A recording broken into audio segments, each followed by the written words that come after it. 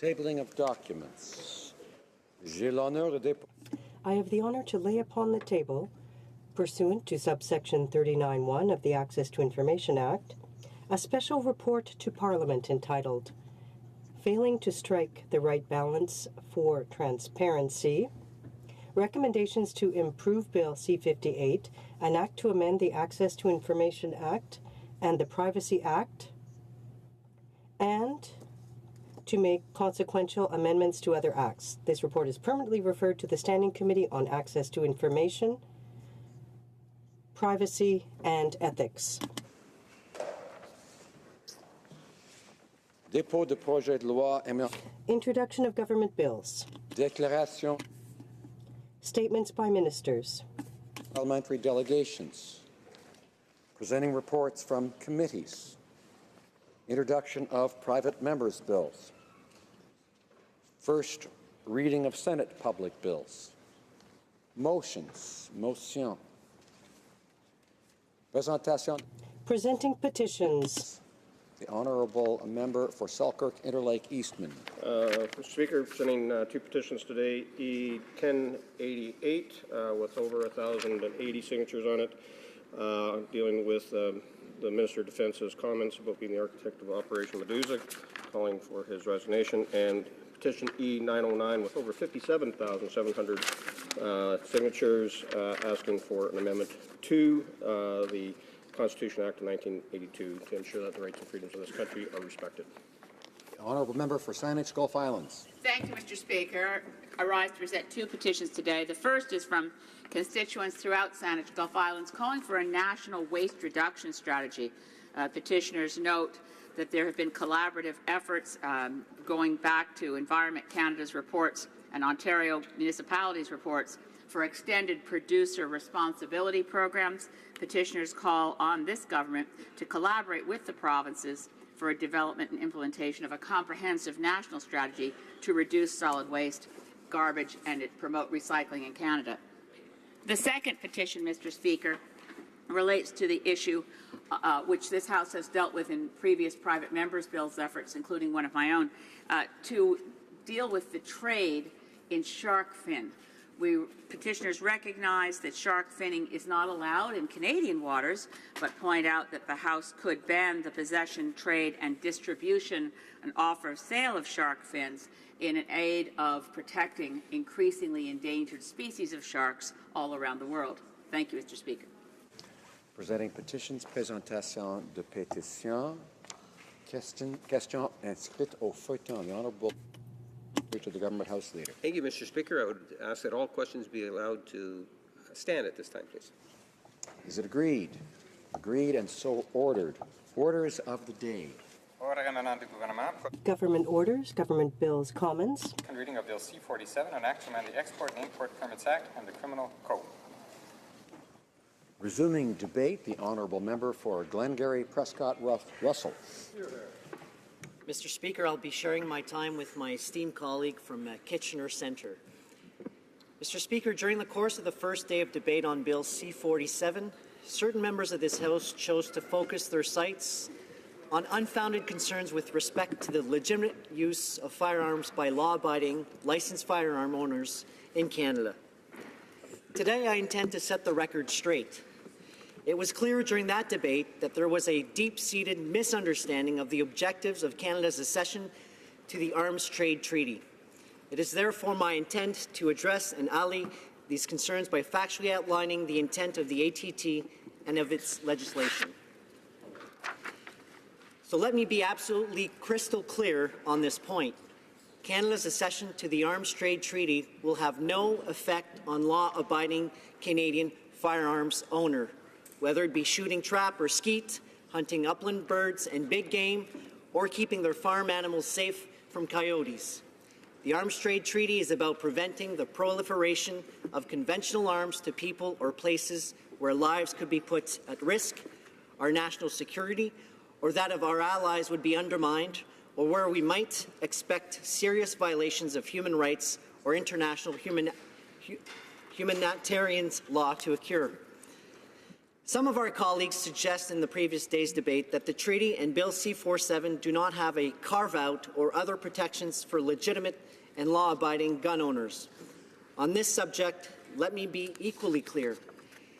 The Arms Trade Treaty preambles recognizes very clearly, and I quote, legitimate trade and lawful ownership and use of certain conventional arms for recreational, cultural, historical, and sporting activities where such trade, ownership, and use are permitted or protected by law. This language sets the context for the ATT and makes it clear that the ATT is not intended to challenge or prevent legitimate trade and ownership of conventional arms when permitted by domestic law.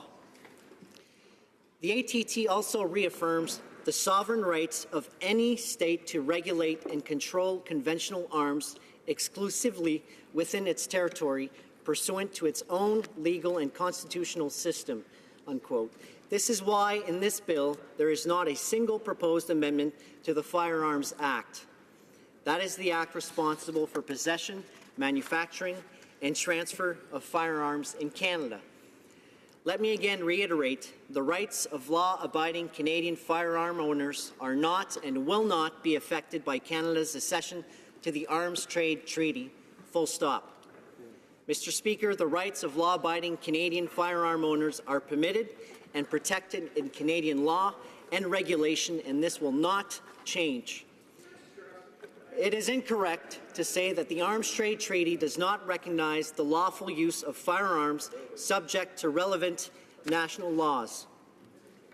Moreover, Mr. Speaker, we have concrete evidence that there has been no effect of firearm owners in Canada due to the ratification of the Arms Trade Treaty in other jurisdictions, such as Europe, for example.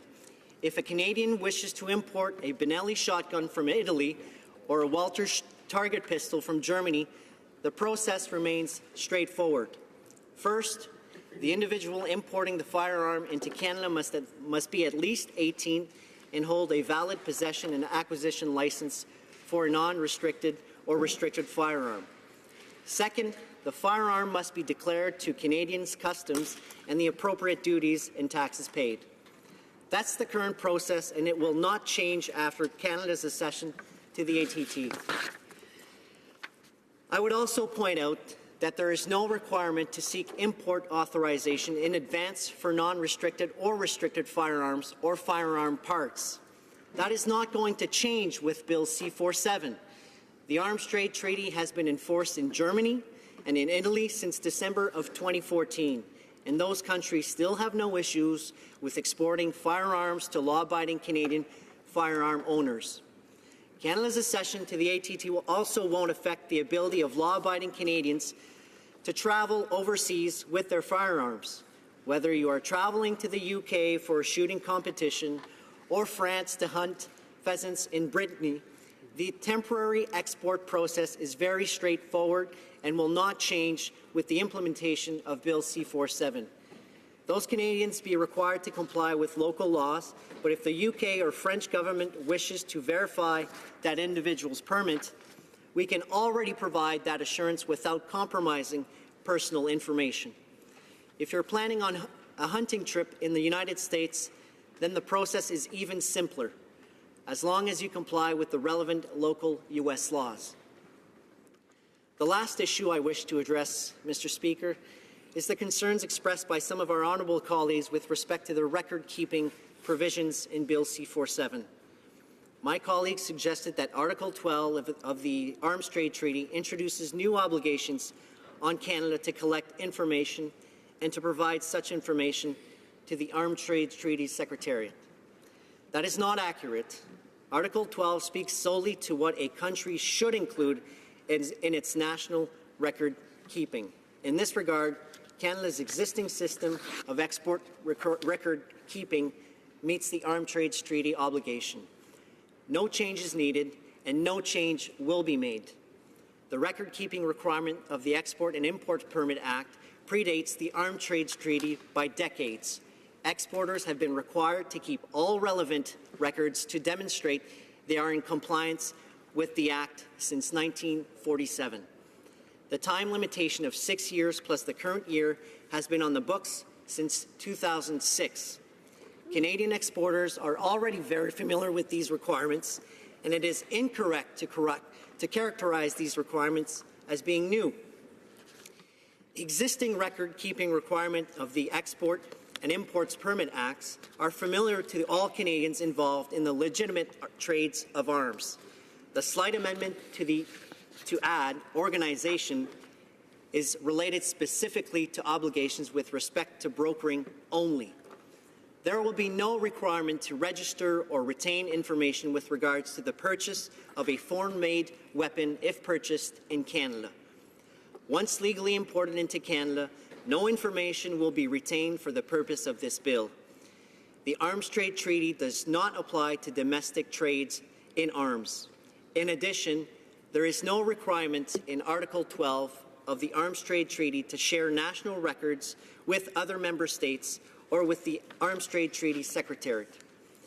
The Arms Trade Treaty requirement are contained in Article 13 of the ATT, and these annual reporting requirements are not new either.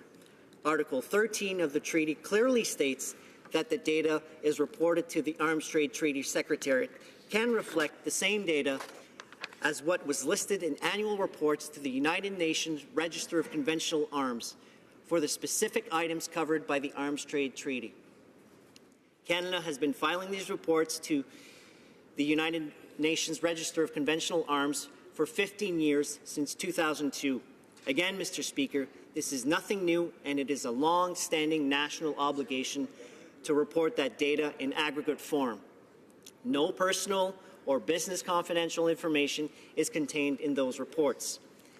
In conclusion, Mr. Speaker, the Arms Trade Treaty is about seeking to ensure that weapons exported from Canada or sales brokered in Canada or by Canadians do not accidentally fuel conflict or contribute to violations of international law. The ATT itself is intended to contribute to international peace and prevent human suffering. Canadians expect their government to show global leadership in this regard. The Arms Trade Treaty and this bill are not about long gun registry. Our accession to the ATT will not change the rights and responsibilities of recreational and sporting gun owners in Canada, and Bill C-47 will not create any new obligations on gun owners in Canada. Canadians who export or import firearms will continue to operate exactly as they do now. Thank you, Mr. Speaker. Wow.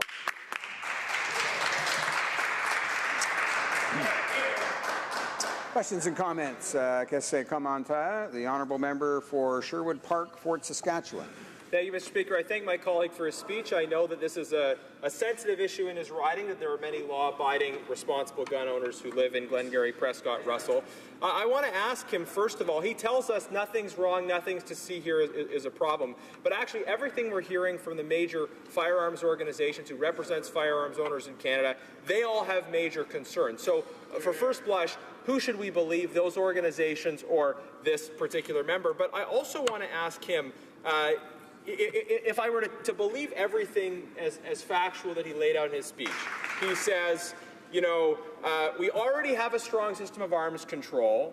This new legislation doesn't involve any new obligations for anybody. That's effectively what he said. If that is true, then why in the world are we even moving forward with this? Why not accept the existing system? What is the point if all of these things already exist anyway? So first of all, why shouldn't we listen to firearms organizations? And secondly, if what he says is true, what's the point? Member for Glengarry, Prescott, Russell. Mr. Speaker, the only thing that's changed with Bill C-47 is the fear-mongering on the other side, and the email sent to their party members so they can fundraise on this particular issue. There will be no amendments to the Firearms Act in this with Bill C-47. No amendments to the Firearms Act. Thank you, Mr. Speaker. Questions and comments? Question commentaire? La députée de Trois-Rivières. The Honourable Member for Trois-Rivières. Well, thank you very much, Mr. Speaker, and I'd like to thank my colleague for his presentation this morning. I must admit that I was concerned by what wasn't said in his remarks, and I'd like to hear him comment on the American exemption. How do they position themselves faced with the fact that Canada could use the back door, what they're not allowed to do using the bill or under the bill? The honourable member for Glengarry Prescott Russell. Well, thank you, Mr. Speaker. Canada has always had good relations with the United States. The United States is not an at-risk country. We have good relations with the country. The treaty enables Canada to participate alongside the international community in this agreement, and putting the U.S. in the same category as other at-risk countries is not the same thing. So we need to compare apples to apples and not apples to oranges. Thank you, Mr. Speaker. Question commentaire. The Honourable Member for Edmonton Manning. Well, thank you, Mr. Speaker. Canada have already a responsible internal system to monitor and control the export of military equipment to meet or exceed this UN treaty. Can the member opposite name 3 areas where he sees the UN treaty exceeds in any way what we have in system in Canada? Long live Deputy Glengarry. The honourable member for Glengarry Prescott Russell. The treaty was about Canada participating with the international community. I understand that some of the members, again, on the other side, are causing some fear-mongering on the other side with their community and with rural communities especially. But I want to reassure this has nothing to do with law-abiding gun owners in Canada. Nothing to do with law-abiding gun owners in Canada. So I don't know how many times I can repeat it, but it's got nothing to do. We're not amending the Firearms Act. We are not amending the Firearms Act. They can repeat it as much as they want on the other side, but I challenge them to show me where Bill C-47 amends the Firearms Act. Questions and comments. The Honourable Parliamentary Secretary to the Minister of Foreign Affairs. Merci, Monsieur le Président. Well, thank you very much, Mr. Speaker, and I'd like to thank my colleague, who's from a rural community just outside of Ottawa. I know that he's a very proud representative of a rural community and a Franco-Ontarian community. I know that he has done in-depth research on the fact that this bill will not affect people in his riding the way the Conservatives are implying and keep repeating time and time again. Could the honourable member explain in French for his Franco-Ontarian community how this treaty and Canada will contribute to making the world more peaceful, and that it will not do what the Conservatives claim that it will?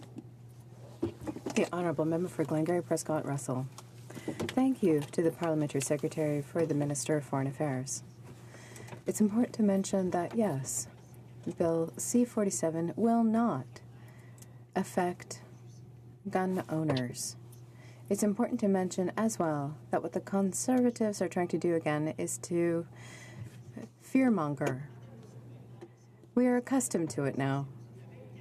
It's the same tactic that they've been using for years and years and years. I can reassure people in Glengarry Prescott Russell that this will not affect them and that they will be able to go on as they have for the last 15 years. The Honourable Member for Kitchener Centre. Thank you, Mr. Speaker. Mr. Speaker, our government is committed to an export control system that is rigorous, transparent, and predictable. We believe that regulating the international arms trade is essential for the protection of people and human rights. And, Mr. Speaker, I am proud to live in a Canada which already has, by international standards, an export control regime which stringently promotes transparency and protects human rights through an assessment process. Our existing system of export controls already meets or exceeds all but 2 of the Arms Trade Treaty's 28 articles. But through this legislation, both to enhance transparency and fully comply with the treaty, legislative amendments are being proposed to the Export and Import Permits Act and to one section of the Criminal Code. However, Mr. Speaker, in my view, C-47 is not merely about formalizing existing practices and making policy tweaks. Rather, in my view, Mr. Speaker, acceding to the Arms Trade Treaty is of normative value to Canada. It makes a statement to the world. During the election campaign, we promised Canadians we would re-engage with the world and contribute to development, mediation, post-conflict prevention and post-conflict reconstruction efforts. In the words of our Foreign Minister, peace and prosperity are every person's birthright. Unregulated arms transfers hinder social and economic development. They intensify regional instability and prolong conflict. And ultimately, Mr. Speaker, they contribute to violations of international humanitarian law and human rights abuses. We are once again aligning ourselves with our closest partners and allies in NATO and in the G7. And we are advancing Canada's engagement on the responsible trade of conventional arms in a manner which is reflective of our broader international security and development policies. And, Mr. Speaker, the Global Arms Trade Treaty aligns perfectly with Canada's broader international development policy. Mr. Speaker, the ATT is feminist. It is a vital component of international efforts to reduce gender-based violence, and it supports Canada's international efforts with respect to global health. The Arms Trade Treaty will reduce the risk that the trade of arms at the international level will be used to commit genocide, war crimes, and crimes against humanity. Nations that are party to the treaty will be required to establish import and export controls on a variety of weapons, including tanks, missiles, small arms, and light weapons, something that Canada already has in place. This will keep weapons out of the hands of terrorists and those who seek to do harm to Canada and its allies. This treaty specifically recognizes the right to use conventional arms for cultural or recreational use and the rights of states to trade in conventional arms for political, commercial, or security purposes. Mr. Speaker, we are the only member of NATO and the only one of the G7 countries that have not signed or ratified the ATT. We cannot and will not fail to act. Mr. Speaker, given my background as a pharmacist, I'm going to examine this treaty through a slightly different lens than many of my colleagues. Mr. Speaker, the International Committee of the Red Cross, the World Health Organization, and other public health institutions and NGOs have all prioritized the Global Arms Trade Treaty as a public health imperative. While health focus groups may not be the first to come to mind when you think of stakeholders focused on global arms, poorly regulated arms trade fuels conflict, which in turn has devastating effects on global health. Reducing the poorly regulated control of arms contributes to the prevention of the misuse of arms, reducing deaths and injuries as a result. Moreover, improving arms control allows for states to redirect resources currently spent on arms management, security, and defense towards the development of social services and public infrastructure.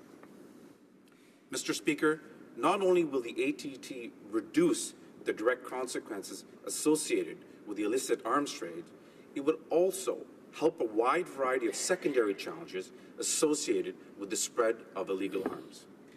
Conflict, Mr. Speaker, spawns a myriad of other problems.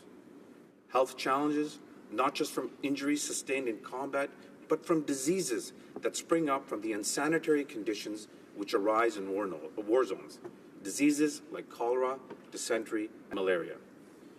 Gender-based violence and rape that so often becomes used as a weapon of war. The displacement and destruction of entire communities forced to flee for their lives. Children being pulled out of school, losing out on their best chance to get an education. Mr. Speaker, in times of war, children miss their opportunity to break the cycle of poverty. They are robbed of the chance to create a better future for themselves and their communities. These are the issues that we are trying to address with this treaty. Now, Mr. Speaker, I'm not naive enough to think that one treaty will magically solve all these problems. But, Mr. Speaker, we have an obligation to use every opportunity, to take every chance we have to take concrete and meaningful action towards tackling these issues. Mr. Speaker, let me remind everybody that this year is the 20th anniversary of the Ottawa Treaty, a landmark international agreement to reduce some of the most devastating weapons of war. weapons that continue to kill and injure people of all ages each and every year. I would like to take a brief moment to salute the hard work of groups like MAG and HALO that work diligently in the field each and every day to finally rid the world of this scourge. Bravo. The ATT represents another giant step in the right direction in combating the use of weapons for illegal and often evil means. Mr. Speaker, the ATT is transformational. The inclusion of civil society in the drafting of this treaty was directly responsible for the content of the treaty and the specific language contained within it. This is the first international treaty that explicitly acknowledges the social, economic, and humanitarian consequences of the illicit and unregulated trade in conventional arms. It is also notable that this treaty lists reducing human suffering as its primary goal. Let me provide a concrete example of what happens when weapons in the wrong hands, that can happen. Mr. Speaker, I am paraphrasing a story that was told to delegates at the United Nations. A boy in the DRC was shot in the face by diamond thieves. He needed to go to Nairobi in order to receive treatment, and his successful treatment and rehabilitation came to a total cost of $6,000 US. Had he not been shot, Mr. Speaker, that $6,000 could have paid for 1 year of primary school education for 100 children. It could have provided full immunization for 250 children. It could have provided a family of 6 for 10 years' worth of staple meals.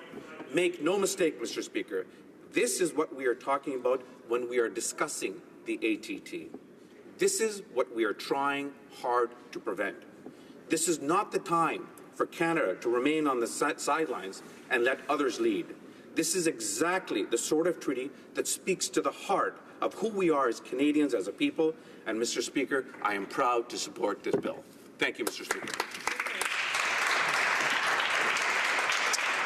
Questions and comments. Qu'est-ce commentaire? The honourable member for Prince George, Peace River, Northern Rockies. Yes, I'd like to thank the member for his speech.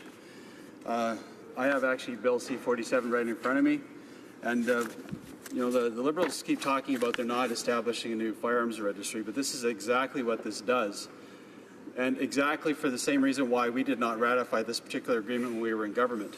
I actually had a private member's bill that challenged us not to sign on to the ATT because of that requirement of keeping records. So I just would ask the member, does he understand that the ATT requires organizations in Canada, firearms dealers, to actually retain records for up to 7 years? Does he understand that? The honourable member for Kitchener Centre. Mr. Speaker, let me remind the honourable member that this treaty was signed with Canada's support on April 2nd, 2013. 154 countries voted for this treaty. Only 3 countries voted against: Iran, Syria, and North Korea. His party at that time signed and voted for that treaty. So my question to him, Mr. Speaker, was he disingenuous then, or are they disingenuous now?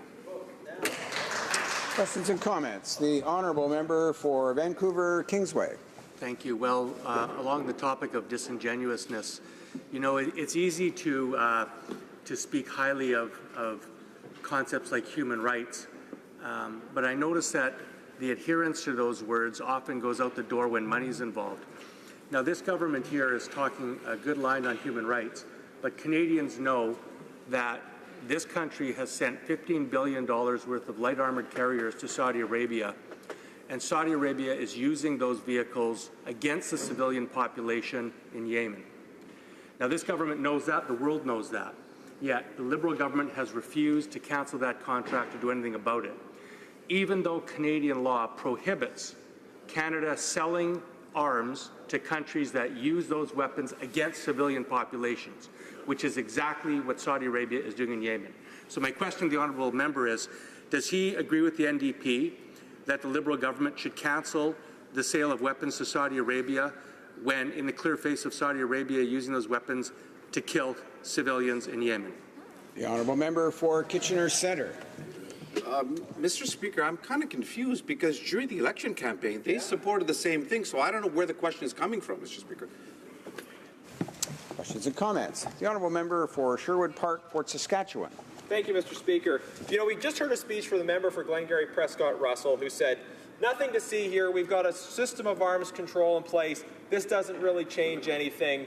And then we had a speech from the member for Kitchener Centre that wanted us to know how this treaty will change the world and save children facing terrible situations around the world. I'm kind of inclined to wonder which of those it is. I think the member for Glengarry Prescott Russell was right to point out that we already have strong systems of arms control in place, and that substantively this doesn't actually do anything that will address some of the situations that the member spoke about. What it does do is create new obligations for firearms owners in Canada that don't in any way inform the Arms Trade Treaty. I mean, I would be on board for something that actually made a difference, but too often from the government what we hear about is their intentions, but not enough about what the actual implications of the legislation is. Honourable member for Kitchener Centre. Mr. Speaker, let me reassert something that the honourable member from Glengarry Prescott Russell had mentioned earlier. This does not affect domestic gun rights and does not affect domestic gun production. But let me quote someone, Mr. Speaker. This treaty will not diminish anyone's freedom. In fact, the treaty recognizes the freedom of both individuals and states to obtain, possess, and use arms for legitimate purposes. Do you know who said that, Mr. Speaker? The former Secretary of the United States, John Kerry. I will take his words over the words of the opposition any time of the day. Questions and comments? Got time for one short question from the honourable member for West Nova. Thank you, Mr. Speaker. I want to thank my honourable colleague for his excellent speech. And, you know, acceding to the Arms Trade Treaty would allow Canada to be part of the first international treaty that aims to tackle the illicit trade in conventional arms. And I'd like the member to touch a little bit more on why this is so important for Canada to address this issue, but also be part of a treaty that is so important to the globe. For Kitchener Centre. My honourable friend for that very important question. And I'm just going to use one slice of why this treaty is so important. When we talked about gender-based violence, we know that that occurs mostly in conflict states. Mr. Speaker, what are we trying to do? We're trying to alleviate suffering, poverty, violence in other parts of the world by acceding to this treaty. Is that such a bad thing? Does that not speak to the nobility of who we are as Canadians, of going around the world and trying to do things to better the lives of other people? The government's focus is about gender balance, but more specifically, we have learned as members of the Foreign Affairs Committee, I have learned how important it is to make sure that women and girls are included in the peace process in post-conflict states. How can a state survive if there's illegal arms that are all throughout the state, Mr. Speaker? This is an attempt to make sure that we fulfill not only our international obligations, but also our obligations which morally are incumbent upon us as being a great, rich, and progressive society. Thank you, Mr.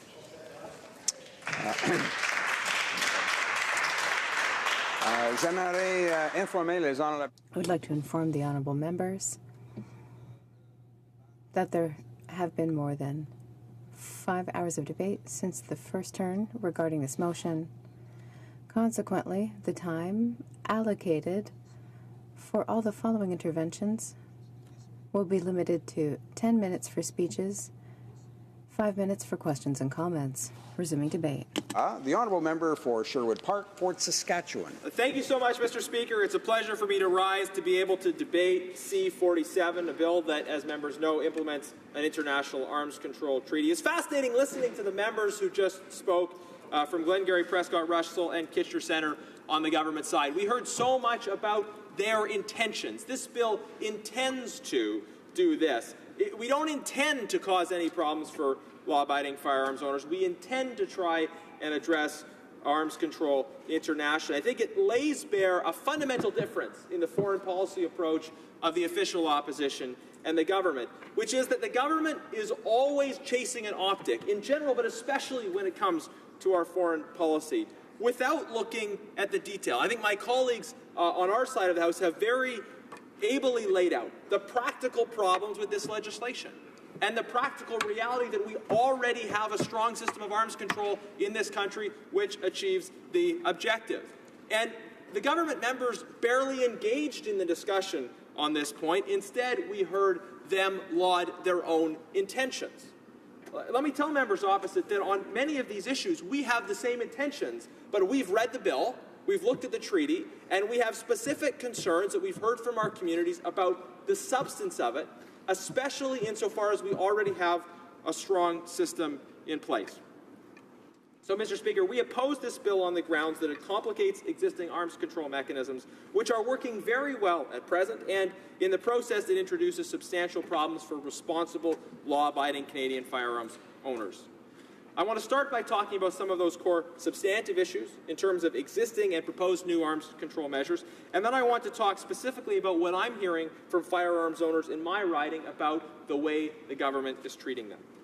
On the substantive side, Canada already has a strong and effective system of arms control that, for practical effects, exceeds the system proposed by the UN Treaty.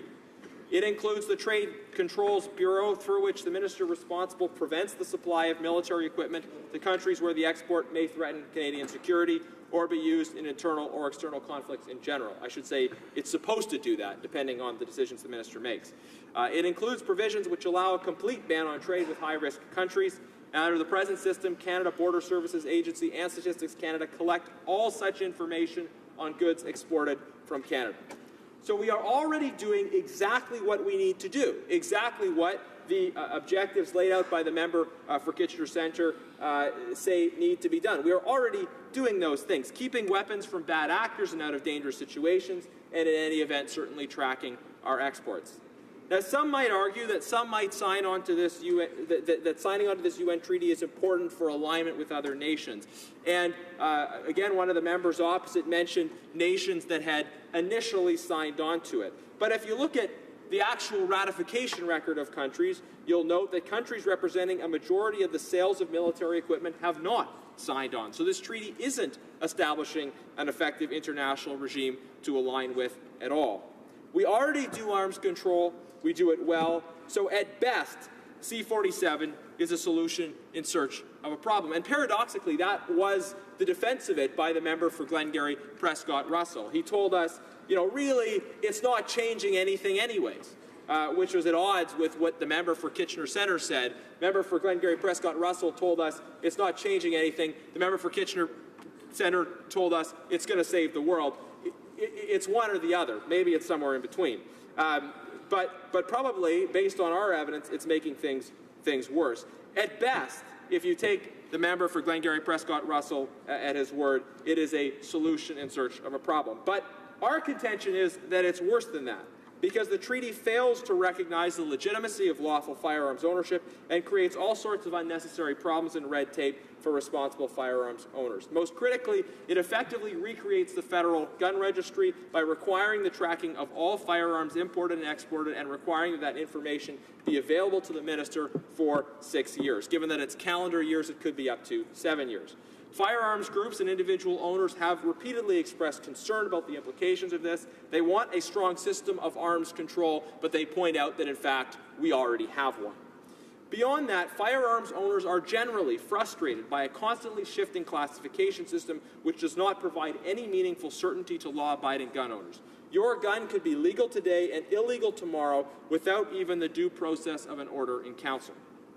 Now, Mr. Speaker, I want to also make some points in general about this government's approach to firearms owners. I know that many people in this House have certain ideas about who gun owners are. These presumptions or stereotypes lead the government to dismiss the legitimate concerns and suggestions of people from the firearms owning community. When everything you know about a particular community comes from movies and media, you're perhaps liable to come to incorrect conclusions. But I ask the government to pause and look again and listen to the many law-abiding firearms owners in this country. Most people who own guns aren't like Al Capone or even James Bond. They are scrupulously careful with their firearms, and they use them for recreation and perhaps to responsibly hunt for food. And the responsible use of firearms can be something around which people build community.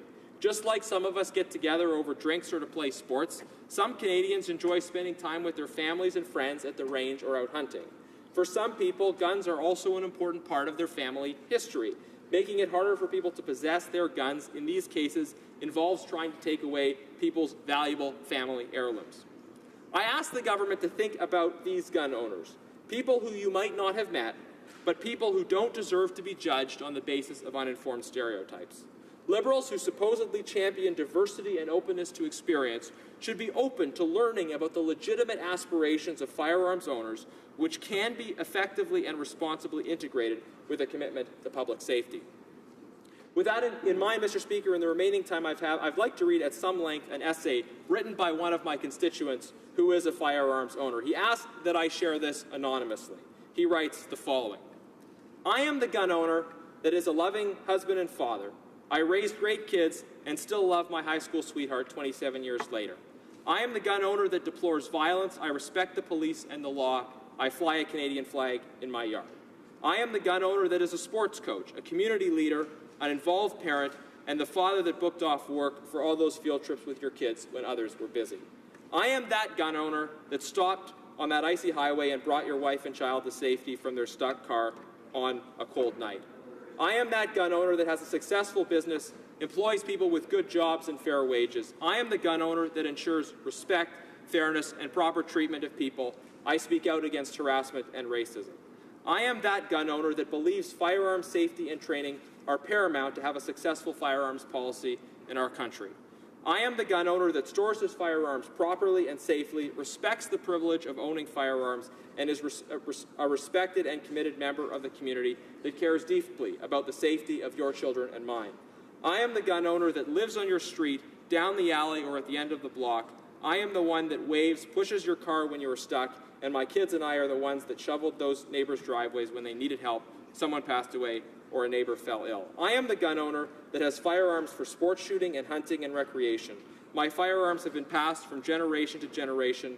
My firearms are of all types, and many are well over 100 years old. They have never been used in anger or against another. They are my family history. Heirlooms and always used safely and with respect for my family, neighbors, and friends. Many belonged to my great-grandfather, grandfather, and father. I am the gun owner who is proud and enjoys the wonderful people I have met in the firearms community. My dear friends they have become, they are good people worthy of my friendship. I am the gun owner that should not be blamed for gang violence, smuggled and stolen firearms, failed public policy, not holding criminals responsible for their actions or drugs in our community. I am responsible for none of these things, but if I was the public safety minister, I would take real action against these plagues on our community. I am the gun owner that believes the government should focus on passing legislation like Wynn's Law that would make criminal history mandatory at bail hearings so that if suspects are released into our communities, the justice releasing them is aware of the risk to our families, our communities, and our police officers. I am the gun owner that requests your support for our heritage sport, target shooting, responsible and ethical hunting practices, and acceptance that the 2 million-plus Canadian gun owners are your friends, neighbors, and the people who help make caring communities up. I am the gun owner that recently had his 1022 magazine status changed to prohibited by this government, effectively making farmers, sports shooters, and good Canadians into criminals without notice, without cause or justification. Many who are unaware now face incarceration and don't even know it. If the Liberals are going to turn law-abiding citizens into criminals, they should at least communicate this to the citizens. I will do my best to let everyone I can know about their actions. I am the gun owner that will not be silent anymore. I will be politically active. I will speak up. I will endorse the right candidates to speak for my community. I will speak to factual evidence. I am that gun owner. Mr. Speaker, thank you for the opportunity to share that on behalf of my constituents and to oppose this bill. Questions and comments. The Honourable Parliamentary Secretary to the Minister of Foreign Affairs. Thank you, Mr. Speaker. I want to thank my colleague for sharing that piece of correspondence from his constituent. I'm happy to share the proper reply to that constituent for him, and he's welcome to take it. And it would go a lot like this, Mr. Speaker. The goal of the Arms Trade Treaty, and this is for my friend's constituent, is to ensure the international trade in conventional arms does not contribute to international conflict and instability. Canadians are in favour of that. The treaty is about the import, export, and international brokering of arms. It does not affect domestic gun controls. Nothing in Bill C-47 affects domestic controls and the lawful and legitimate use of firearms. It does not create a registry of conventional arms In fact, record keeping for the import and export of arms in Canada has existed since the 1940s. It existed under the Conservative government, and he can explain that to his constituent. Bill C-47 leaves in place the same record keeping of conventional arms that were used under the previous government. Again, the purpose of the Arms Trade Treaty is not about restricting the legitimate lawful use of firearms, and that is recognized in the preamble of the treaty itself. A message that my friend can share with his constituent. Does he want to take me up on the offer of sharing that response? The honourable member for Sherwood Park, Fort Saskatchewan. Thank you, Mr. Speaker. I'll certainly share the full video and record with my constituent, and I'm sure he may be contacting that member's office directly with some follow-up thoughts. But if I can just respond for the time being, the member spoke about the goal of the treaty, and this is exactly the point, that repeatedly with respect to foreign policy, we hear government members saying, our goal, our intention, here's what we're trying to do. Well, that's all well and good, but we're going to hold you accountable on the basis of what you are doing, what the government is doing, not their intentions. That's our job, is to look at the detail and to challenge the government on action, not just intention. That is what the government will be held accountable for, because that's what affects people on the ground. It's not the intentions of the government that affect people on the ground. It's the actions of government. Now, I spoke in my speech about how the changes to tracking and retention of records are the basis for significant concern from firearms owners and from stakeholders that represent firearms owners. Now, the government would have us believe that they are all wrong to be concerned, but we're going to listen to the firearms owners community when they highlight the fact that we already have a very strong system of arms control that for its practical effects exceeds that of those proposed under this treaty, and that this treaty does meaningfully change things that are relevant to their lives. Thank you. Questions and comments. The honourable member for West Nova. Thank you, Mr. Speaker. Bill C-47 would introduce controls on brokering the transfer of arms from one foreign country to another. And I know that the member has talked about other concerns, but I'm wondering if he would recognize the importance of this to combat illicit trade in conventional arms and the human rights violations associated with it. Does he agree with that? The honourable member for Sherwood Park, Fort Saskatchewan. Thank you, Mr. Speaker. And I think I said during my speech that I share the intentions when it comes to combating the illicit sale of arms and addressing human rights issues that were raised by this member, the member for Kitchener Centre, and others. But the reality is Canada already has an extremely strong system of arms control that for its practical effects exceeds that proposed under the Arms Trade Treaty. And again, there's this dissonance in a way coming from the government, because you have some members that are saying, don't worry, it doesn't change anything, and you have other members saying, no, this is really important. Again, which is it? We think that it's not going to help when it comes to the international illicit arms trade, because we already have the mechanisms and provisions in place. But where it will have an impact is some of the changes that we talked about with respect to domestic responsible gun owners and the added red tape that comes with it. And for those reasons, we oppose. Time for one short question. The honourable member for Prince George, Peace River, Northern Rockies. Thank you, Mr. Speaker. And once again, I think we see we see the difference between what Liberals really understand about the bill and what the reality is on the ground, and how it's really going to affect firearms owners in Canada and firearms sellers and exporters in Canada. And I think I just would like the member to fully explain so the members fully understand, because they defend some stuff that we agree on. The illicit arms trade treaty is exactly something that we want to get to the bottom of and want to stop. So can you explain to the members across the way why this is really a big deal to our constituents in rural Canada, why another form of registry is a big deal? Thank you. Honourable member for Sherwood Park, Fort Saskatchewan. Thank you, Mr. Speaker. Well, obviously, Canadians had many concerns about the long gun registry, rural Canadians, urban Canadians as well, and some of it was the cost factor, that there was just massive cost overrun here, but also the level of suspicion with which firearms owners are continually treated. And that's why I thought it was important in my speech today to emphasize that firearms owners do not look like a lot of the stereotypes. A lot of people maybe who don't know firearms owners, or maybe who don't know that they know firearms owners, have all these ideas that come from media and movies about what guns are used for, without understanding and appreciating the cultural significance, the recreational significance, the family significance for many people. And I think the long gun registry, as well as the way the government continues to approach these issues, just demonstrate that they are out of touch with that experience of so many Canadians.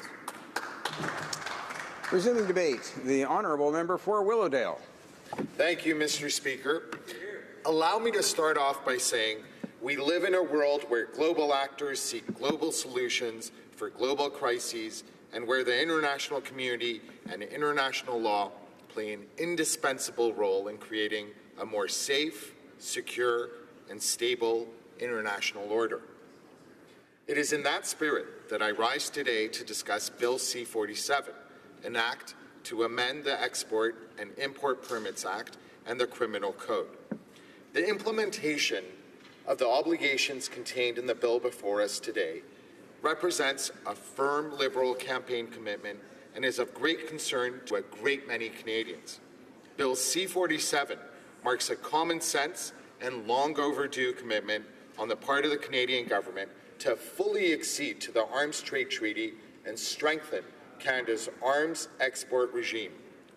Our accession, in other words, would, number one, create a legal obligation for the Minister of Foreign Affairs to consider certain assessment criteria before issuing an export permit or a brokering permit.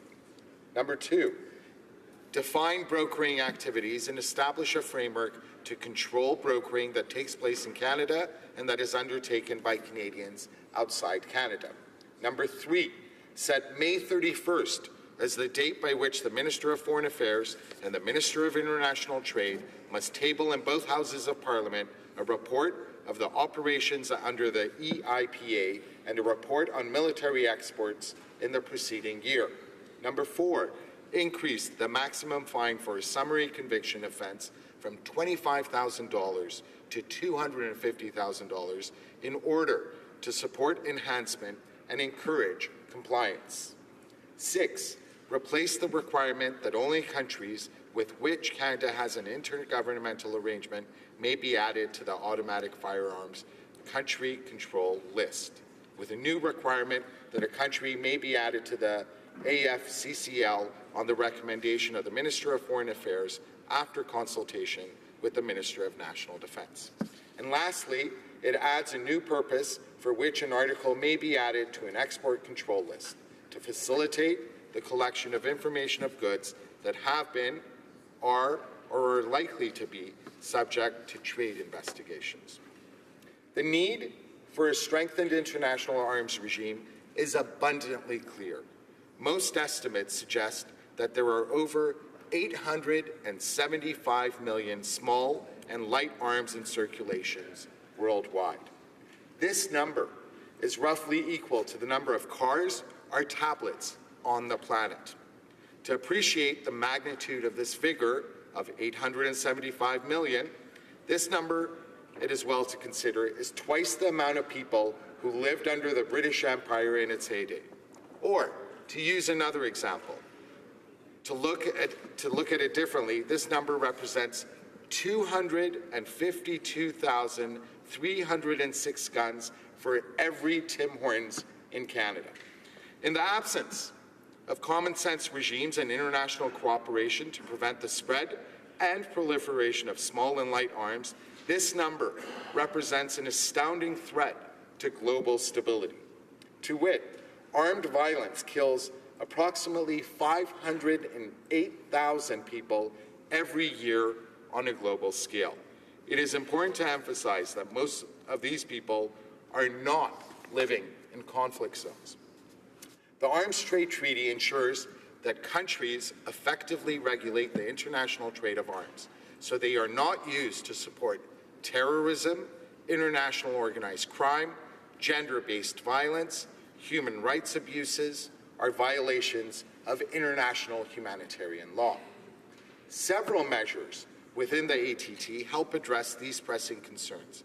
Perhaps most significantly, Article 6 prohibits states from authorizing the transfer of arms if they possess knowledge that their arms would be used, quote, in the commission of genocide, crimes against humanity, grave breaches of the Geneva Convention of 1949, attacks directed against civilian objects or civilians protected as such or other war crimes, end of quote.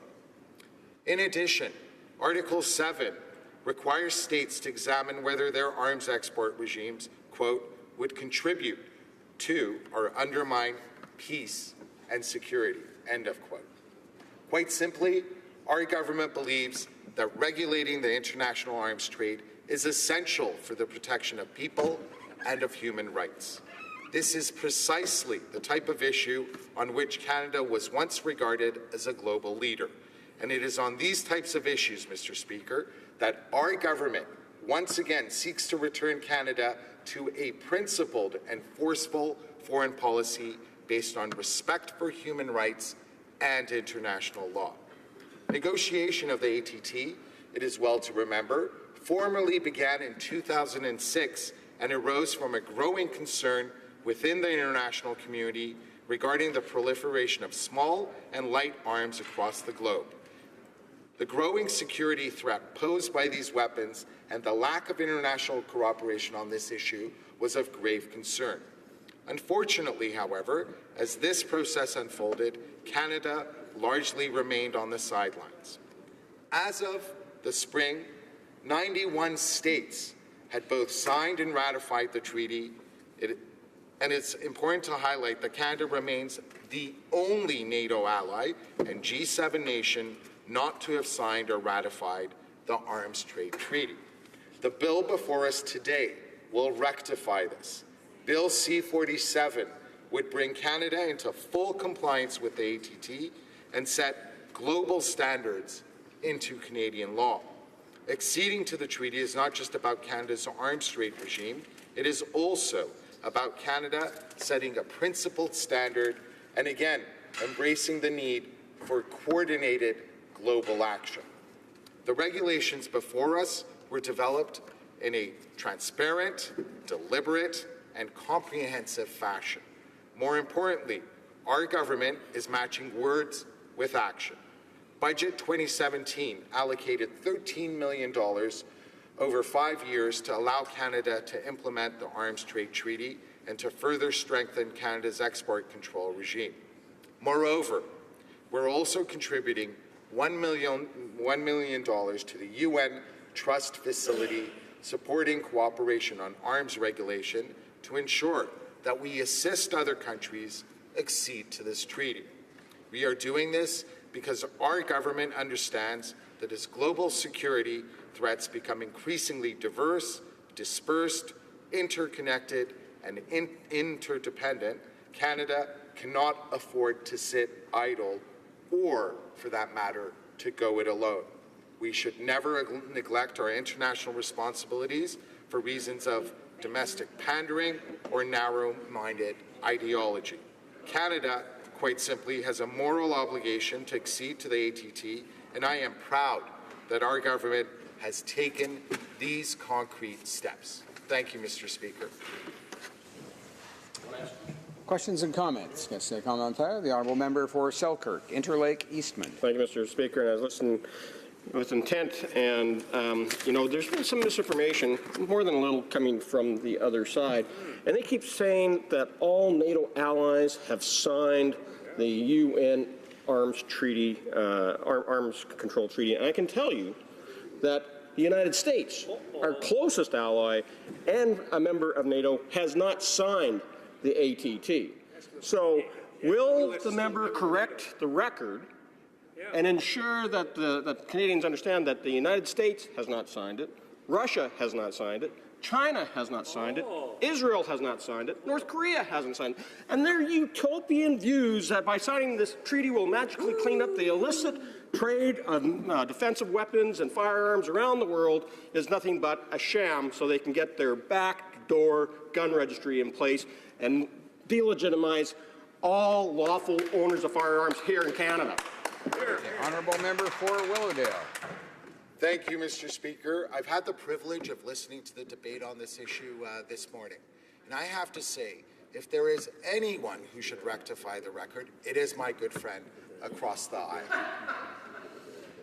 There is no doubt that there is an international consensus on this issue. There is no doubt that our allies to the south have signed on to this treaty. This treaty represents international consensus on a very, very significant issue. However, my friends opposite are choosing to mislead Canadians and use this for short-term fundraising objectives. And that, I submit, is absolutely the wrong way to approach this very, very significant issue. Thank you, Mr. Speaker. Questions and comments? Question commentaire. The honourable member for Yorkton Melville. Speaker, I note that the individual has said over and over again, international consensus. We're aware and very sure of the fact that the U.S. has not signed on to this agreement. As well, Russia, China, Iran, North Korea, some very significant players, I would say, when we're talking about international arms. So I would like the member again to have this opportunity to stand up and basically correct the record that the U.S. and as well these individual countries that are not our allies, I would probably use another word for them, are not part of this treaty, and therefore its significance is minimal. The honourable member for Willowdale. Once again, Mr. Speaker, I'd like to thank the member for her question. However, it is not for me to correct the record. The reality of the matter is that this particular treaty represents an international consensus. And for the record, allow me to say this. Every country actually agreed to the terms of this treaty. The three countries that did not represent the mainstream support of this particular bill were Saudi Arabia, Iran, and North Korea. The members should note that even the previous government did support the principles contained in this agreement. So why, all of a sudden, you are trying to pretend that this does not do good, does not enhance global cooperation to deal with a very significant issue is truly mind-boggling to me. Thank you. Questions and comments? Question commentaire. The honourable member for Saanich Gulf Islands. Thank you, Mr. Speaker. Apropos of the last exchange that we just heard, I'd like to remind members of this House that one of the treaties of which Canada can be most proud, for which the organizers won a Nobel Peace Prize, was the Ottawa Treaty to ban landmines. We're now approaching the 30th anniversary of that treaty. It has saved tens of thousands of lives around the world. It's been a very effective treaty. And to this day, Russia, China, and the United States, plus India, are not parties. But the clearing of landmines, the prohibition on their trade, has been effective in countries around the world beyond those that have actually signed the treaty. So while it is true that President Obama signed the Arms Control Treaty, President Trump shows no intention of ratifying the Arms Control Treaty, Canada's role in ratifying, and I'll put it to my friend on the other side, fixing the loophole that would allow conventional arms to be sold through the United States without tracking them, potentially going to other countries in violation of the treaty, needs to be fixed. But this is an important step in saving lives around the world. Member for Willowdale. I would like to thank the honourable member for once again speaking out much more eloquently on this issue than I could ever do. And yes, as the member is fully aware, but of course some of the other members are not, there is a distinction between signing and ratifying. And for the members of the loyal opposition to pretend that the U.S. has not signed this would simply add more confusion to this issue and would mislead Canadians. So I would ask that they actually do correct the record and do inform Canadians that this has been signed by the U.S. of A. Resuming debate, the honourable member for Mount Royal. Thank you, Mr. Speaker. It gives me a great deal of pleasure to stand here today to talk about this important issue.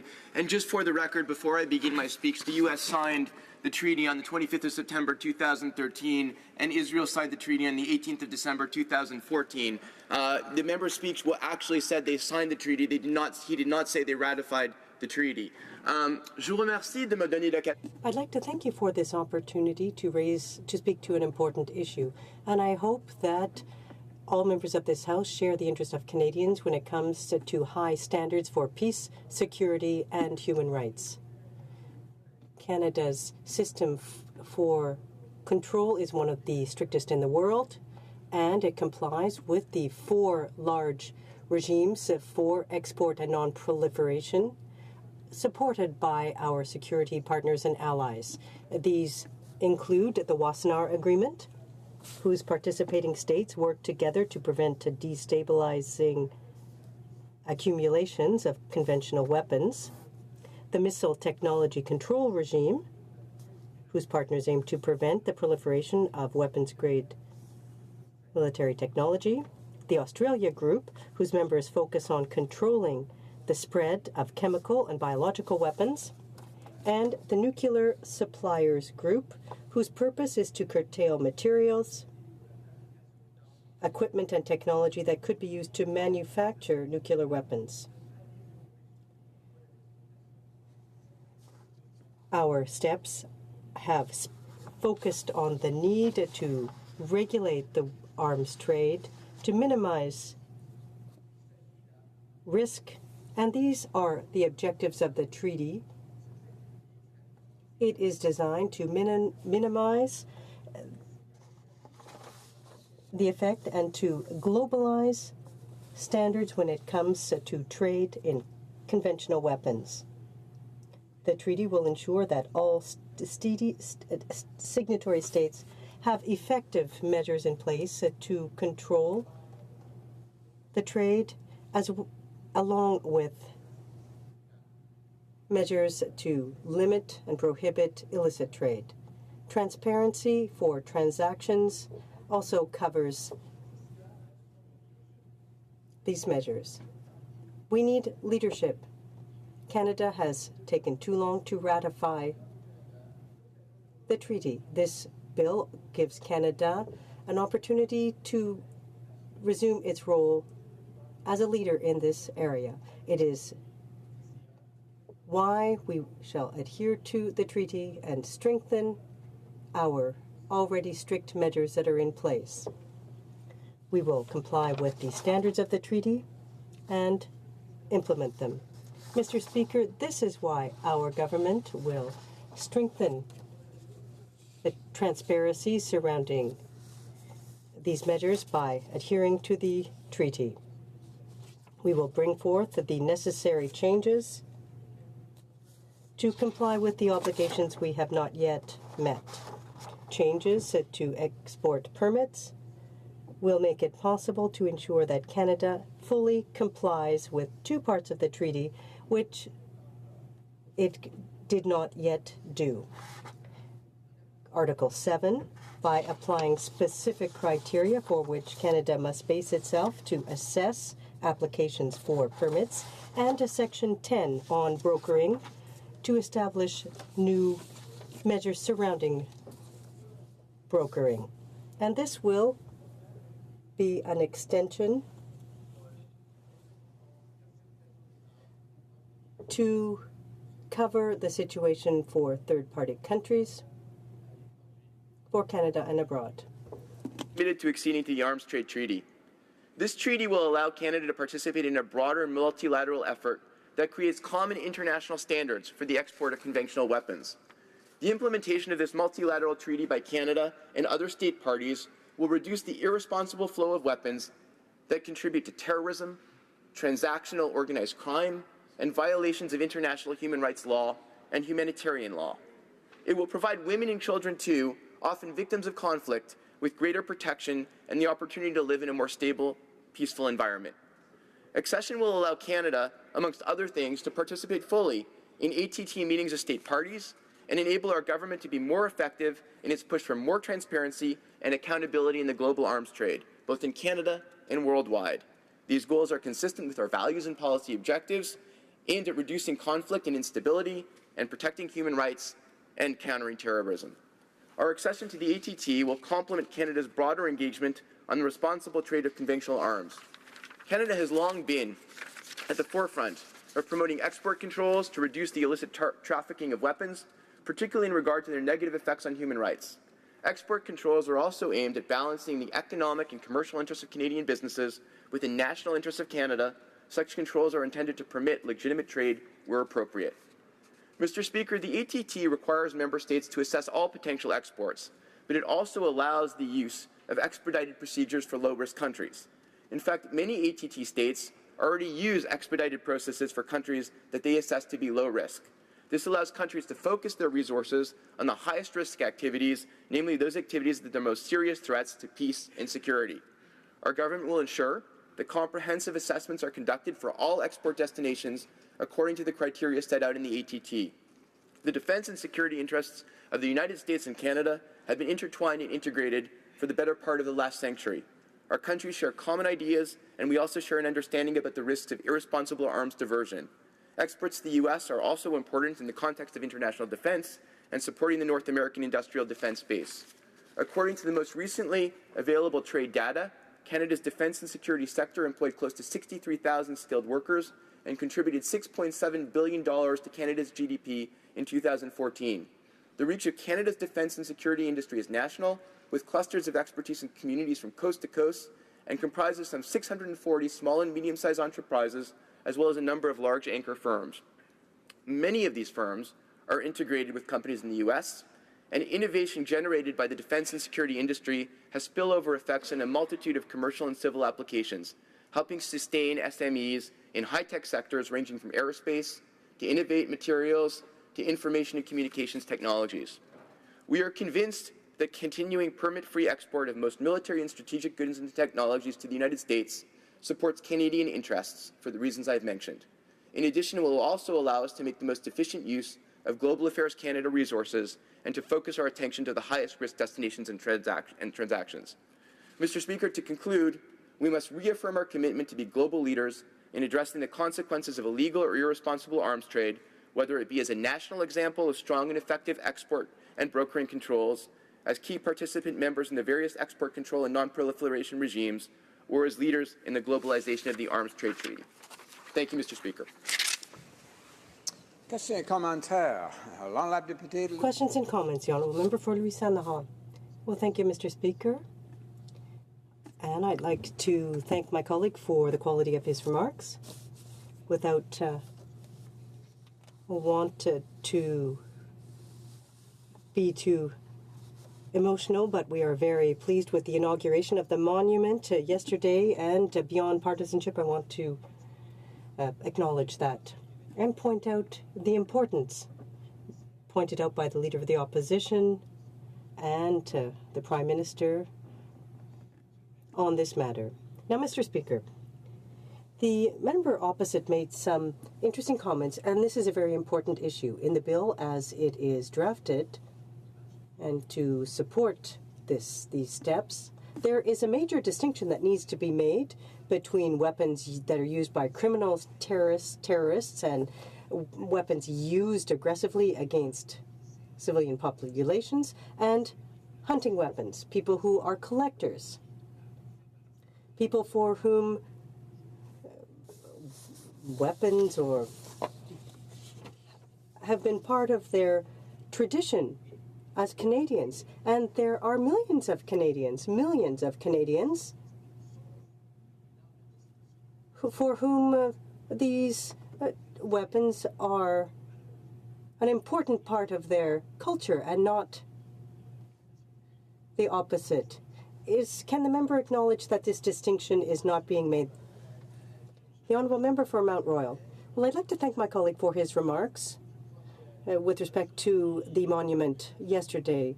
Something that pleases me is that we are united in this House, Conservatives, Liberals and NDP, to acknowledge that the Holocaust monument is not just something important, but it's something essential, something to use to teach our young people, something that must never recur in Canada or abroad. I'd like to thank him for those remarks. I do share his opinion that nothing in the treaty should prevent us from controlling or should affect our domestic weapons. The treaty states that to regulate and control conventional arms exclusively within its territory pursuant to its own legal or constitutional systems is reaffirmed. C'est-à-dire même dans le traité, il reconnaît que le Canada. So that's outlined in the treaty itself. It shows that Canada can control its domestic weapons to ensure that our hunters and other people who want to possess weapons legally can do so. Comments. The honourable member for Victoria. Well, thank you, Mr. Speaker, and I would just like to begin by saying the same as my Conservative colleague did to my honourable friend from Mount Royal. Yesterday was an historic day with the Holocaust Memorial, and it needs to be recognized as such by all Canadians.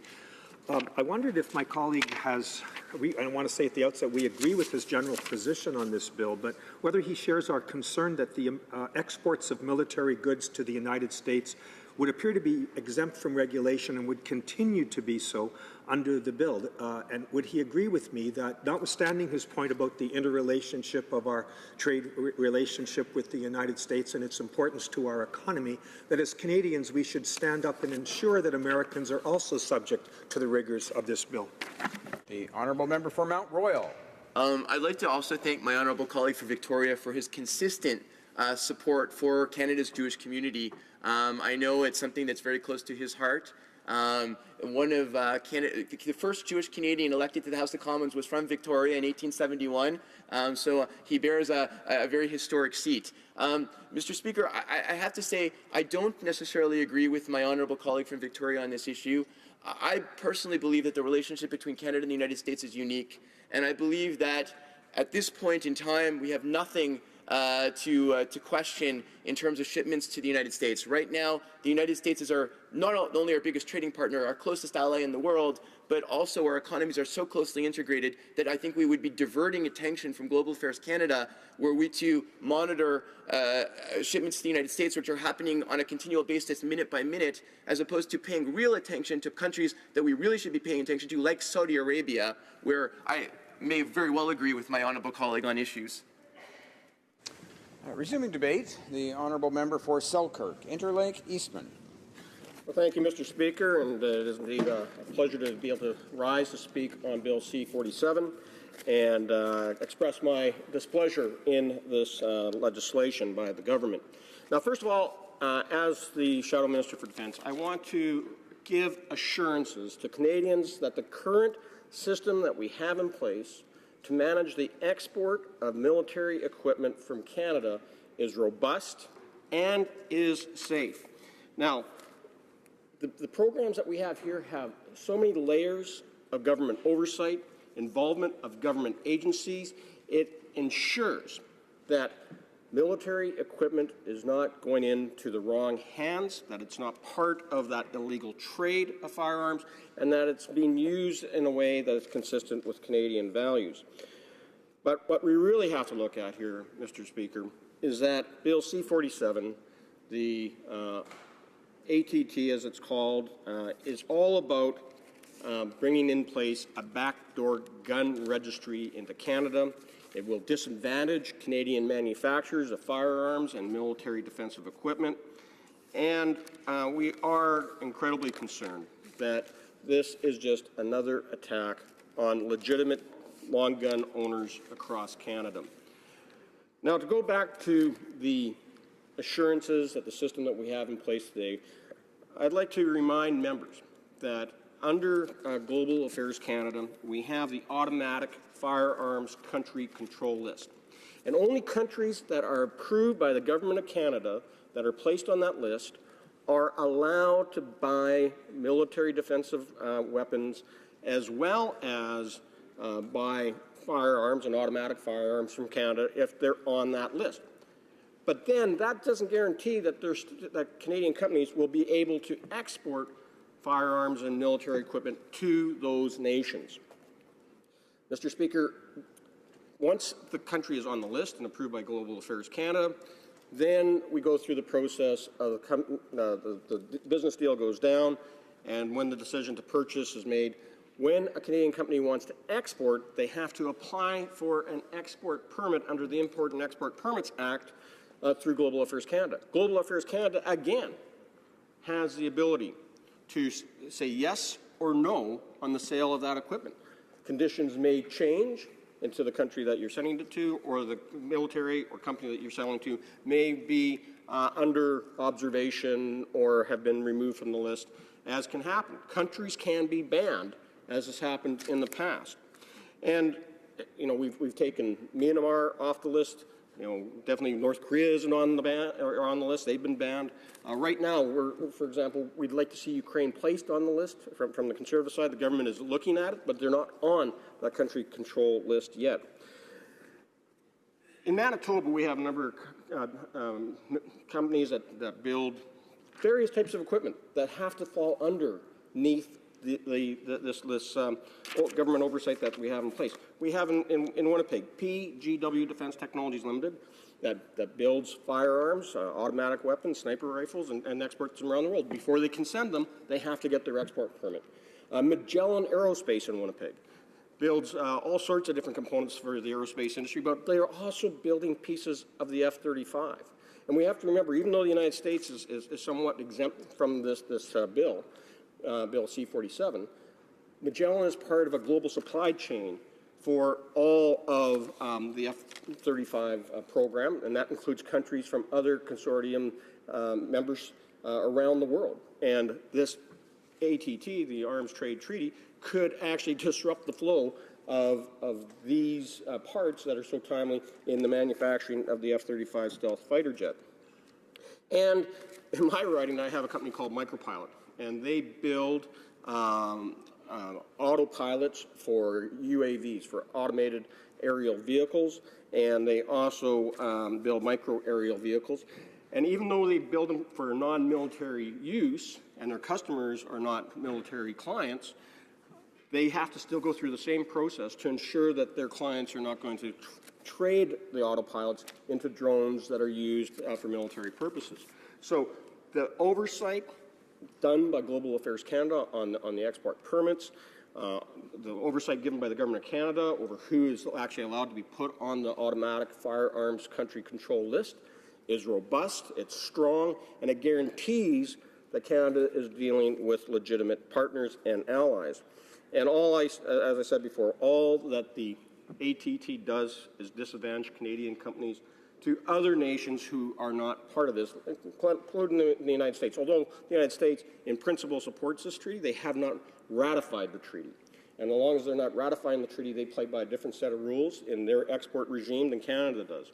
And yet, we have a very healthy defense manufacturing industry, in the aerospace industry, in the manufacturing sector, right across this country, and those companies will be disadvantaged because of this so-called treaty. And I've got to say that, as I said earlier in a question to the Liberals, their utopian view that by signing this treaty will magically change the way the world operates in illegitimate firearms trade, illegitimate criminal use of weapons. The treaties are only paper thin. And as long as major manufacturing is done in countries that aren't part of this, that have no problem in selling to regimes and untrusted partners around the world, like Russia, Iran, North Korea, China, there will never be a way to control their trade in weapons to terrorist organizations, to regimes that are right now not trusted, like North Korea, who wants to bomb the United States with their new intercontinental ballistic missiles. And so we have to be taking care of our own defensive needs. And the one thing that this treaty does, and I don't think a lot of people realize that, but under Bill C-47, the Department of National Defence and the Canadian Armed Forces are currently exempt from these types of programs, that if the Government of Canada wants to donate military equipment to a partner or an ally, they can, but under Bill C-47, they will now be tied up by Article 5 of the UN ATT treaty. Now, as I said before, we already have all sorts of oversight, and in addition to Foreign Affairs, Global Affairs Canada, the Government of Canada, there's also the Canadian Border Services Agency and Stats Canada, who keeps track of all of the movement of firearms that are, and military equipment through the World Customs Organization. As I said, Canada has the ability to do blanket bans on countries or regions where we don't believe that firearms or weapons are going to be used in defensive means or will be used against civilian populations. That's why we have, as I mentioned, put Belarus and Myanmar in the past on this list. But I have to say, and as I mentioned in my opening comments, that this is a backdoor long gun registry. I've spent 17 years of my life as a private citizen, as a politician, fighting against the long gun registry. You know, we have legitimate trade in hunting and sports shooting firearms. Manufacturers are concerned, Mr. Speaker, that they have not been consulted. Firearms owners across this country who already have to be licensed under the possession and acquisition licensing program have not been consulted as legitimate, lawful, law-abiding firearms owners. And the Liberals are plowing ahead anyway to bring in this backdoor registry. And manufacturers are saying is that what's required under the UN treaty is different marking than what they mark already. So it's added costs. And if the United States manufacturer of a firearm wants to send a gun, like a shotgun, up to Canada, they'd have to laser imprint a new serial number, extra cost. So who's going to pay for that? Canadian firearms owners, the Canadian customer. And what happens if the United States just decides, or that company decides, we're not going to export to Canada anymore? So we have less choice in which firearms that we're going to purchase. Now, under the treaty in Article 5, it states, each state party shall establish and maintain a national control system, sounds like a gun register to me, including a national control list in order to implement the provision of this treaty. It goes on to say that each state party, pursuant to its national laws, shall provide its national control list to the Secretariat. Now we have to submit it to the UN, which shall state to make it available to all other state parties. So we're going to share with everybody else that signed exactly how many firearms we have in our country that are registered through the Liberals' new long gun registry. State parties are encouraged to make their control list publicly available as well. Man, we just created a shopping list for all the criminals out there. Now, I like what the Canadian Sports Shooting Association said, and they said Canada, under former Prime Minister Stephen Harper, requested that civilian firearms specifically be removed from the treaty in order to protect the interest of Canada's lawful firearms community. The UN ignored our nation's request to respect the interests of Canadians and refused to remove civilian firearms from the language of the treaty. So the Harper government did what was right. It stood up for Canadian sovereignty and Canadian gun owners and refused to sign the treaty. Mr. Speaker, I have to say that the Liberals have not implemented that. They talk about the preamble that says that we respect civilian firearms ownership. Well, we all know, as legislators, that preambles aren't law. It's the regulations underneath them that are enforceable. Questions and comments? The Honourable Parliamentary Secretary to the Minister of Foreign Affairs. Thank you very much, Mr. Speaker. I want to thank my colleague for being a part of this debate, although I have to disagree completely with the comments he made, and it saddens me to do that because we've worked so well on other pieces of legislation together. I think of S226. I know that he, through that work, understands the important role that Canada has to play in the world in upholding human rights, the rule of law, and holding people to account on some of the bad things that happen in the world. And I would think that he would agree it is important that we properly play a leading role in regulating the trade of arms that get into conflict areas and have severe negative effects, most often on women and girls. I'm sure that he would support that. Let me also provide him the opportunity to correct the record and admit that what this bill does is, in fact, keep in place the exact same record-keeping regime of conventional arms that was in place under the Stephen Harper government, of which he was a member, a parliamentary secretary, if my memory recalls me.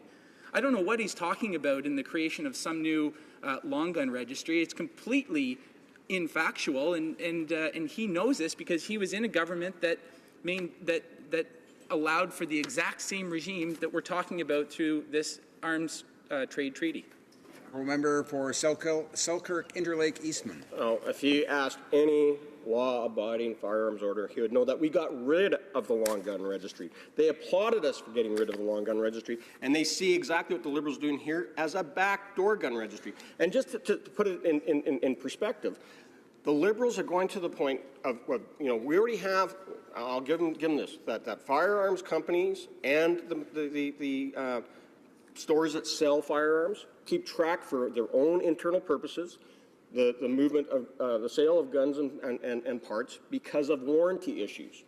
But under this system, those companies are now compelled to report it under the UN ATT, the UN Automated or Arms Trade Treaty, and if they don't, there are fines and penalties in place. And the bill is very clear that a fine should not exceed $250,000 or imprisonment not exceeding 12 months or both if the business fails to document and report.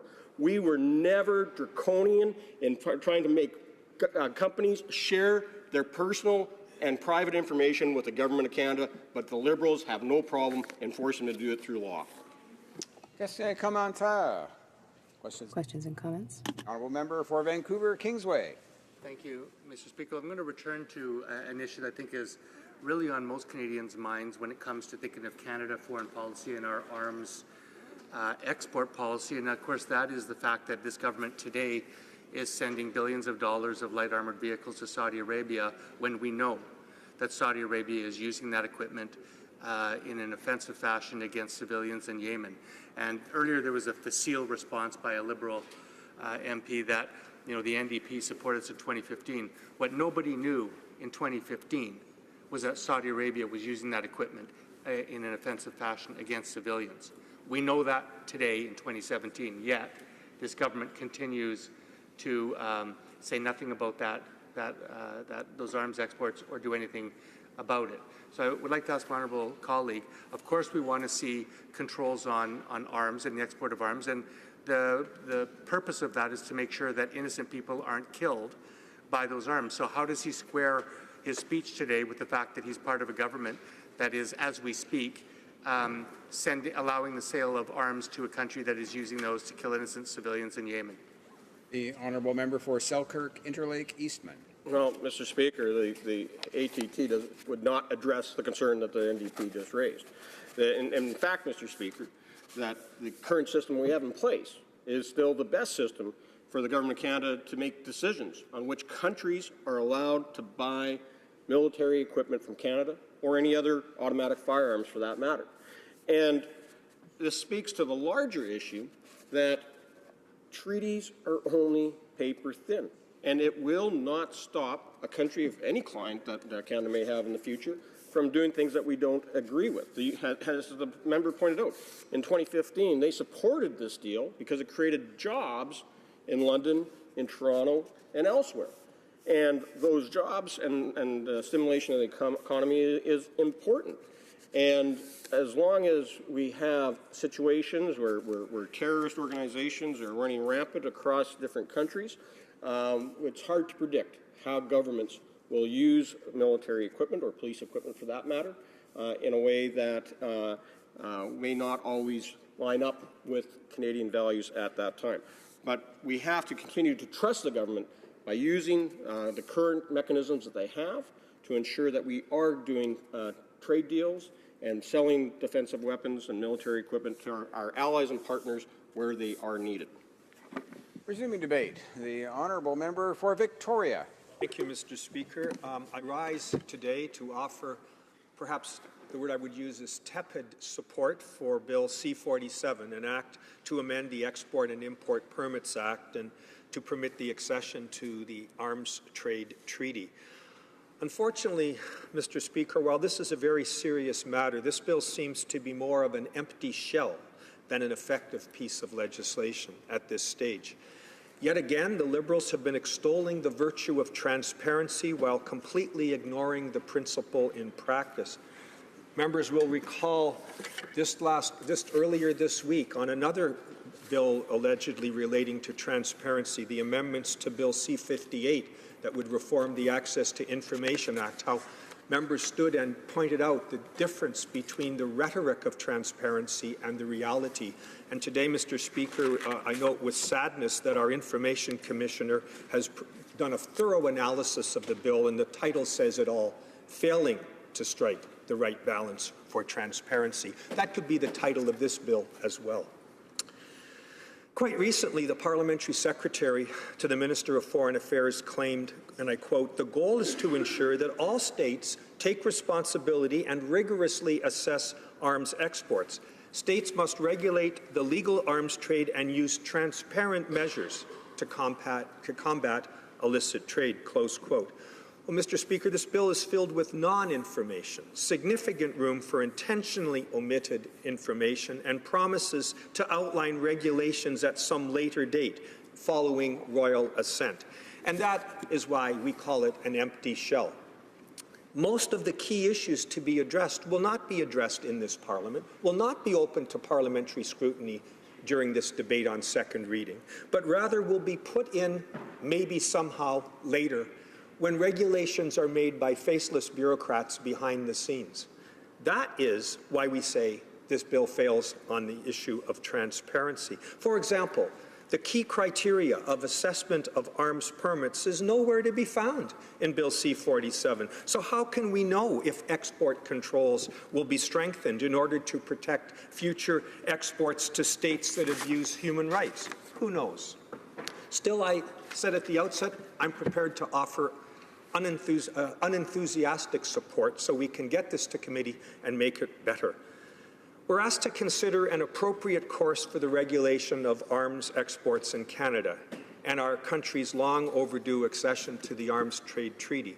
Shamefully, the Harper Conservatives refused to join the Arms Trade Treaty, which was open for accession as of December of 2014, and Canada emerged as the only NATO member and G7 member not to have signed the Arms Trade Treaty. So I congratulate the government for finally taking these halting steps to join the rest of the civilized world.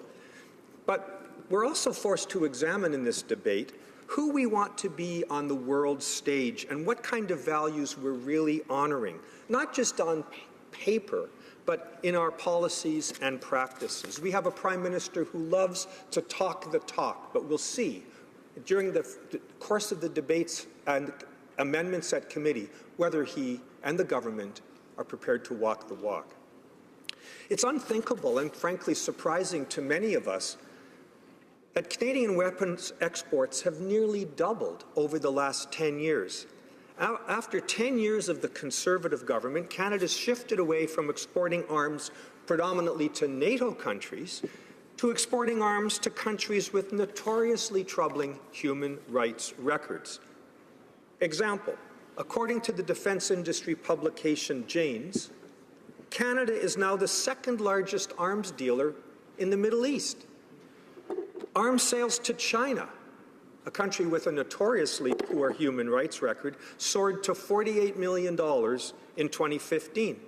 And a recent article published in the magazine L'Actualité found that in the past 25 years, Canada has sold $5.8 billion in weapons to countries with deeply questionable human rights records. This is not a small problem.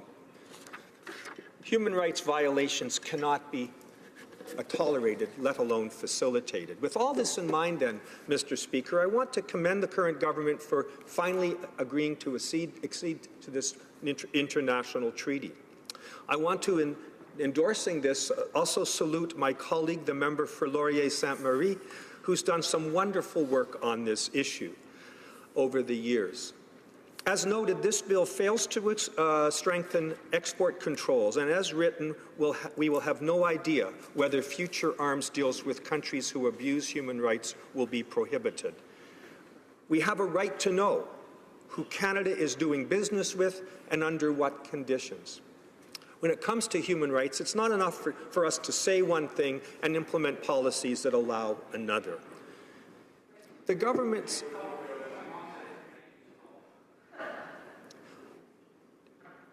The Honourable Minister of Foreign Affairs, on speaking to the accession of the Arms Trade Treaty, said the following, quote, "This legislation will set our standards in law.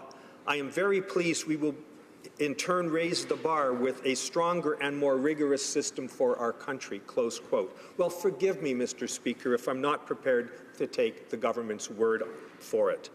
I agree we need to set standards in law, but this bill is proof the Liberals are still demonstrating a lack of transparency about arms exports and a reluctance to address the disparity between talk and action.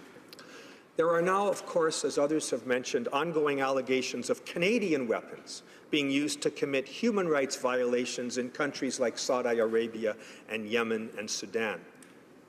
In the Globe and Mail earlier this year, it was reported that Saudi military appears to be using Canadian-made combat vehicles against Saudi citizens. What are we doing about that? Not very much. Reports indicate that Canadian-made weaponry has been used in the Saudi Arabian-led war in Yemen, one of the world's worst humanitarian situations that continues to deteriorate, and 6,000 people to date have been killed. So in 2015, Prime Minister said to the media that Canada must, quote, stop the arms sales to regimes that flout democracy such as Saudi Arabia, close quote. Great rhetoric, where's the action? The NDP has called for the Liberals to suspend existing export permits for the light armoured vehicle deal to Saudi Arabia pending an investigation into their domestic human rights situation, to no avail. So, in this bill, Mr. Speaker, the majority of Canada's military exports will remain unregulated. It does set up a legal obligation to report on military exports, which is a good step, but here's the punchline. This obligation only applies to exports where an export permit is required. So most U.S.-bound exports would be exempt from this bill. Neither the Act nor its amendment under Bill C-47 address the U.S.-Canada Defence Production Sharing Agreement, which has exempted Canadian military exports to the United States from government authorization required for other arms exports. So it is our view, and we'll be asking in committee that exports of military goods to the United States be licensed in some fashion. It has been said that the United States is our closest friend and ally, but with a regime change occurring south of the border, it seems to me that reflects an outdated way of thinking. They should be subject to the same rules as other countries. And indeed, the reason for that is that sometimes Canadian arms are sold to the United States and are used to commit human rights atrocities, an example of which was published in respect of Nigeria in September 13 of this year. So we think that's important. We believe that there has been some positive moves on the issue of diversion, and we salute the government for that, but we believe that Canada must formalize diversion as a criterion in our export control systems. So I think that in conclusion, it's a good start that Bill C-47 requires annual reports to Parliament, but the job is only half done, so to speak, so long as it doesn't include the exports to the United States. How can Parliament hold the government to account if the bulk of our exports are excluded from the export permit system and from the resulting annual reporting? So we would suggest that, as we've said for many years, that there be a new standing committee to oversee arms exports. The Liberals voted that down. We asked them to consider the UK experience and see if we can get on board for that, so we can actually provide parliamentary oversight, notwithstanding the deficiencies in this bill. So, Mr. Speaker, for far too long, Canadians have had too little information about our arms exports to countries with troubling human rights records. Any measures taken that fall short of ensuring the highest standards of accountability are doing a disservice to Canadians and to the vulnerable people who are affected by our policies. Human rights are not optional. It's not enough for our Prime Minister to go on the international stage and talk the talk. It's now time to walk the talk and give parliamentarians and Canadians the tools they need to ensure that we are doing our part on arms trade exports around the world. Questions and comments. The Honourable Parliamentary Secretary to the Minister of Foreign Affairs. Thank you, Mr. Speaker. Thanks to my friend across the way for his intervention today, and I appreciate his proper quoting of me. I've been ill-quoted by the Conservative opposition a number of times on Thursday, and I appreciate him quoting me properly.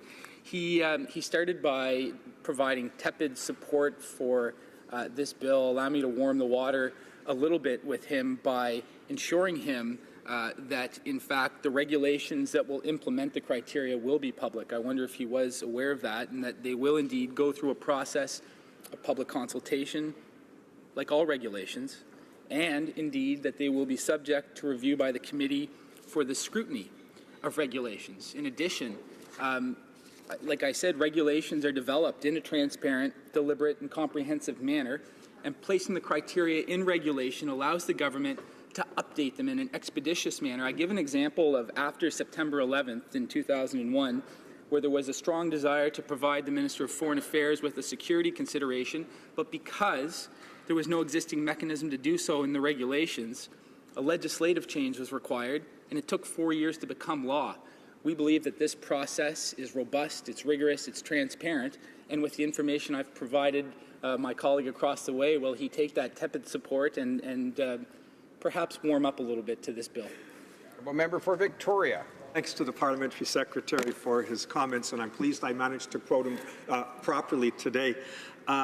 Of course, there are very few regulations in the Canadian legal system that aren't made public. There are a few, of course, involving national security that are notorious, but there are the exceptions to the rule. So, of course, we understand that regulations will be ultimately made public. Our point is that they'll be made by faceless bureaucrats without any opportunity for parliamentary scrutiny. Regulations aren't made by parliamentarians. To Canadians watching, they're made by the government. We don't get a chance to assess the merits of them.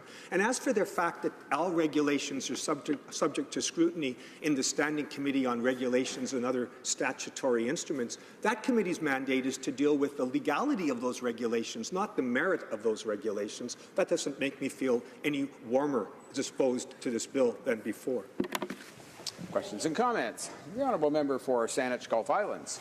Mr. Speaker, and as much of this debate has been dominated by the non-issue of the potential for any impact on legal gun owners within Canada, I wonder if the member for Victoria would like to put on the record any analysis of the treaty itself, particularly Article 3, that makes it very clear that the treaty shall not apply to international movement of conventional arms to stay within the country in which they are directed. There are many other sections that make it clear that the treaty itself, as anyone sensible would understand, is entirely about the export of military conventional arms to other countries. It is not about domestic regulation or even information requirements around domestic use of recreational hunting or long guns or guns of any kind used domestically. The Honourable Member for Victoria. I welcome the intervention by the member for Saanich Gulf Islands and, of course, agree with her. I think many Canadians watching this debate and hearing the participation by the Conservatives were wondering whether they tuned into the wrong channel. Article 3, as the member points out, makes it clear that this is not about domestic munitions and ammunition at all. So much of the debate was, frankly, scurrilous and irrelevant. And we have time for one more short question. The Honourable Member for Laurier-Sainte-Marie. Thank you very much, Mr. Speaker. And I'd like to thank my colleague for his very interesting speech, which I was able to listen to quite closely. Mr. Speaker, the Conservatives and sometimes the Liberals have told us that we already have a very robust system to monitor the export of arms. There are aspects of this system that do have to do with policies, regulations, and that type of process, rather than the body or the text of a law. And so even though people say that we shouldn't export to countries where human rights may be violated, or where there's no reasonable doubt that arms will not be used against civilians, you know, we can see the effect that this has, because there are exports now to Saudi Arabia. So is my colleague not concerned that the same type of thing might happen or might seep into regulations that might be adopted after a bill? Thank you. The Honourable Member for Victoria. Not only thank my colleague for her intervention, but for her excellent work on behalf of the NDP in the review of this difficult legislation. You know, I found out that Saudi Arabia, Algeria, and China are among the top 10 destinations for Canada's military goods. We must do better. The regulations may say things that we would support, they may not. The fact is, this government has chosen to bypass Parliament, and that's not good enough. Reprise de débat. Resuming debate, the Honourable Member for Montcalm. Mr. Speaker, I'm going to be speaking about Bill C-47, a bill that, in principle, should be the subject of a consensus in this House. Everyone in this House should agree that Canada should ratify the Arms Trade Treaty of 2013. It's a very interesting treaty, Mr. Speaker. For example, Article 6, Paragraph 3 says that a state party to the treaty should not authorize the transfer of conventional arms if they know that those arms or those goods could serve to commit genocide, crimes against humanity, serious violations of the Geneva Convention, attacks against civilians, or other war crimes as defined under international treaties. So, according to this treaty, you shouldn't sell arms to countries that are attacking civilians.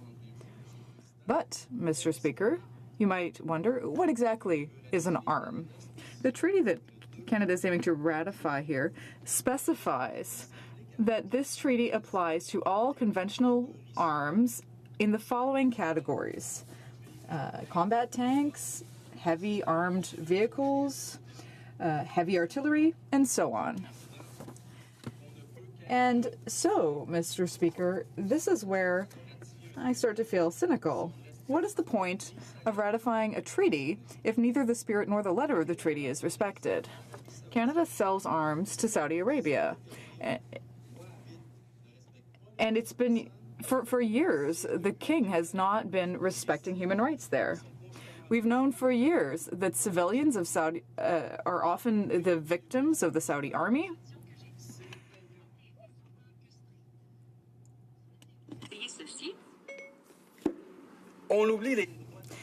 So, human rights are just forgotten about under this Liberal government.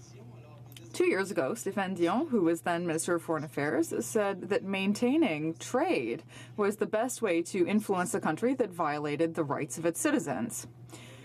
2 years ago, seeing that Saudi Arabia was attacking civilians, the same minister admitted that the sale of light-armed vehicles to Riyadh was a calculated risk. And he insisted on the fact that the vehicles appearing in images at the time didn't have Canada's seal on them.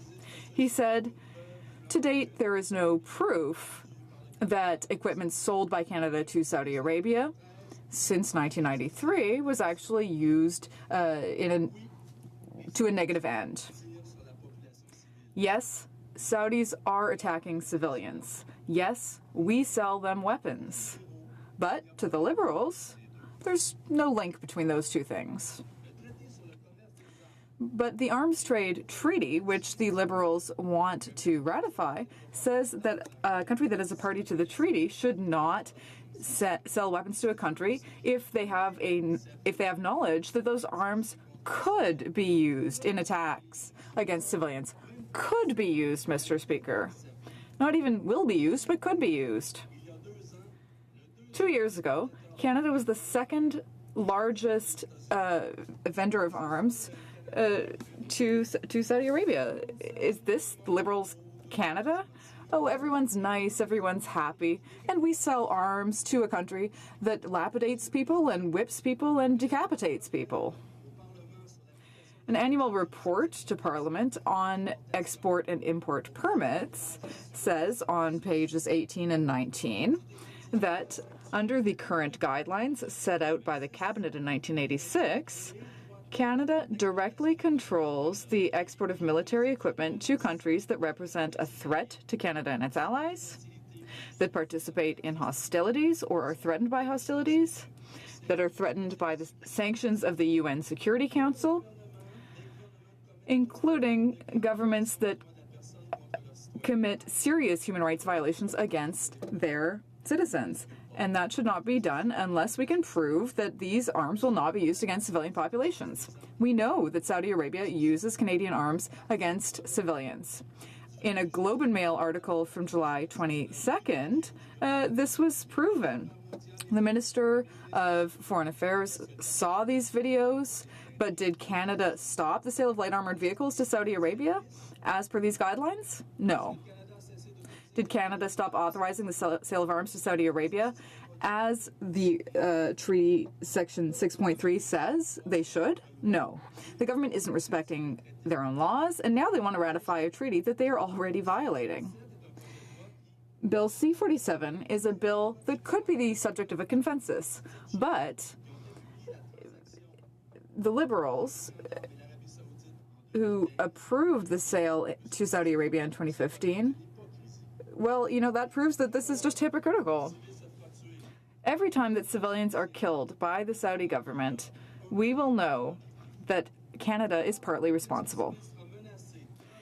So the civilians are terrorized and attacked, but Canada will feel okay because at least their coffers are filling up. In July, the minister said she was seriously concerned about the Saudi Army's use of Canadian arms against the civilian population and asked senior officials to analyze the situation. Now, they said it needs to be proven that Canadian exports are used to commit serious human rights violations. But 2 months later, nothing was done. Mr. Speaker, we support the principle of this bill, but we are certainly more in support of having it applied. It's not worth anything to have a bill that isn't respected. There's no point in respecting a treaty that is not respected. Canada signed the international pact concerning civil rights, which gives the power to signatory countries to be watchdogs on each other. And one of the sections of that treaty says that all of these countries need to freely determine their political status and their own economic, social, and cultural development. And that is exactly what was denied to the Catalan people by Madrid. Not only are the Catalan people having their rights denied, but they don't even have the right to weigh in on the question. Section 41 of the same pact says that if a state party to the treaty feels that another country is not applying the provisions of the treaty, it can draw attention to that state in writing. So the minister said that this is an internal issue to Spain, and Canada does not get involved. Canada is signing a pact that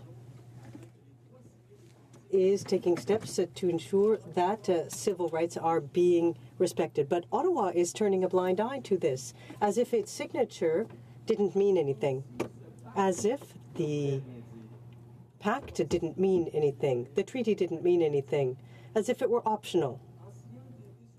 By signing the ATT, I'm afraid that once again, international obligations and the government's word will not be worth much.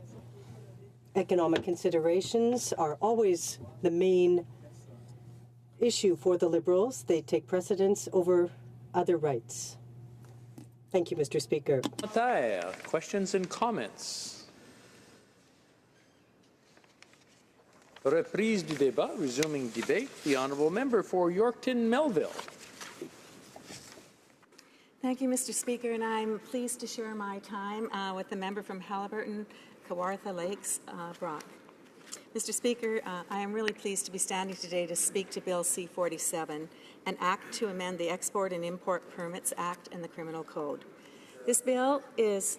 Just on a point of order, the honourable member has 10 minutes, and it's not about sharing. It'll be passed on to the next person, so it's not a problem. Just continue for 10 minutes. You're fine.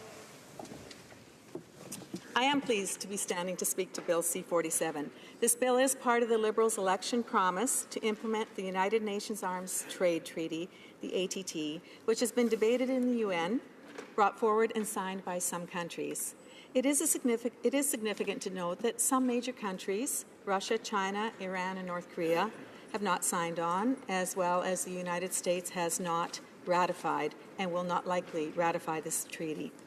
So like many ineffective international treaties, many key participants in the trade are not part of this treaty. Mr. Speaker, the Conservatives have always supported efforts to establish international standards that help to prevent illicit transfers that fuel conflict, encourage terrorism, or organized crime. In actuality, Canada already has a responsible internal system to monitor and control the export of military and security equipment that meets or exceeds the UN treaty. In other words, the ATT is actually inferior when compared with what Canada already has in place and has been implementing effectively since the 1940s. First of all, we have the Trade Controls Bureau, a department of our own sovereign government that is empowered to make sure the military equipment sales, issues related to security, cryptological equipment, and nuclear biological risks are not only governed and tracked, but controlled. The Trade Controls Bureau here in Ottawa, not in New York, has been empowered and serving Canadian parliaments regardless of which political party is in power for decades. We already specifically name, from a Canadian point of view, items for export that need to be tracked and controlled under the Export and Imports Permit Act, which the Trade Controls Bureau is charged to monitor.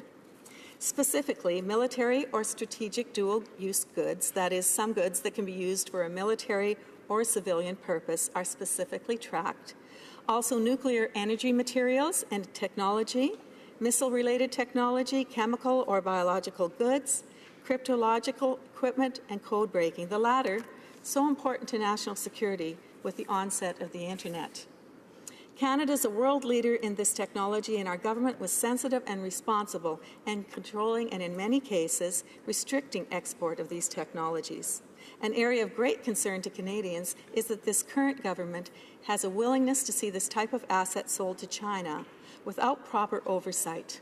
I have no confidence Bill C-47 would in any way change this government's turning of a blind eye to concerns from Canadians in this area.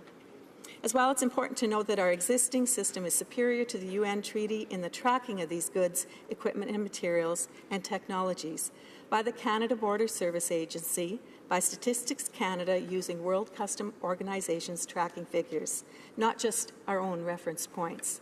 We already track and limit the trade in these items far more than what the UN Arms Trade Treaty does.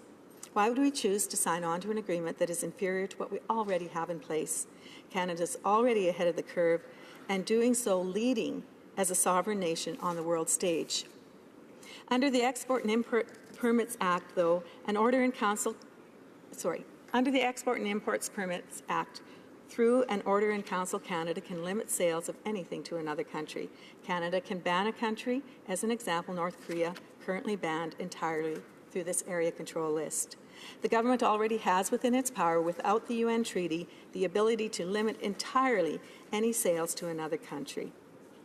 Mr. Speaker, this government is recording a huge deficit well beyond its election promise of $10 billion. Yesterday, we learned it already imposed higher taxes to the tune of $800+ per year on middle-income earners. It's mandated a carbon tax with a compounded GST component already in some provinces that are adding to those people's taxes, hurting everyone and everything. It's on a collision course to initiate higher punitive taxes on small businesses, agriculture, retail, tourism, manufacturing, small businesses, and on young entrepreneurs just starting out as well. All to deal with their already out-of-control spending. Canadians are tired, angry, and disillusioned with this Liberal government's inability to manage their own house.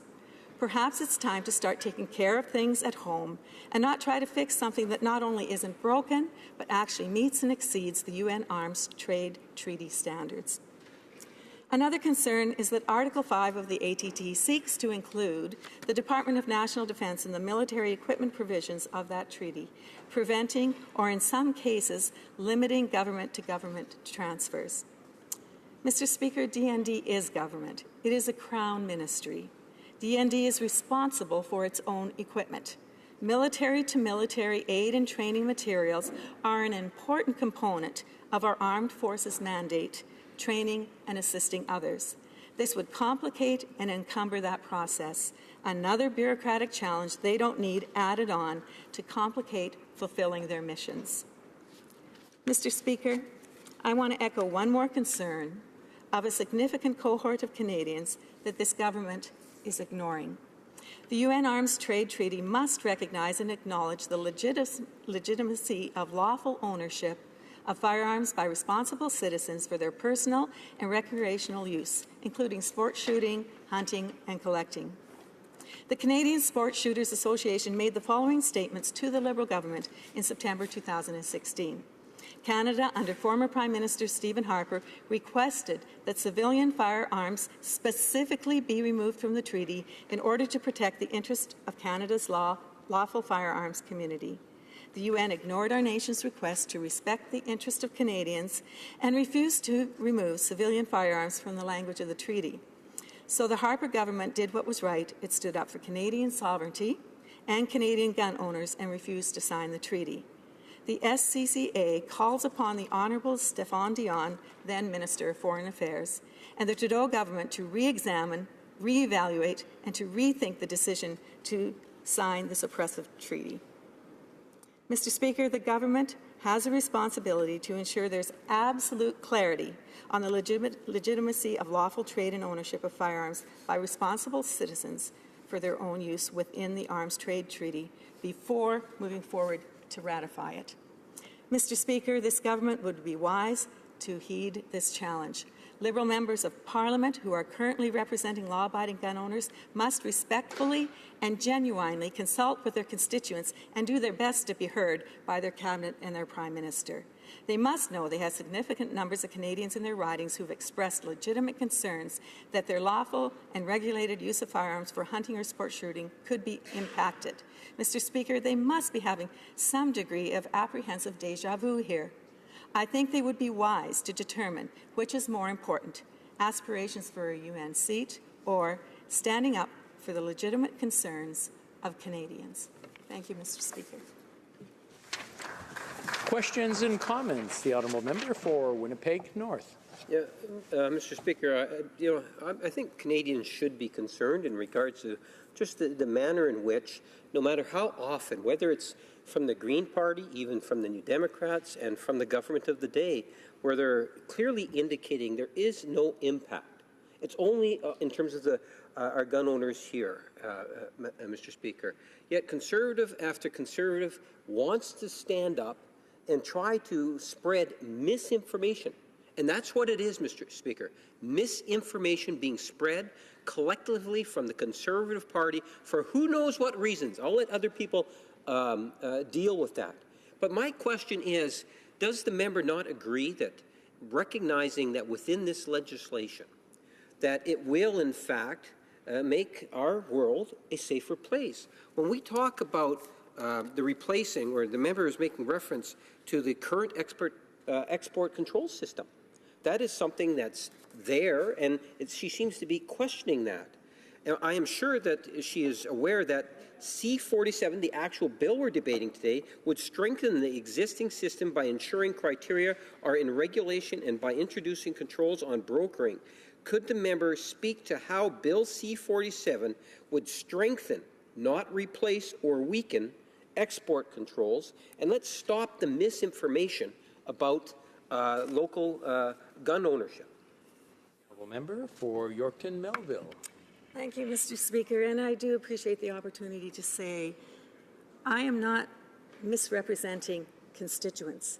I am representing constituents in Canada that have tried desperately to speak to this government to come to their senses and include them in a clause in that treaty to know beyond a shadow of a doubt that our government is standing up for them and protecting their rights to own guns legally and lawfully within our country. And so I would again encourage the Liberal government to consider their own ridings. The people that they represent that I know in the rural areas are talking to them about this issue, and respond to Canadians with clear communication so that they know that they have their best interests at heart. It would take nothing on the part of this government to represent them properly within this treaty, have their backs. Thank you. Questions and comments. The honourable member for Saanich Gulf Islands. Thank you, Mr. Speaker, and I do want to thank my friend from Yorkton Melville for clarifying that when putting forward comments about the legislation, she's reporting on what her constituents have said. I believe as a member of Parliament, it's my obligation to help explain to constituents and reduce the fear factor when people have been misinformed by others about the intent of legislation or changes that are coming their way. I have carefully reviewed the Arms Control Treaty. I have carefully reviewed Bill C-47. And I think for Canadians watching from home and for the honourable member for Yorkton Melville, the key thing is when reading language, look at words like under this act or under this treaty. That creates a bracketing of the sphere around which you keep lists or keep records. Under the treaty, specifically says it's entirely about international transfer and export of military equipment for military ends. It specifically says it is not to apply to recreational users domestically. It specifically says in Article 3 it's about international export and not about when a state party imports weapons into its own country, not for export. The Act itself repeatedly says you keep a list for purposes under this Act. Nothing here could possibly apply to legal gun ownership in Canada. And I urge my friend from Yorkton Melville to help provide balance and real information on this topic and not encourage in any way legal gun owners in Canada to think that this has any application to them. The honourable member for Yorkton Melville. Thank you, Mr. Speaker, and I do appreciate my colleague a great deal on a personal level and as a colleague in this House. However, she is the one that is misdirected on this because I actually don't need to go out there and convince my constituents that they're not thinking clearly. These are very bright gun owners, and they are reading this Act themselves, and their concern is with the Section 2, Paragraph 10(2)(a) of the Act is replaced by the following: A, enter any place in which the inspector reasonably believes that the person or organization keeps records or carries on any activity on which this Act applies. This is not talking just government to government. This is talking about individuals. This is talking about purchasers and organizations. It needs that clarity, and if this government wants to respond to the people of Canada, their constituents that have a concern for this, they can take care of it simply by addressing this issue with the United Nations. Resuming debate, the honourable member for Vancouver Kingsway. Thank you, Mr. Speaker. Mr. Speaker, I'm very moved to stand in this House today to speak to this issue because I think occasionally we as parliamentarians have the opportunity to address issues that are of fundamental importance not only to Canadians but really to people around the world. And I can't think of any issues that are more important to people in our globe than that which concerns safety, security, and peace. These are foundational issues upon which all other activities depend. And to the extent that we in this world are witnessing conflicts, violence, both civil and across borders, represents, I think, a failure of the international order that this treaty and matter before us gives us an opportunity to do some small part to improve. We, as parliamentarians, spend a lot of time saying words like human rights, rule of law, democracy, freedom. These are words that I think have intense meaning and importance to Canadians and people around the globe. But the complete antithesis of that are when people resort to arms, to force, to violence as a means of altering political or social reality in this world. There is nothing more antithetical than the rule of law than the rule of violence. There's nothing more opposite to democratic resolutions, peaceful resolutions of disputes between people than people picking up guns and firing at each other as a means of trying to settle disputes. So I am, as one member of this House, very, very pleased to see this government accede to this treaty, the Arms Trade Treaty, and in fact I had the opportunity to be in New York at the United Nations for one of the sessions where this was being debated.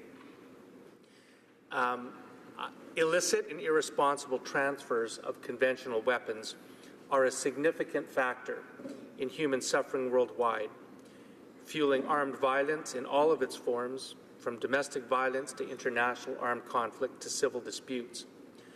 With the entry into force of the Arms Trade Treaty in December 2014, the majority of the world's states agreed to establish global standards for responsible national decision-making on the transfer of conventional weapons. And I, for the life of me, can't understand how any responsible legislator, not only in this country but in the world, could oppose the establishment of such a regime.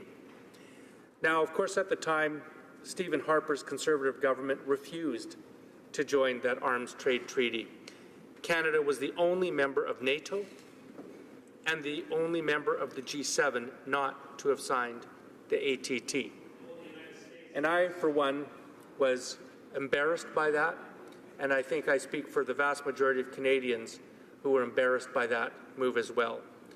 I think the majority of Canadians want our country to be a responsible member of the international stage, doing our part to try to reduce violence in the world, to try to be an honest broker, and to try to help make and keep peace wherever there's conflict in the world. Now, in June of 2016, the current government announced that Canada would join the Arms Trade Treaty, and former Foreign Affairs Minister Stéphane Dion tabled the text of the treaty and an explanatory memorandum in the House of Commons. The goal of acceding to the Arms Trade Treaty was included in the mandate letter given to the Minister of Foreign Affairs, and I, for one, support that measure.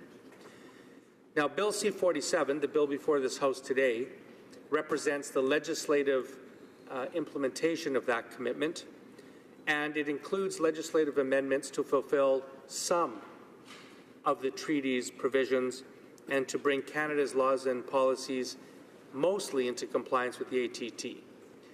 Now, you notice I emphasize the word some, and I'll be focusing on some of the weaknesses and omissions in this bill that I hope that parliamentarians on all sides of the House can actually roll up our sleeves and in good faith work to repair and improve. At present, we support the general thrust of this legislation, but we have serious concerns about the contents of this bill, and in particularly what is missing. Now, generally, Mr. Speaker, polls show that most Canadians disapprove of arms deals with human rights abusers. I think many Canadians would be shocked to learn that Canadian weapons exports have nearly doubled over the last 10 years, again, under Conservative government stewardship.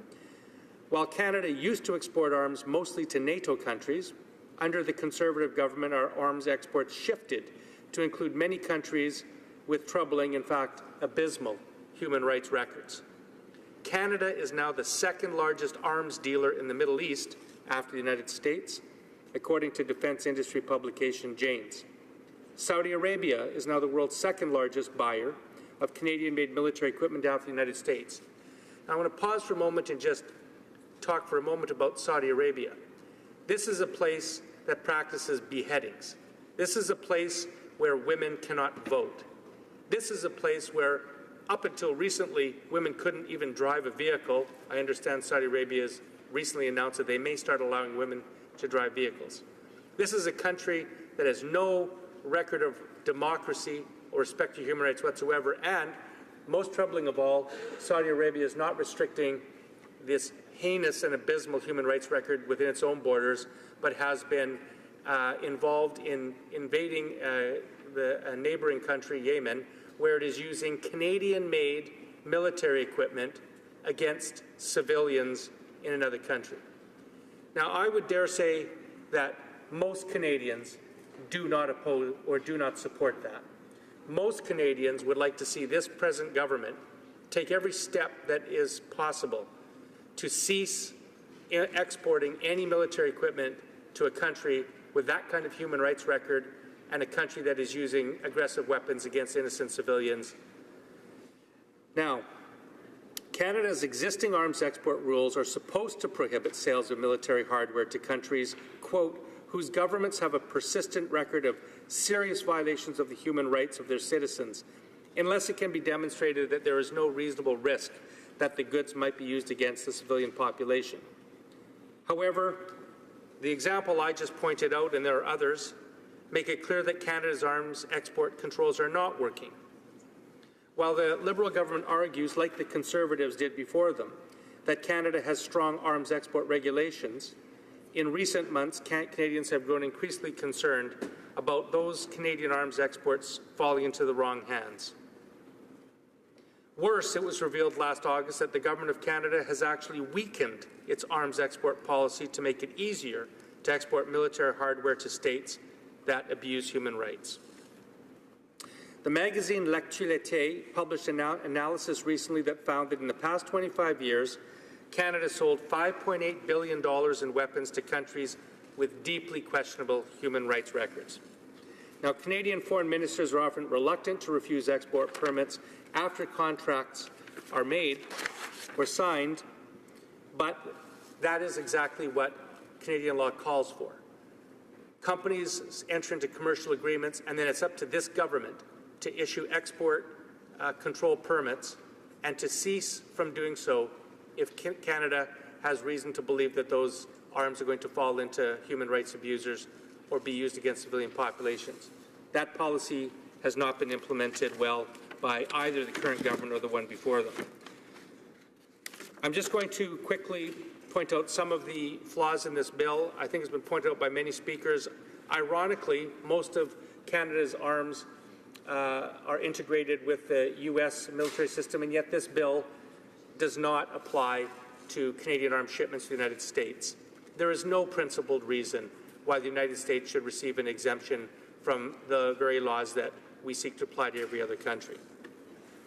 Mr. Speaker, this bill also fails to ensure that parliamentarians can scrutinize the regulatory regime that will add the real substance to this bill. So while before us we're debating the legislative structure, we as parliamentarians will not be able to see or influence how the regulations will be drafted, and those will be done behind closed doors. So, Mr. Speaker, I'll conclude by saying I think that most Canadians want to see Canada as a peaceful player on the world stage. They want to restore our reputation, I think, that was so severely damaged by the previous government over the last decade. And they want Canada to be a respected international player where we're doing our part to build bridges between countries, to try to help them resolve their disputes peacefully, to build the capacity for democracy and respect for the rule of law. And the way you do that, Mr. Speaker, is by taking every measure you can to reduce the flow of arms to people who would use them for poor purposes. Thank you, Mr. Speaker. Questions and comments? The Honourable Member for Fredericton. Thank you, Mr. Speaker. I appreciate the comments from my colleague in the chamber here. I would like to state clearly that this government takes very seriously the export of arms to countries around the world, and we do have a robust process in place to ensure that we consider end user and end use in issuing any export permits to for arms headed to countries around the world. And acceding to the Arms Trade Treaty will in fact strengthen Canada's current export control system, establish a decision-making process and codify it, and ensure that it is more transparent, more robust, more comprehensive, and will ensure that Canada can contribute to a greater peace and arms trade compliance in some conflict zones around the world. I can also say that the ATT recognizes that there is no one size that fits all for countries who are acceding to it, and the decision to not require export permits for a majority of goods headed to the United States was determined to be fully in compliance with the ATT. I wonder if the member opposite will agree that acceding to this treaty and Bill C-47 will strengthen Canada's role in the trade of conventional arms around the world. The Honourable Member for Vancouver Kingsway. I'd like to thank my honourable colleague for that question. I think that the bill before us certainly provides the capacity to do so, but good intentions in this area, while necessary, are not sufficient. In 2014 and 2015, only 10 export permits were denied out of 7,310 applications, Mr. Speaker. I've mentioned Saudi Arabia, but also Algeria and other human rights violators are among the top 10 destinations for Canadian military goods, and that's according to Department of Global Affairs reports for 2015. And as I've mentioned, Canadian-made weaponry has been used in the Saudi Arabia-led war in Yemen, where over 6,000 people have been killed, and one of the world's worst humanitarian situations continues to deteriorate. So I wouldn't be quick to claim success by this government in terms of its approach to export controls, although I do believe that Canada's signing an accession to this treaty is a positive step in that regard. Questions and comments? The Honourable Member for South Okanagan, West Kootenay. One over. Oh, I'm sorry. Kootenay, Columbia. Thank you, Mr. Speaker. And I want to thank my colleague for his thoughtful speech. You know, he always presents the facts without getting into a lot of extra rhetoric, and I really appreciate that from that member. The NDP put forward a motion a while ago to see parliamentary oversight of arms sales, and it was turned down by the Liberal government. So I'd like to give the member an opportunity to talk about what the benefits would be of parliamentary oversight, and also, if he might, why he believes the Liberal government voted it down. The Honourable Member for Vancouver, Kingsway. Well, thank you for that question. The NDP has long called for Canada to exceed the Arms Trade Treaty, and in 2016, we proposed the creation of a new standing committee to oversee arms exports. And that would be a Canadian committee modelled after the successful UK Parliamentary Arms Committee that would be multi-partisan and tasked with examining all aspects of Canada's arms exports regime. There is currently no parliamentary oversight whatsoever of Canadian arms exports, and we believe that a multi-party House committee could examine the full range of questions related to Canada's arms exports: where, to whom, how much, what kind. It could identify loopholes in our existing legislation, regulations and practices, and enable parliamentarians to hear from the arms industry, NGOs, government representatives and the public. Unfortunately, the Liberals and the Conservatives voted against the creation of this committee, and we believe that we would renew our call on the government to consider such a committee if, in fact, they are truly committed to making progress in this area.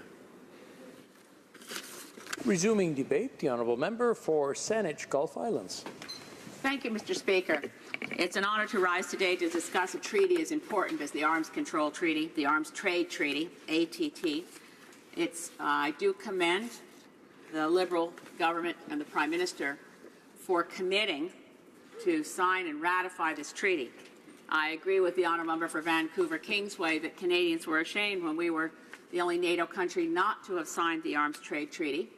And signing it is important, ratifying it is important, and the legislation that comes before us today to allow us to implement the treaty is important, and that is Bill C-47. I'm going to take a few moments before I go into the details of what needs to be remedied within C-47 to make it the legislation that Canada needs so that we really implement the Arms Trade Treaty.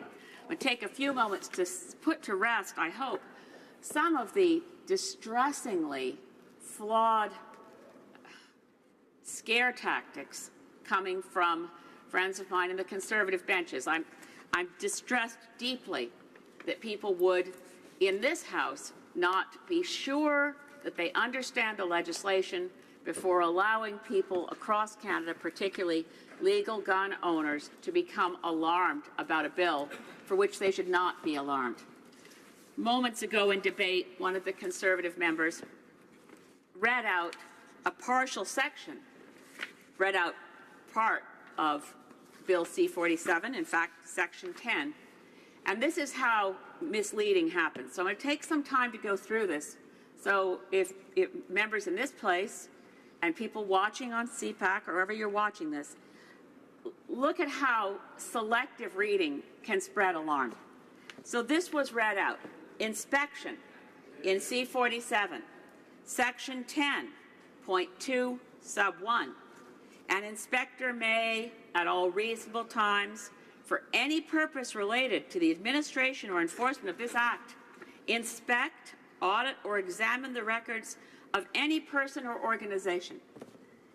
That what was read out. As though this Act to deal with the arms trade, the transfer of military equipment, tanks, weapons, all manner of conventional arms, was going to have an impact on any person or organization that they could be suddenly have their door beaten down by an inspector. Where the honourable member who read that statement out stopped was right before these words. They would be able to be inspecting any person or organization that has applied for a permit, and for import allocation and export allocation, a certificate under this Act. There is no way in this world that the section has the meaning that the honourable member for Yorkton Melville just read out. The words any person or organization are followed immediately by the words that has applied for a permit.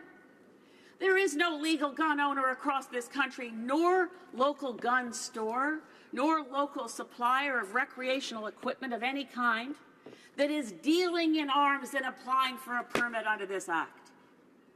That's where I am so deeply distressed that Canadians who have fought against the long gun registry say, okay, we no longer have a long gun registry.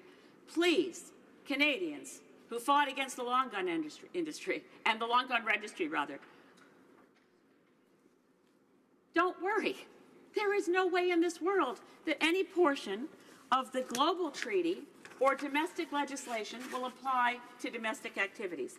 Let me read these words from the treaty itself. We're mindful of, quote, the legitimate trade and lawful ownership and use of certain conventional arms for recreational, cultural, historical, and sporting activities where such trade, ownership, and use are permitted or protected by law. The treaty specifically says in Article 3, shall not apply to the international movement of conventional arms by or on behalf of a state party, that would be Canada, for its use, provided the conventional arms remain under that state party's ownership. To be very clear again, this treaty and the Domestic Act to bring it into force apply only to those who choose to ask the government for a permit to export arms described under the treaty as including battle tanks, armored combat vehicles, large caliber artillery systems, combat aircrafts, attack helicopters, warships, missiles and missile launchers, and small arms and light weapons. Unless your purpose is to export those to another country for military purposes, this Act does not apply to you. Now, let's see how well it will do in actually curtailing the arms trade from Canada to countries that we would not want to see using those weapons against their own people, countries with dubious human rights records. And when I grew up, Canada was not an arms trade country. We didn't think of ourselves as big in the arms trade business. The military-industrial complex from the U.S. side of the border hadn't yet started taking over enough of our companies that we became enmeshed in their business. You know, some of our defense decisions are influenced by the commercial interests. I mean, the F-35 fighter plane boondoggle was embraced by previous governments because subcontracts might flow to the aerospace industry within Canada. This enmeshing of our economies has brought with it an enmeshing in parts that go into weapon systems that we would not want to see going to other countries. For instance, most recently, a sale from the United States to Nigeria of warplanes and armored vehicles. The warplanes will have in them, manufactured in Quebec, Pratt & Whitney engines. Is that a concern? It is to Canadians. We need to track that. And if we're serious about the Arms Trade Treaty, we wouldn't want Canadian components and Canadian arms flowing through the U.S. to other countries. Let's just look at our history as an arms trade country. There was a 48% increase in arms trade. One year, it spiked, and there was a lot of national concern. I remember that concern. It was 1994, and we had a 48% increase in our arms trade, which took us to $497 million in that year.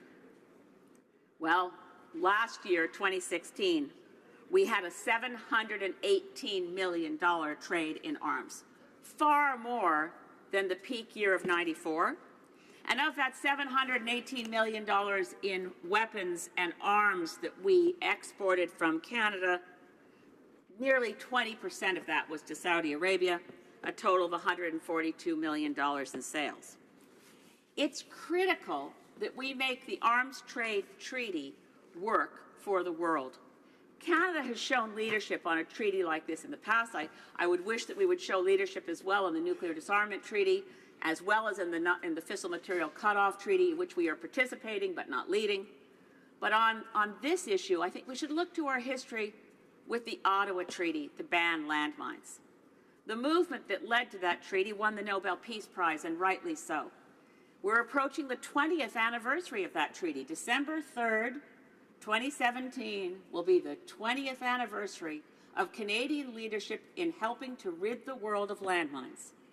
We have not yet, by the way, rid the world of landmines, but the use of landmines has declined dramatically. We have proven statistics, evidence of saving thousands of lives around the world through the Landmines Treaty, even though major world powers like the U.S. and China and Russia never signed on to the treaty to ban landmines, the Ottawa Treaty. Still, the treaty works. Still, it has massively reduced landmines traffic. So Canada here has an opportunity to step up again. Yes, the minimum we do is to sign and ratify the Arms Trade Treaty at the UN. That's the minimum. But our domestic legislation must meet the purposes of our global commitment. And that means fixing the loophole that will allow military equipment under the definition of the treaty to pass through the United States, which at this point, although the U.S. has signed it, it will remain a non-state party to this treaty, meaning that it will not have to track where the weapons go or meet the tests and the analysis and the screening that Canada and other parties must meet. Mr. Speaker, and to my friends on the government benches, please, let's get this bill to committee. Let's fill that loophole, because right now it's big enough to drive a tank through the loophole that does not limit or record the sales and the transfer through the United States. Thank you, Mr. Speaker. Questions and comments? The Honourable Member for Hamilton West, Ancaster, Dundas. Thank you, Mr. Speaker. And I'd like to thank the Honourable Member from Saanich Gulf Islands. I always admire the work that goes into the member's speeches, and I thank her for her words this morning. I also appreciate her legal expertise and actually reading part of the bill that sets out that this will not apply to those Canadians who are legal gun owners. And I think that's important because we're hearing that message over and over again.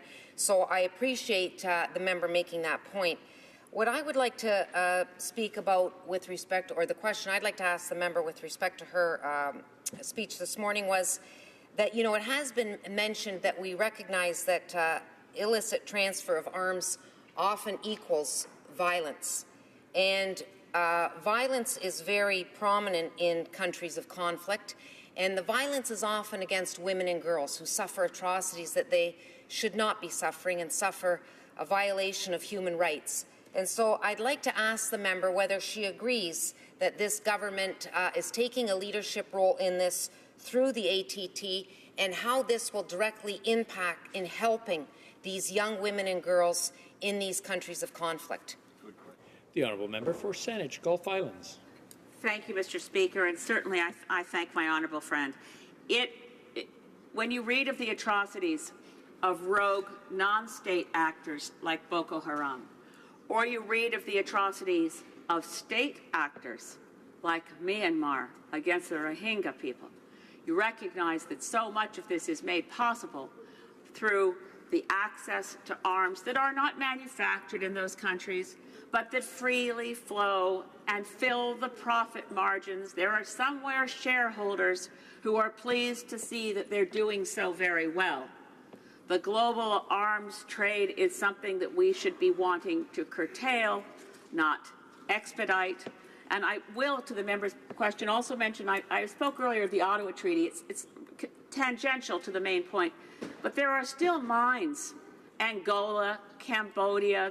There are countries that still have landmines that impede the ability of women to go collect water easily because the landmines are still there. And I would urge Canada, as we approach the 20th anniversary of the Ottawa Treaty, to step up there to help clearing landmines from countries that are now post-conflict, but where women and girls are the most likely to have their day-to-day potential to grow food, to travel safely, impeded by landmines that remain in countries where we could help them remove them.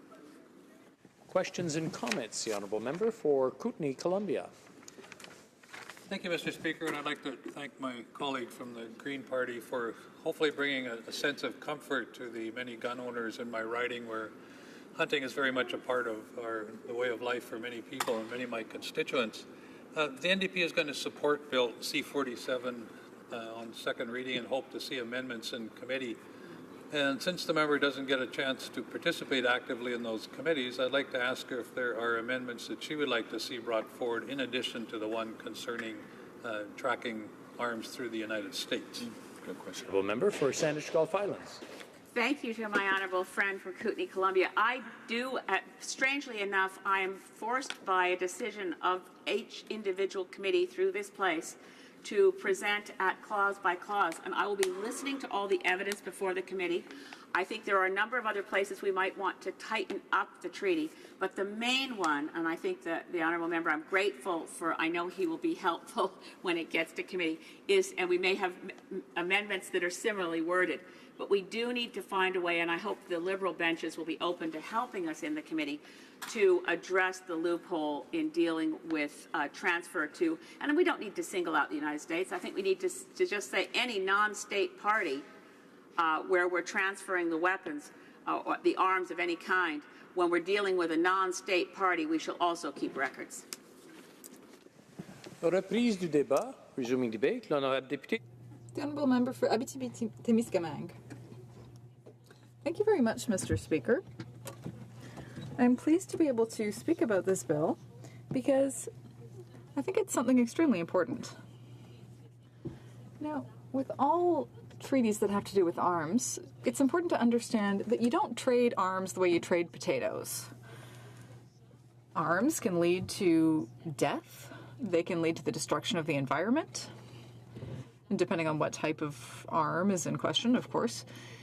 So, given the consequences of this particular type of good, it's clear that we need a lot more monitoring, a lot more supervision, and we need to think about how they might be used later on.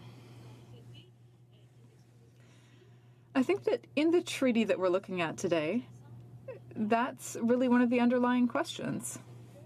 If you want to regulate arms exports, it's because we're starting to realize that we can't simply sell arms without thinking about what they might be used for down the road. That wouldn't make any sense. So, in my opinion, it's essential that we don't send our soldiers to fight somewhere to protect the values of freedom, the values of the UN, the values of Canada, if we're sending them to a place where they will be fighting people who have access to Canadian arms, arms that may have been sold directly or indirectly to these countries that should never have had access to those arms. So I think that out of respect for our soldiers, as a country, we need to have an arms trade policy which is robust and which recognizes that arms can be used for different ends. So if we have any kind of doubt about whose hands these arms might end up in, we need to be careful. We can't simply turn a blind eye to what's happening because we're making money. We need to think about where these arms are going and how they might be used. Now, we have before us a bill that aims to implement a treaty on arms. But unfortunately, some parts of it are still vague. That is why our party will support the Arms Trade Treaty and the bill that implements it, but there are parts of this bill that absolutely need to be clarified. Otherwise, we won't meet our ultimate objective, which is to ensure that arms are sold to people who will be able to use them intelligently. When it comes to arms, that's exactly what you need to know.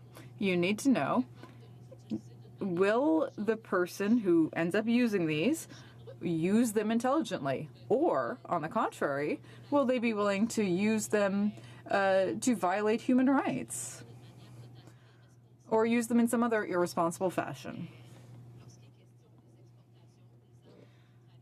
So when it comes to arms crossing our borders, we need to be much more careful. But unfortunately, in the bill as written, it's not clear to me that we're going to meet that objective.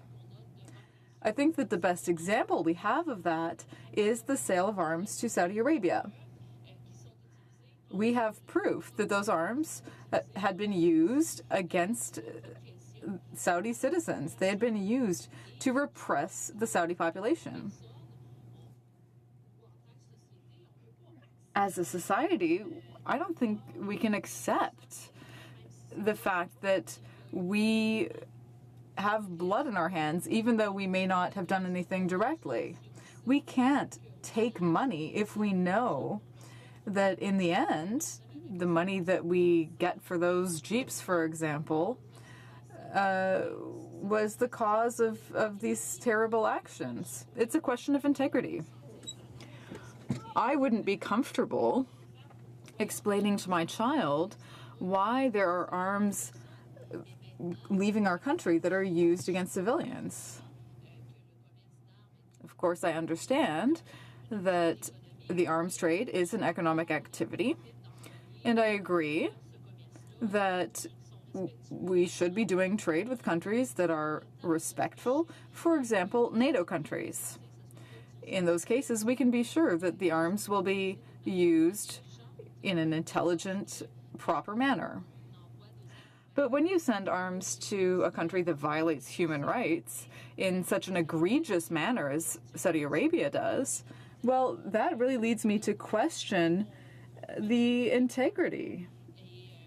On the one hand, we conduct trade and take money for it. On the other hand, we condemn human rights violations. But there's no way that we can stop the process. You know, we say, oh, it's not nice to do this, but we're still selling them arms. It just doesn't make any sense. And that's why, with this bill, it's important that we strengthen the provisions that have to do with exports. This is too vague. It doesn't solve the problem once and for all. And then there's the whole issue of signing treaties, or rather tabling bills to ratify treaties. Treaties involve specific obligations. Signing a treaty is not just a photo op. It's a serious endeavor. So if you table bills but don't intend to really implement the principle that led to the writing of that treaty, then we're not really moving forward. So I sincerely hope that when we study this bill, we will really take the time to look at it in depth in committee and to accept amendments so that we can strengthen everything that has to do with exports of arms to countries that violate human rights. Because I believe that that is one of the essential points of the bill. Another question that we have to look at is the fact that in the trade treaty, there's no exemption. But currently, the U.S. is exempted from these arms export provisions. So that's a problem, too. We'll have to decide what we're going to do with the U.S. because the treaty doesn't allow for exemptions. So we'll have to find another solution. We can't keep conducting trade with the U.S. as we currently do if we really want to respect the spirit of the treaty. So that's a whole other issue. And when you talk about arms changing hands, you have to be aware that there are weapons that are sold to the U.S. that may then end up in a different country. For example, there are some countries that may help groups arm themselves, and unfortunately, we end up arming groups who end up trying to conduct a coup d'etat or take control of a particular region, and then many years later, that group turns against us. So that's another thing that needs to be thought about. If we end up arming foreign organizations, are we really sure that they will use the arms that we give them in a way that will lead to long-term stability or instability when they turn against us? We don't want to have a situation where 10 years from now we have to send Canadian troops to fight against those same people. So when it comes to arms,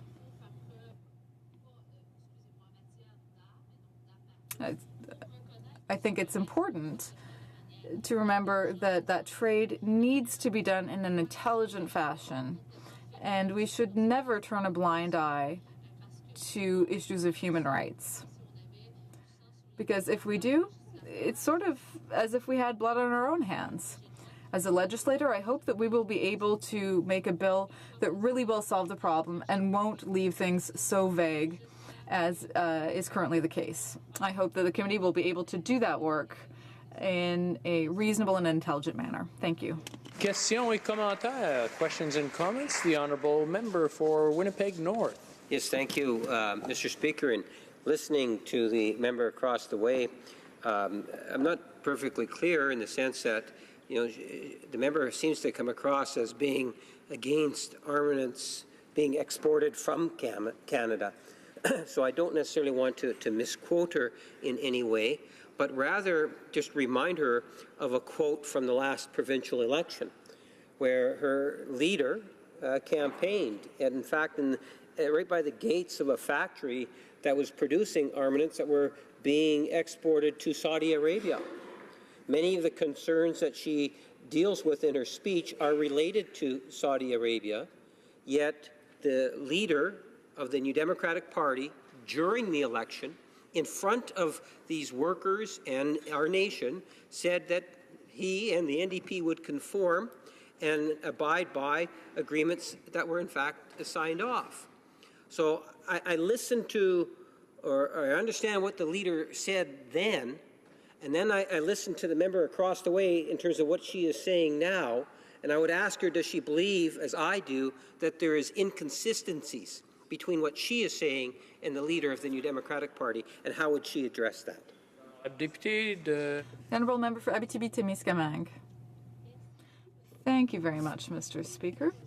Well, if the member listened not just to the parts he wanted to listen to, but listened to all my speech, he would understand that I said verbatim that I am not against the sale of arms to NATO countries because I trust that they're able to use those arms intelligently. But I have concerns about trading with countries like Saudi Arabia.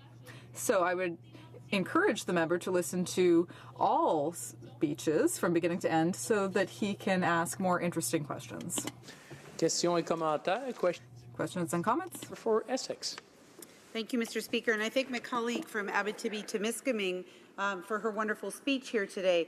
And last year, the NDP actually tried to create a new standing committee here in the House to oversee arms exports so that we wouldn't see arms going to countries that have massive human rights violations. This was a committee that was brought forward, and of course the Liberals and the Conservatives voted against such an oversight committee, which would be critical because there is no parliamentary oversight to Canadian arms exports. And this is despite the fact that Canada is now the second largest arms dealer in the Middle East. So I'd like to ask my colleague from Abitibi-Témiscamingue if she can speak about the importance of oversight in arms exports. The honourable member for Abitibi-Témiscamingue. Well, it's extremely important, and it's especially an important issue when it comes to spending. we can't not think about where these arms end up. It's a question of responsibility. When I was the critic for military purchases, this was an issue that came up. I would ask the companies, who are you trading with? Are you trying to do business responsibly? And I think that when we're talking about the trade of arms, that is really the key question. We can't keep turning a blind eye and giving money to companies, for example, to buy arms for us when those same companies are exporting arms to countries that we may eventually have to fight. It's completely ridiculous. Buying fighter jets to fight light armored vehicles that we've previously sold to a country which came from Canada. And if we hadn't sold those vehicles in the first place, maybe then we wouldn't have to send the fighter jets. So you need to have a logical approach. And this is why when we talk about military equipment and the arms trade, we can't stick our heads in the sand. We need to think long term. And I think that it's the role of parliamentarians to raise those questions and to think about how the arms trade is conducted. Now, the Liberals have decided that this isn't an important enough question to deserve a special committee to look at the arms trade, and I'm very disappointed by that because I think it's the raison d'etre of Parliament to ensure that Canadians can see that parliamentarians are doing their work and are there ensuring that we do the arms trade properly. Unfortunately, parliamentarians have been prevented from acting by stopping that. Debate, reprise du débat. The honourable member for... Okay, I've just got a different list here for Haliburton, Kawartha Lakes. Thank you very much, Mr. Speaker. I appreciate the time. And I'm pleased today to rise and speak on Bill C-47, an act to amend the Export and Import Permits Act and the Criminal Code. In 2016, Speaker, the Liberals announced that they would agree to sign the UN Arms Trade Treaty. This bill, if adopted, would implement the ATT. Speaker, Conservatives have always supported efforts to establish international standards for the trade of arms, which will help prevent illicit transfers to tyrannical regimes, terrorist or criminal organizations bent on harming innocent people throughout the world and fueling conflicts with their neighbors. Speaker, I'm stating for the record, and I'm sure this will not surprise many of my honorable colleagues in this House, that I oppose this bill. There are several reasons why I oppose this bill, and for the benefit of Canadians watching on CPAC or in this House, I will explain why. First, Canada already has an accountable and robust internal system to monitor and control the export of military and security equipment, controls that meet or exceed those laid out in the ATT. The Trade Controls Bureau, which regulates the Export and Imports Permits Act, has since the beginning of the Cold War provided ministers with the ability to prevent the export of heavily restricted items of a military nature to countries who, for a variety of reasons, are perceived to be a threat internally or externally, or are under sanctions by the United Nations. We take this seriously, Speaker. We restrict dangerous items which include military, strategic dual-use goods, nuclear energy materials and technology, missile, chemical, or biological goods, and cryptological equipment. Second, Speaker, we have a comprehensive and rigorous system in place to track and record more, not less, more items that will be required under the ATT. What's more is that Canadians are doing the tracking and not foreign governments, Speaker.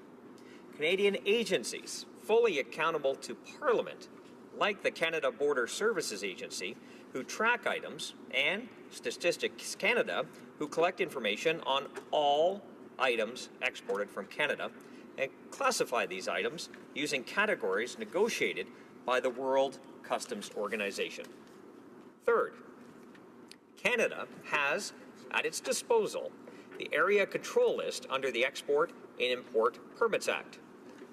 Through an act of the Governor and Council, a country can be placed on this list and receive a blanket trade ban. North Korea is there right now. In the past, the list has included other countries like Belarus and Myanmar. Fourth, countries who represent most of the sales of military equipment, like Russia and the United States, have either not signed or likely will not ratify the ATT. Now, how effective is this, Speaker? How does the government currently think that the ATT will be that effective when key participants in the trade of these items are not part of the treaty? Fifth, Speaker, any military trade treaty should explicitly recognize the legitimacy of lawful ownership of firearms by responsible citizens for uses such as sport shooting, hunting, and collecting. Speaker, the Conservatives have taken a strong and principled stance on this issue. We believe that any military trade treaty must recognize the legitimacy of lawful ownership of firearms by responsible citizens for their recreational use. This is why we did not sign the treaty when we were in government. We could not guarantee the protection of such traditional Canadian activities like hunting, for example. We must remember, Speaker, that our primary duty as parliamentarians is to protect the rights and freedoms of Canadians. The member for Prince George, Peace River, Northern Rockies stood in this House and did a great job of outlining that issue for law-abiding gun owners, hunters, and recreational firearm enthusiasts. He was asked about this matter in particular and faced a few questions. And there were calls for the member and others to point where in this legislation that there would be a gun registry. And now I'm not going to waste everybody's time here rereading that bill into the record. It's already been done by the member for Prince George, Peace River, Northern Rockies. But before you ask me to point to sections that talk about keeping records, I should specify any records that the minister stipulates or the section that references how the minister can require any person or organization that is required to keep records to retain them for any period. I challenge you to take the bill back to your riding and have a farmer, a hunter, a sports shooting enthusiast, or even a gun collector interpret it for you. I guarantee there will be a lot of questions on it. And I'm sure they will tell you their thoughts on another gun registry. A registry, I might remind you, that targeted law-abiding firearms owners cost the taxpayers of Canada some $2 billion and did absolutely nothing to prevent firearms from getting into the hands of criminals. And now we have a government who promised, and they promised, not to introduce a gun registry. And yet here it is, the very strong potential for a backdoor gun registry. This seems to be the modus operandi for this government, to introduce proposals that they know won't pass muster under some guise. As the old saying goes, Speaker, you can put lipstick on a pig, but it's still a pig. And not so long ago, in the midst of summer, the traditional time for vacations, or in the case of farmers and entrepreneurs, a very busy time, especially in my riding, where the summer tourist season is short in some cases. In Ontario, we had weather that was not exceptional for some tourist operators, marinas, hotels, that sort of thing. So that's a crucial period. So they're very busy. And now we had the Minister of Finance to try to slip past massive tax hikes on small business owners, professionals, and farmers, many of which were in the fields when this was announced. We're busy. So what is it, Speaker, with law-abiding Canadians who are minding their own business that this government has such an issue with? Whether it's responsible gun owners enjoying a recreational pastime or hardworking small business entrepreneurs creating the jobs that grow the economy of this country. This government seems to feel obligated to meddle with legislation that is working fine. Now, Speaker, Conservatives do agree that Canada's tax system should be fair and equitable for all, and we agree that any military trade treaty we sign needs to protect the rights of Canadian firearms enthusiasts. So, Speaker, why has this government tried to stifle debate and airfingers, quote, have consult, I should say, in the middle of summer. So if you don't think so, why is the consultation period set to end next Monday, Speaker? 10 days, just 10 days after the resumption of Parliament. Why won't this government prove to Canadians that there was not ill intent and extend the tax hike consultation deadline? I can tell you why, and it's the same reason why we are debating this problematic bill right now. The Liberal government feels they know better. They know better than Canadians, and they know better than the citizens of this country. This government wants to make this world less safe by adopting the ATT, which will do less to protect Canadians, our allies, and innocent lives around the globe.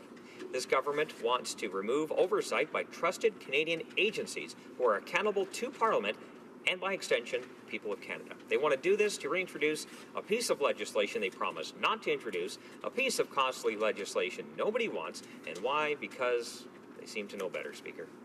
Well, Speaker, I'm here to tell you they don't, and I suspect it won't be long before Canadians tell them the same thing as well. Thank you for the time, Speaker, and I look forward to questions from my colleagues.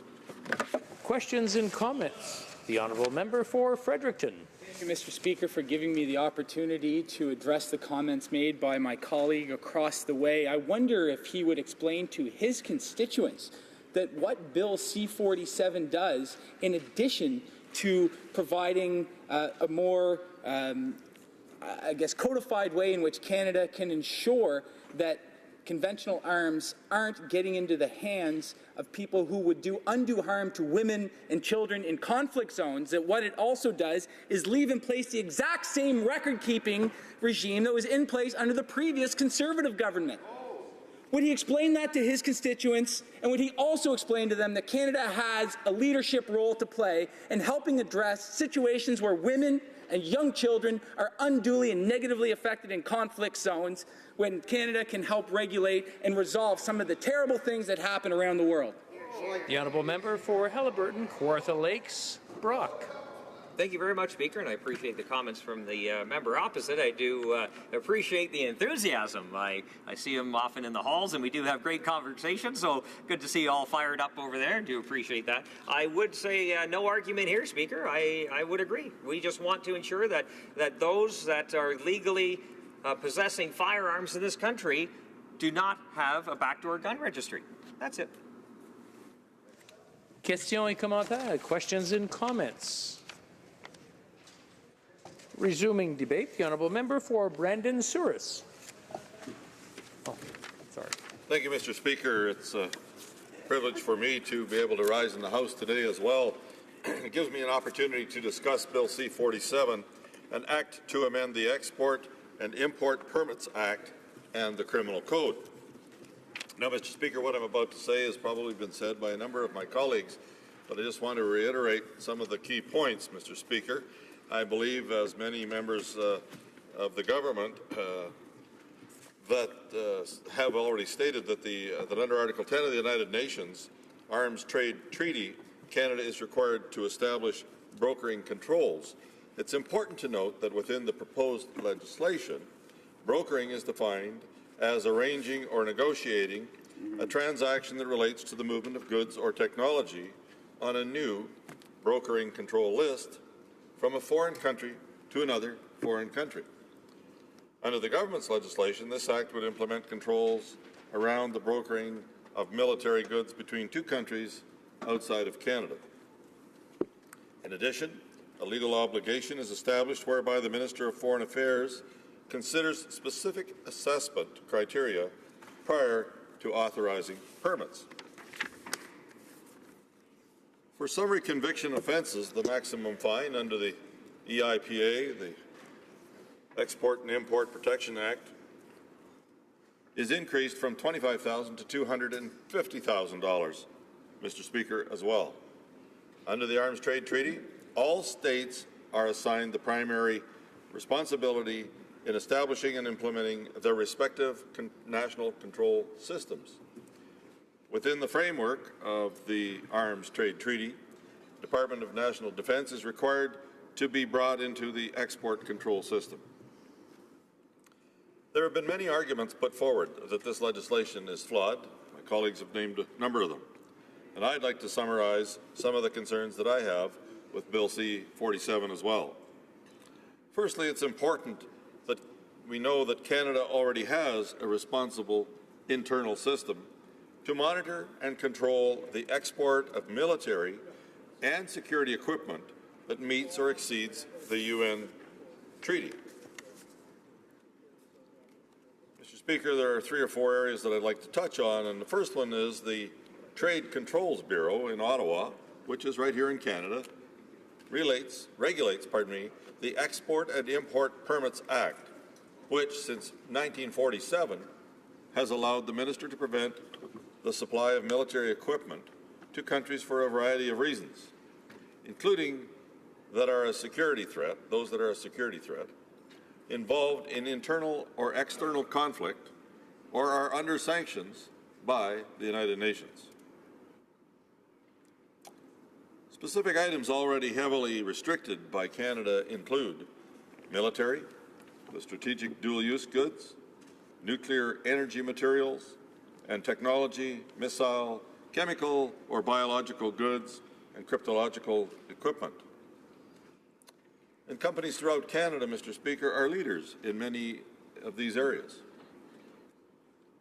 Thirdly, we are already tracking and recording more than what's required under the Arms Trade Treaty. Canada Border Services Agency and Statistics Canada collect information on all items exported from Canada and classify these items using categories negotiated by the World Customs Organization. Canada can also utilize a blanket ban on trade with risk countries through the use of the Area Control List, which under the Export and Import Permits Act, through an act of the Governor and Council, a country can be placed on that list. North Korea is there at present. In the past, the list has included Belarus and Myanmar. Furthermore, as your countries who represent the majority of the sales of military equipment, that's Russia and the United States, have either not signed or have not, and likely will not, ratify the treaty. And that's been mentioned by my colleagues here today as well. Like many effective international treaties, the key participants in the trade are not part of the treaty, which raises alarm bells in itself, Mr. Speaker. And the Department of National Defense, as a Crown Department, is traditionally exempted from the export control system. Exports of military aid or government-to-government gifts do not require authorization and occur without oversight by Canadian export control officials. Article 5 of the Arms Trade Treaty would require bringing our National Defense Department into the export control system. So I know that many MPs have stated that any arms trade treaty should explicitly recognize the legitimacy of lawful ownership of firearms by responsible citizens for uses such as sport shooting, hunting, and collecting. The Liberals have moved forward with an arms trade treaty that does not respect the legitimate trade or use of hunting and sporting firearms. We are concerned that little or no consultation with lawful gun owners was undertaken by the Liberals before they unilaterally decided to accede to this treaty. And Mr. Speaker, that certainly brings to mind a meeting that I held in my own constituency some 3 weeks ago, just early in September, when I met with gun owners throughout my constituency and had a workshop with them. And this bill was raised by those individuals in discussions that they were the ones that were concerned about whether this government would be bringing in a backdoor gun registry again, as my colleague from Kawartha Lakes just mentioned. And I believe that this is a concern that is on people's minds, and not only my constituency, but my colleague from Yorkton, Melville here as well has mentioned that there was a concern of her colleagues in her area, my neighboring constituency in Saskatchewan as well, Mr. Deputy Speaker. So I think there's a number of reasons why Canadians are feeling that they can't possibly trust this government when it comes to some of these areas, or they have concerns about some of the things that might be in this bill, Mr. Speaker. And it's because the government has already not fulfilled some of the other promises that they made, and that they have driven extensive legislation to go out of the way to overtax citizens in Canada as it is, Mr. Speaker. Partly, you know, I could mention the carbon tax for one. I could mention the implementation of the corporate tax laws that they're looking at, as other colleagues have done as well. And, of course, the idea that there may be a gun registry coming back in. And from the discussions and calls that I've had since I had that meeting in Brandon 3 weeks ago on gun registries, Mr. Speaker, and Bill C-47 and their thoughts on it, we've also seen much more driven focus by the Liberal government to try to tax, through the corporate tax changes that they're trying to bring in, small businesses, medium-sized farming operations, family farming operations, right up to being able to, you know, much concern in our rural areas about driving away professionals that are already in short supply, such as doctors in some of our rural areas, Mr. Deputy Speaker. So with those concerns, I would just like to point out that I will not be supporting Bill C-47 either. Thank you, Mr. Speaker. Questions and comments? The honourable member for Fredericton. Thank you, Mr. Speaker. Before my honourable colleague's speech took a bit of a detour at the end, he was effectively affirming what we have been saying in this House over the past 2 days of debate on this bill, that what this bill does is keep in place a record-keeping regime that has existed since the 1940s, that existed under the previous Conservative government, that in no way affects lawful gun ownership in Canada. He referenced the brokering controls that come into place under this accession to the ATT and Bill C-47, a system that will mimic the regime that has been in place since the 1940s. And all we're doing is saying Canada has a role to play in ensuring that the brokering of conventional arms that often enter into conflict zones where they are used for terrible purposes is something that we as a country should be stepping up to the plate to help better oversee and monitor. Bill C-47 is a commitment to strengthen Canada's role in the arms export regime. It does nothing to law-abiding gun owners in Canada. And does the member realize that early on in his speech he effectively affirmed just that? Honourable member for Brandon Souris. I, like my colleague, Mr. Deputy Speaker from Kawartha, are just simply wanting to make sure that there is legitimacy in this bill, and it has not been confirmed by the act that's written today under certain sections, or else the local citizens that many of my colleagues have talked about wouldn't be raising the issues of concern that they had. It would have been very simple for the government to make a blanket statement that those were removed, but they haven't. Questions and comments? The honourable member for, Sherwood Park, Fort Saskatchewan. Thank you, Mr. Speaker. Maybe I'll try and intervene more so the constituency name is there. Now, I just following up on the comment from my friend, the parliamentary secretary, it's so interesting that they want to completely downplay any impact of this, as if they think there's no point in the legislation in the first place. We know that people have raised substantial and legitimate concerns, but if the government is so dismissive of the substantial effect of their own legislation, I wonder if the member has any thoughts on why they're doing so in the first place. We have an arms control system. There are other countries that need to improve their arms control, but we have a very strong arms control system in Canada. Why not just leave it at that? The honourable member for Brandon Souris. Well, thank you to my colleague from Sherwood Park, because that's an extremely good point. It's the point I was trying to make out in my early comments that the parliamentary secretary was alluding to. It's a good deal of what is there was already in place before they ever brought this bill forward, but all we're saying once again is the government has other issues in this bill that they could have either left out or clarified. And so, therefore, Canadians are leery of the process of why this bill is before them in the first place. Questions and comments? L'honorable député de Trois-Rivières. The Honourable Member for Trois-Rivières.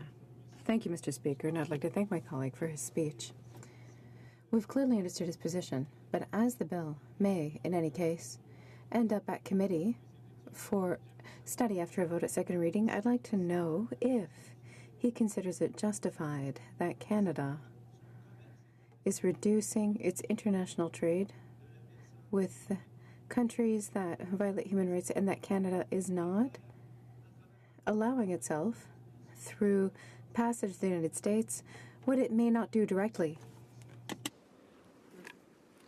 Well, thank you, Mr. Speaker.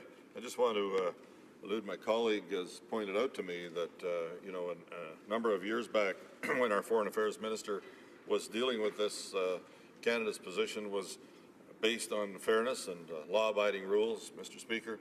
And one of the quotes that came from an email was that we received a strong mandate to implement our platform, including abolishing the wasteful long gun registry, end quote, but I'll add here in Canada, Mr. Speaker. And it goes on to say, and I quote, "It does not make sense to abolish that registry at home, only to support one internationally." So I'll leave it at that. Thank you. Resuming debate, the Honourable Member for Edmonton Manning. Thank you, Mr. Speaker. And I rise today to this House to speak against Bill C-47. And Bill C-47 is an act to amend the Export and Import Permits Act and the Criminal Code, amendments permitting the accession to the Arms Trade Treaty and other amendments. So, of course, as conservatives, our party has always supported efforts to establish international standards for arms transfers that help prevent illicit transfers that fuel conflict, encourage terrorism, or organized crime. So there is nothing new here, but the argument is going to be about or around what this bill can do and whether this bill is really have a need, whether it is fair, whether it is effective, and I will be addressing this bill from these standard points. So, however, we also believe that any treaty should recognize and acknowledge the legitimacy of lawful ownership of firearms by responsible Canadian citizens for their personal and recreational use, including sport shooting, hunting, and collecting. And this is a focal point in this whole argument, is how can we agree on a treaty, or how can we agree on any act that is not going to at least address some internal issues that really matter to our own citizens in Canada. And that's very, very important items or element that we should address and should pay attention to. So as such, as I said earlier, this bill is ineffective and this bill is unfair. And I would address those points.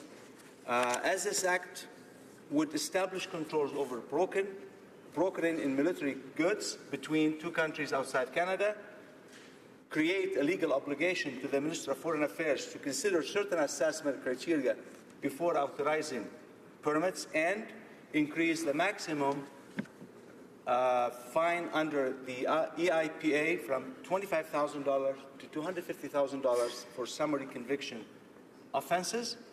The ATT assigns the primary responsibility of all the states in establishing and implementing their respective national control systems. Article 5 of the ATT requires bringing DND into the export control system.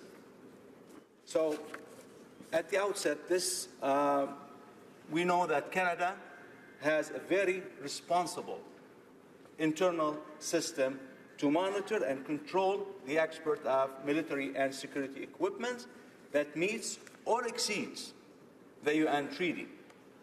So, based on that, we are ahead of the game, we are ahead of the world on how we address certain issues. The question comes to mind, why we entertain something is less important, less effective, and also far behind. So are we taking a step forward here, or we're taking a step backward? I don't think so. And in response to my friend's comment on the other side, I think this bill is ineffective, and it is ineffective because the Trade Control Bureau regulates the Export and Imports Permit Act, which since 1947 has allowed the minister to prevent the supply of military equipment to countries for a variety of reasons, including that are a security threat, involved in internal or external conflict, or are under sanction by United Nations. So back to our bill, our regime, already we address issues under sanctions by United Nations. So we're already ahead of the game, addressing and working with the United Nations. So I cannot understand why this bill is a necessity. It's a repeat of work, but definitely is not a progressive move, it's a regressive move. And somebody has to stand up and raise the flag and say why we're doing this. The second thing is specific items are already heavily restricted by Canada include military, strategic dual-use goods, nuclear energy materials and technology, missiles, chemical or biological goods, and cryptological equipment. So what's new out there of this Bill C-47 to do for us, what we're not already doing and for a long, long time? It's been 70 years since 1947, and we have been doing ahead of the world.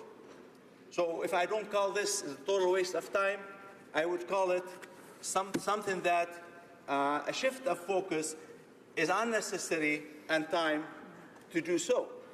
The third, we are already tracking and recording more than required under this ATT. Canada Border Service Agency, CBSA, Statistics Canada collect information on all items exported from Canada and classify these items using categories negotiated by the World Customs Organization. Again, we have data.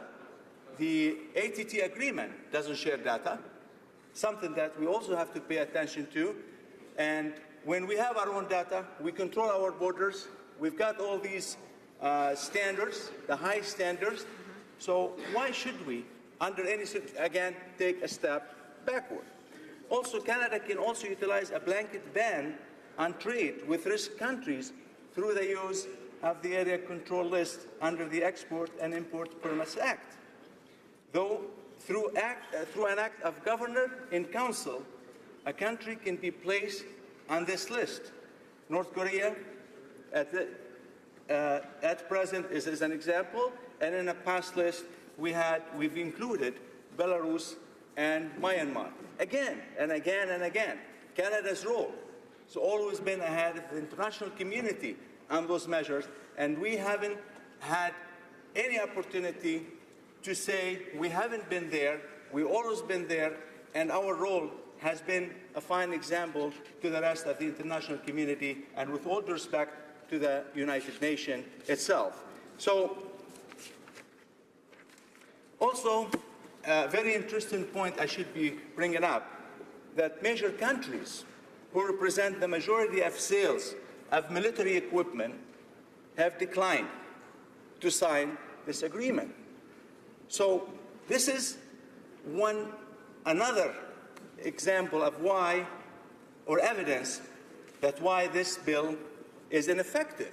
So if one of the three of the top 6 sales forces or sales countries of military equipment are not in the treaty, that, to be honest with you, logically speaking, this treaty will be very ineffective. So we better stick to our system that we can control, the system that we've created, the system we were ahead of the whole world for 70 years.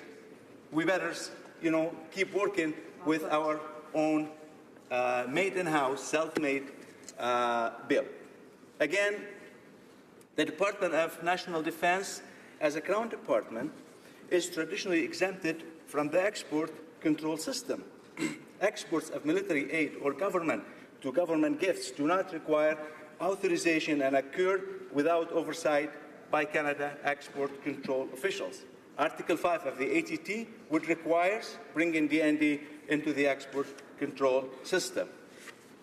On a final note, this bill is unfair. It's unfair to our citizens. It seems like the government is only working on improving its self-image without having to pay attention to our or the interest of the law-abiding Canadians, like hunters, like sport shooters.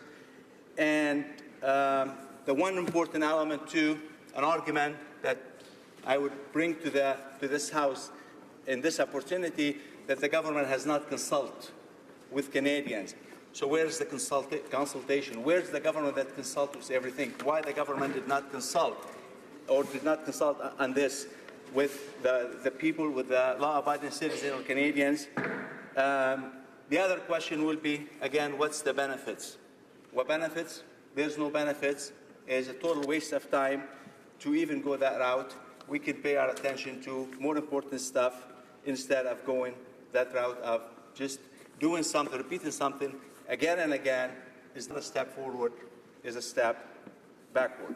So, Mr. Speaker, I believe that I've spoke to this bill on the two important elements of the ineffectiveness and the unfairness. And thank you very much for the time today, and I'll be looking to hear the questions from honourable members. Thank you. Yeah. Questions and comments? The honourable member for Fredericton. Speaker, what is unfair is the complete and utter phony rhetoric coming from the Conservative benches as relates to the non-issue around any changes to domestic firearms ownership in Canada. And I would agree with him.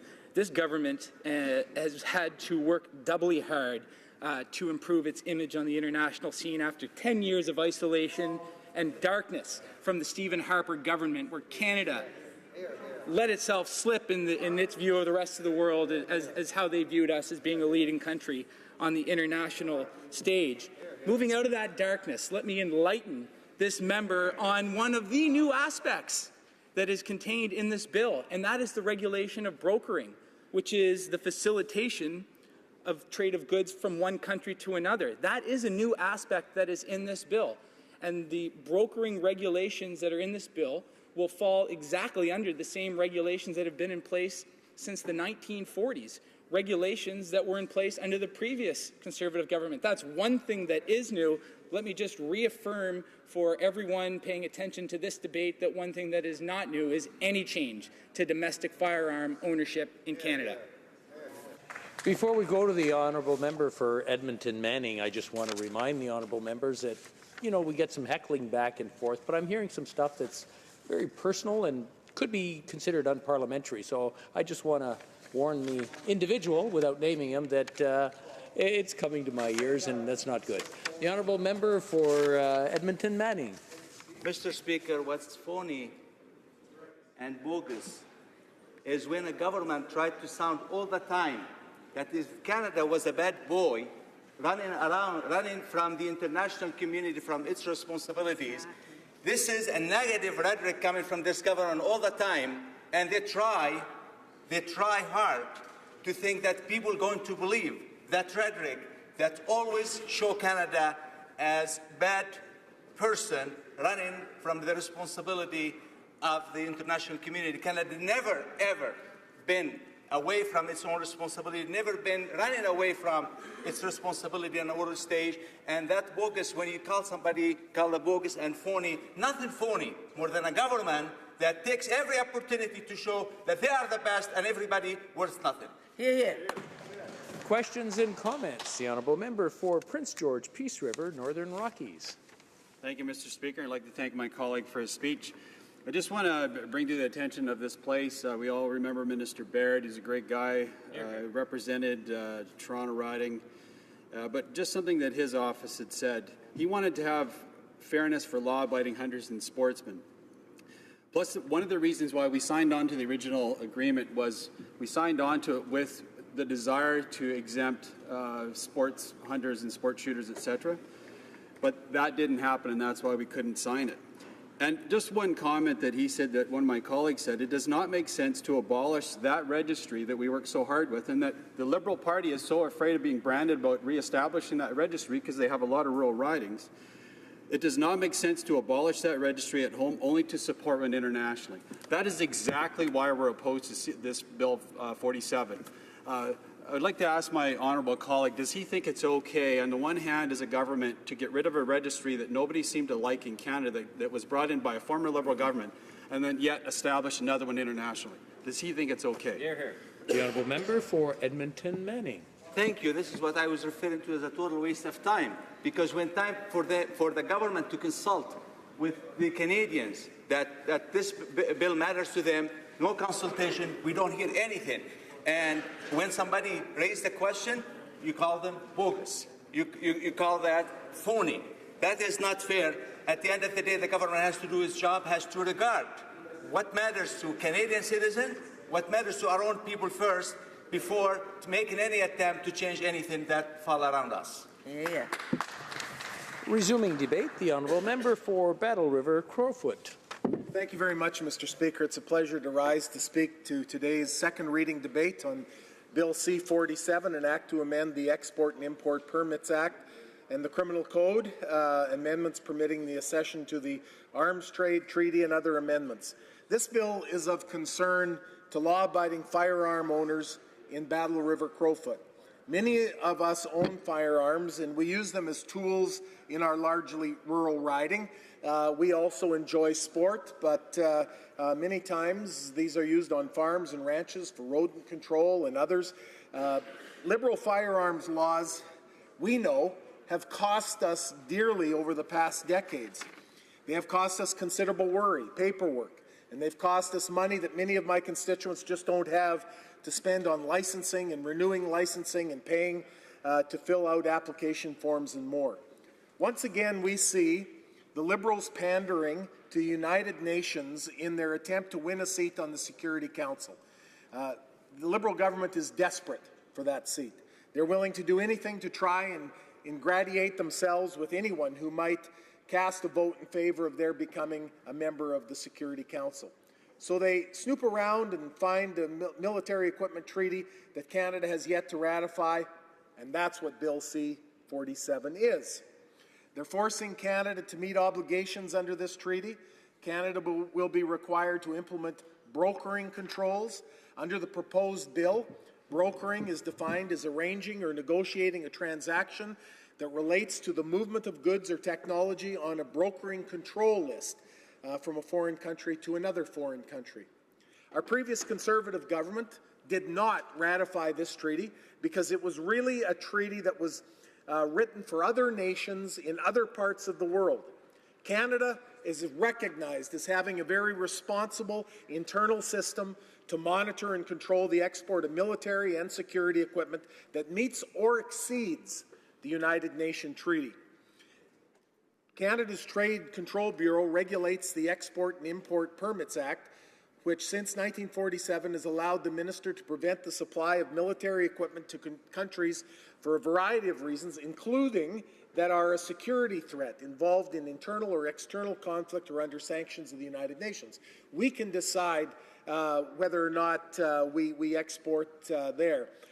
The other thing that we have, specific items that are already heavily restricted by Canada, includes military, strategic, dual-use goods, nuclear energy materials, technology, missile, chemical, biological goods, many other kinds of equipment. Those treaties are already there. We're already tracking and recording more than required under the treaty. Canada Border Service Agency and Statistics Canada collect information on all items exported from Canada and classify these items using categories negotiated in the World Customs Organization. Canada can also utilize a blanket ban on trade with high-risk countries through the use of the Area Control List under the Export-Imports Permit Act. Although it takes an act of the Governor and Council, a country can be placed on that list, and North Korea is currently on that list. In the past, the list has included Belarus and Myanmar, as my colleague from Brandon Souris brought up. Major countries who represent the majority of the sales of military equipment, Russia and the United States, have either not signed or have not and likely will not ratify the treaty. Now, why did I go through those 4 items that already show that Canada has the opportunity to regulate and to watch countries? Because, Mr. Speaker, we have a bill here that is simply overkill. That's why the United States isn't going with it. That's why Russia and other countries are not likely to ratify an agreement, although they may have signed onto the agreement. Like many ineffective international treaties, the key participants in the trade are not part of the treaty. But the Liberals want Canada to sign this treaty. Why? Why on earth do the Liberals want Canada to sign onto a treaty that really was not designed with Canada in mind, but is actually focused on other countries? Well, Mr. Speaker, who knows? I mean, who knows why the Liberals would bring this thing forward now? But I can tell you, and I will in a few moments, exactly what my constituents believe they're up to. For example, I believe that this treaty will affect Canada in a negative way. And let me give you a couple examples. The Department of National Defence, as a department of the Crown, is traditionally exempted from the export control system. Bill C-47 will force National Defence to adhere to erroneous sections of export control systems like never before. But the Liberals don't really care about that. They just want to be able to say that Canada has ratified this United Nations agreement, this UN treaty. The United Nations will indeed be surprised because former Prime Minister Stephen Harper declined to put Canada through this, and the international community understood why he said no thanks, and they accepted that. We were not pushed into this. The folks at the UN will be surprised that of all things, now the next current Prime Minister is willingly and feverishly and actively trying to ratify this treaty. Many at the UN will consider this dusting off of an old treaty rather odd. But they'll recognize that this is simply the Prime Minister desperately trying to do something. And in this case, it may be that he might be able to get a few extra votes for the United Nations Security Council. They'll understand and see right through this disingenuous offer to ratify. Right now, exports of military aid or government-to-government gifts do not require authorization and occur without oversight by Canadian export control officials. But with the passage of Bill C-47, Canada will be required to bring our Department of National Defence into the export control system. So in other words, our national defence will now be under this agreement. This actually works against helping other nations. This will burden Canada whenever we want to help other nations. National defence will have more red tape and a lot more, perhaps, to cut through before we can provide the goods or services that we use to be able to provide without hesitation. How does this fit with Canada is back? The Prime Minister is actually putting Canada in a much more difficult position. Canada is one step back with the Prime Minister making the statement, but he has actually set Canada 2 steps back when it comes to actually being able to help other countries. The Prime Minister said Canada is here to help, but again, this bill will put more red tape and require national defence to do much more. Mr. Speaker, the Liberals are denying that they are actually launching any new form of gun registry with this bill. Well, there isn't a requirement for exporters or importers to retain records in a specific electronic file for a period of up to 6 years. This file must be made available to the Ministry upon its request at any point of time. Now, again, Mr. Speaker, my constituents ask, does this not create some kind of a registry? Does this not create a registry that would be available to the minister on an electronic form, naming firearms, naming people that have them? The information has to contain all the particulars pertaining to the sale, the import, the export of the firearm. As well, the information does not just deal with firearms alone. I will have to interrupt the honourable member. He has a minute and 30 seconds left when we return. At this time, we're going to have to suspend until we return at the call of the chair. I urge everyone to evacuate the building. Thank you. Fire alarm.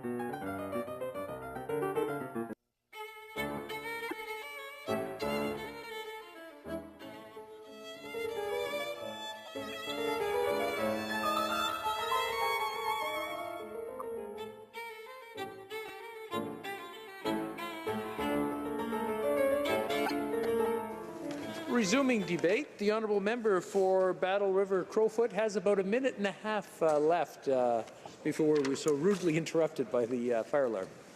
Thank you, Mr. Speaker. In 17 years as a member of Parliament, that's the first time that's happened while I've been actually giving a barn burner of a speech. And so I didn't realize that somebody would pull a fire alarm because it was such a smoking speech. Yeah, okay. Anyway, as you know, we're back on this concern that the Liberals are trying to push through the back door what they wouldn't be willing to bring through the front door. And that's an opportunity to bring forward something very much like a registry, if not a actual registry like we had. Make no mistake, Mr. Speaker, when Alan Rock brought that long gun registry in the 90s, my constituents were against it. They've been against it throughout the entire tenure since then. And when the Conservatives came in under Stephen Harper, Right Honourable Stephen Harper, that was one of the commitments that we made and that we did. We said that we would get rid of the long gun registry, and we did. We said that we would get rid of all the data around so it couldn't be brought up again, and we did. And so now what this government is saying is, if we don't have the ability to do it here, let's do it somewhere else. And that United Nations is just standing there as a beacon of an opportunity to bring forward some type of a registry. So, Mr. Speaker, we say no. We say no. We aren't going to take the chance. They give these platitudes that, well, don't worry not, fear not, they say. But, Mr. Speaker, we've seen it before. We've seen this show before, and we are not going to stand for another registry like that. In just closing, I would ask this one question. When you add red tape, do you believe that that will make the export and import of firearms more expensive or less? If somebody who is bringing firearms into Canada now has to meet all this paperwork and red tape, is it going to do that? Going to make it more difficult to bring in? Is it going to drive the cost of firearms up? Mr. Speaker, this Liberal government again is going to do all they can to punish the lawful firearm owners in this country, and we'll have nothing to do with it. Thank you, Mr. Speaker. The honourable member will have 5 minutes of questions and comments when the issue returns, or this bill returns. Statements by members, déclaration des députés. The honourable member for West Nova. Thank you, Mr. Speaker. On August 30th, I went to Cape St. Mary in my riding of West Nova to highlight the financial support provided by the Government of Canada for the creation of the Cape St. Mary Lighthouse Park. Leadership and the dedicated support of many community volunteers, the Cape St. Mary Lighthouse Park will provide a focal point for showcasing the breathtaking views, beautiful sunsets, and rugged coastline along St. Mary's Bay. The park will also be home to the community's first Lost at Sea Memorial, which will commemorate the many local fishers who have lost their lives while trying to support their families back on dry land. Je tiens à féliciter le... I want to congratulate the committee that did excellent work to carry out this project. At the official opening of the park later this fall, congratulations on a job well done. Merci. The honourable member for Calgary Heritage. Mr. Speaker, constituents in my riding of Calgary Heritage are expressing genuine concern at the cash grab this government is making at the expense of small business owners. These measures penalize entrepreneurship and wrongly depict law-abiding small business owners who built their business models around long-established rules as somehow now cheating the system. In addition to insulting hard-working Canadians, the government is also threatening growth by disrupting a sector of the economy that accounts for much of the country's private labor force. Mr. Speaker, it is not too late for the government to backtrack from these harmful measures and to step away from a proposal that will prove punishing for many middle-class taxpayers. Will this government do right by business owners, or will they continue on this punitive path? The honourable member for Markham Thornhill. Monsieur Président. Mr. Speaker, last Monday, I had the pleasure of joining the Prime Minister and Executive Chairman of Alibaba, Jack Ma, at Gateway 17 in Toronto. Of consumers, and that high quality products like fresh food, lifestyle brands, and travel experiences are hugely sought after by China's large and growing middle class population who are looking online for the best products and experiences from countries like Canada. With the rise of the digital marketplace, Alibaba offers exciting new opportunities for Canadian small and medium-sized enterprises and businesses to sell to this market. I am proud of our government's initiative and efforts to invest in innovation and technologies crucial for the international trade and that supports Canadian businesses and entrepreneurs. These commitments will help grow a future innovative economy that will create Canadian middle-class jobs for today and for tomorrow. Thank you, Mr. Speaker. The honourable member for Burnaby South. Thank you, Mr. Speaker. This summer I had the pleasure of visiting the Coldwater Reserve near Merritt, British Columbia. Chief Lee Spahan showed me where the existing Trans Mountain pipeline cuts through the reserve and their water supply. He reminded me this pipeline, now owned by Kinder Morgan, is a strong symbol of our colonial past. It was rammed through Coldwater and other reserves in the 1950s when Indigenous people were prohibited by law from voting in elections or hiring lawyers. Yesterday, the Court of Appeal ruled the federal government failed in its duty to protect the interests of the Coldwater Band by granting new land access rights based on old, unjust colonial arrangements, thus jeopardizing Kinder Morgan's future pipeline expansion plans. Now, the Prime Minister portrays himself as the champion of reconciliation. A reconciliation champion would not appeal this ruling. A reconciliation champion would not contemplate using the Army to force new pipelines through reserves by arresting First Nations peoples and their allies. A true reconciliation champion will reverse the decision on Kinder Morgan. Thank you. The honourable member for Coastal Bay, Central Notre Dame. Thank you, Mr. Speaker. I rise today to wish Mr. Lloyd Seward of Bishops Falls, Newfoundland and Labrador a happy birthday. On October 3rd, Lloyd will be turning 100 years old. Wow. In 1939, Mr. Seward joined the Royal Navy. While on patrol in the English Channel, he was injured and sent to the Royal Navy Hospital.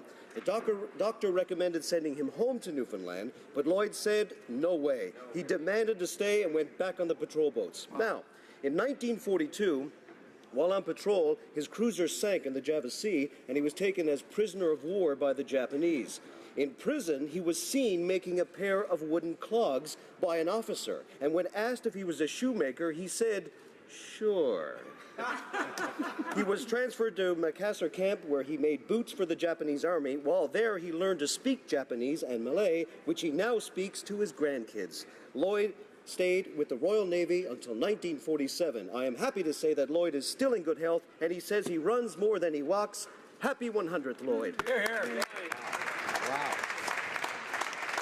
The honourable member for Lambton, Kent, Middlesex. Mr. Speaker, the Liberals don't want the small business tax increase debated in this House.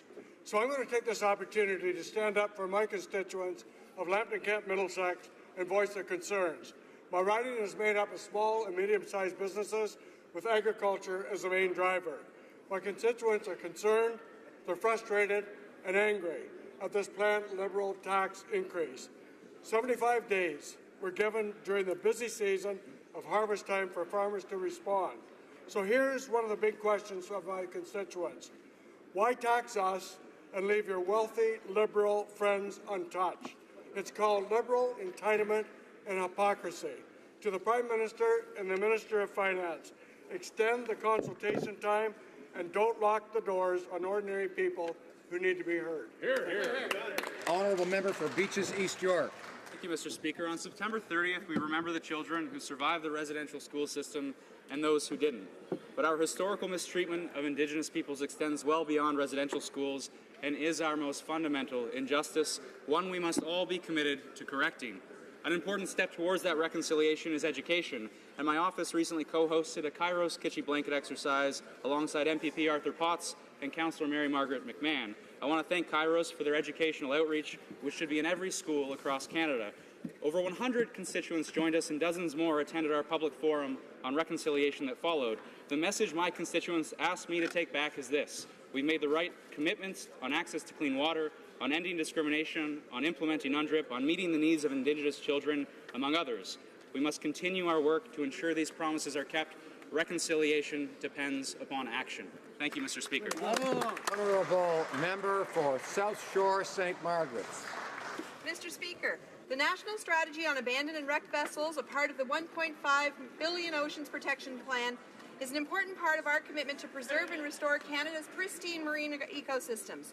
Our government has acted on many cases of derelict vessels, such as the Farley Mowat, which for too long threatened the marine environment in my riding. And we will work with our partners to develop proactive plans to address large commercial vessel problems according to the risks they pose. Another concrete step in our plan, Mr. Speaker, was the tabling of the Nairobi International Convention on the Removal of Wrecks 2007 last week, which brings Canada one step closer to aligning with international standards and strives to make Canada a leader in marine protection. Our government takes environmental stewardship seriously and will be introducing legislation shortly to further address this issue as we continue to demonstrate that a clean environment and a strong economy can and must go together. Thank you, Mr. Speaker.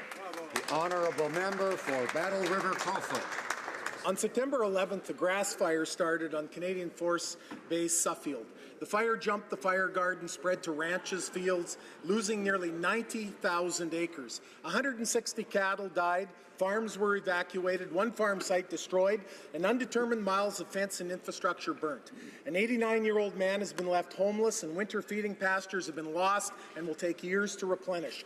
Residents had to leave their homes in the middle of the night, and everyone tirelessly fought this fire. Fires coming from CFB Suffield are common as they explode ordnances and carry out their exercises. There remains many unanswered questions about this fire. Why did the base cause a fire when southern Alberta was under a fire ban? Why was the base's emergency response so inadequate? I thank the Minister of Defence for meeting with me to hear my constituents' concerns. We hope that progress will be made quickly with the internal review, and the local community will be kept advised as to the process and results. Thank you, Mr. Speaker. The honourable member for York Centre. Mr. Speaker, on Friday night, Jewish people from around the world will observe Yom Kippur, the holiest day in Judaism. Yom Kippur translates to the Day of Atonement and marks the culmination of 10 days of reflection that began on Rosh Hashanah. This year, we have another cause for reflection. Yesterday, the Prime Minister inaugurated the National Holocaust Monument in Ottawa.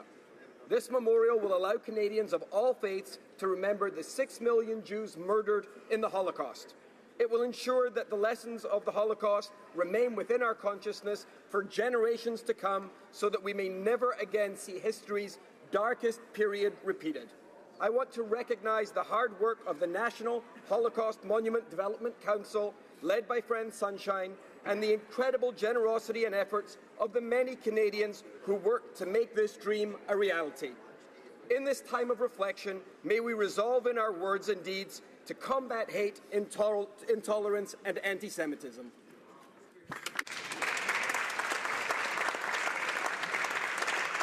The honourable member for St. Catharines. Thank you, Mr. Speaker. September is International Childhood Cancer Awareness Month, a chance to honour the 10,000 children currently fighting cancer today, to remember the many children that we've lost, and to support childhood cancer survivors.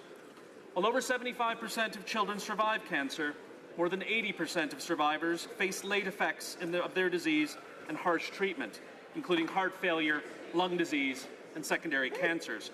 There's no known cause for childhood cancer and therefore no prevention strategy. Our government will continue to support cancer research so that children will have the chance to grow up.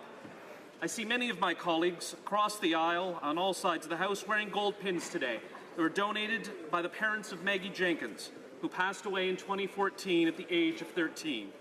It's clear to me that this House stands united on continuing to work to end childhood cancers for Maggie and for every other child suffering needlessly at the hands of this insidious disease. Thank you, Mr. Speaker.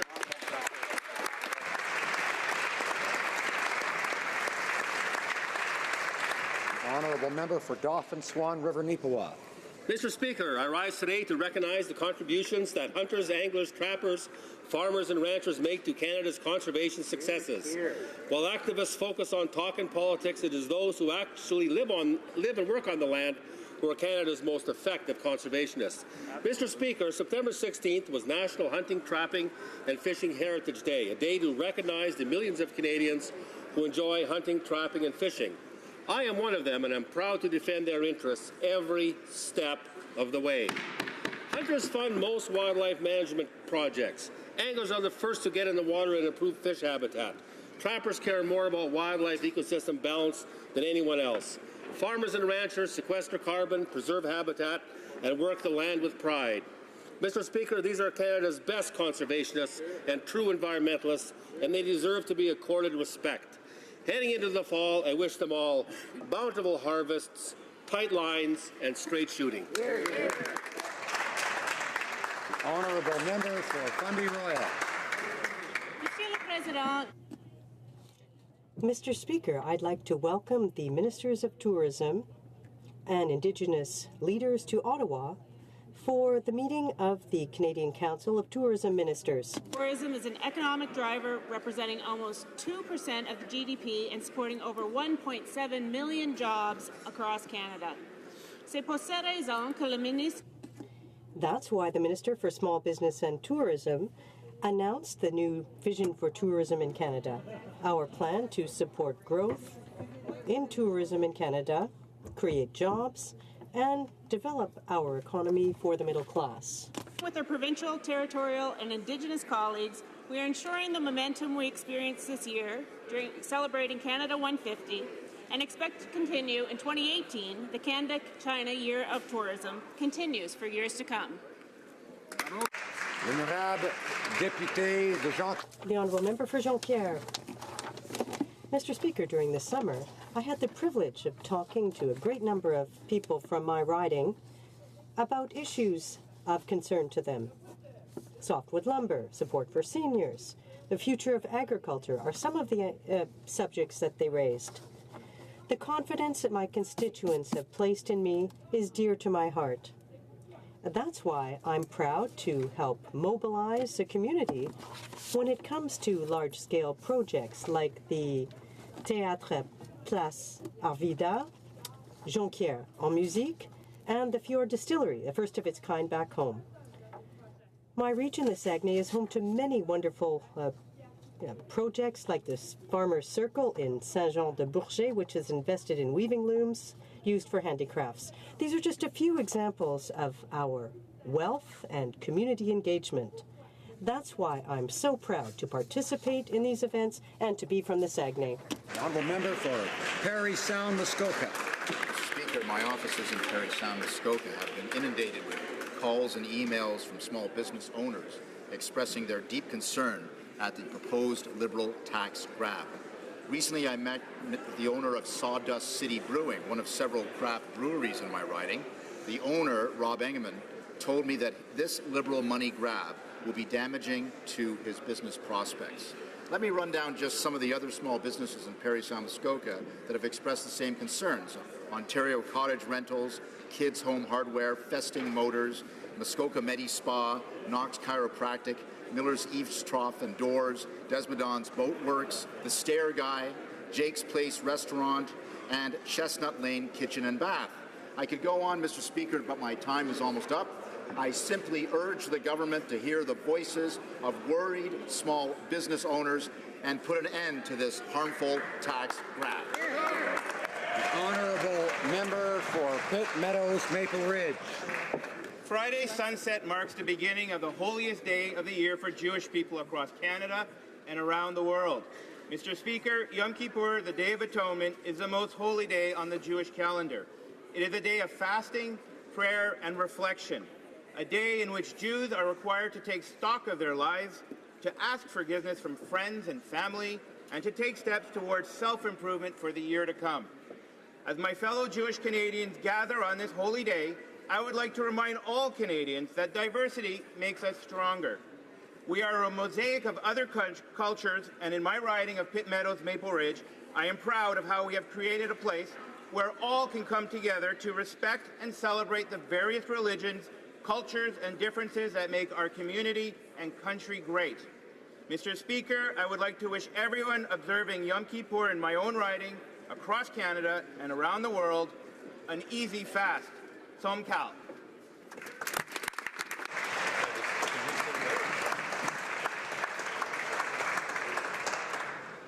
Oral questions. Questions orales. The Honourable Leader of the Opposition.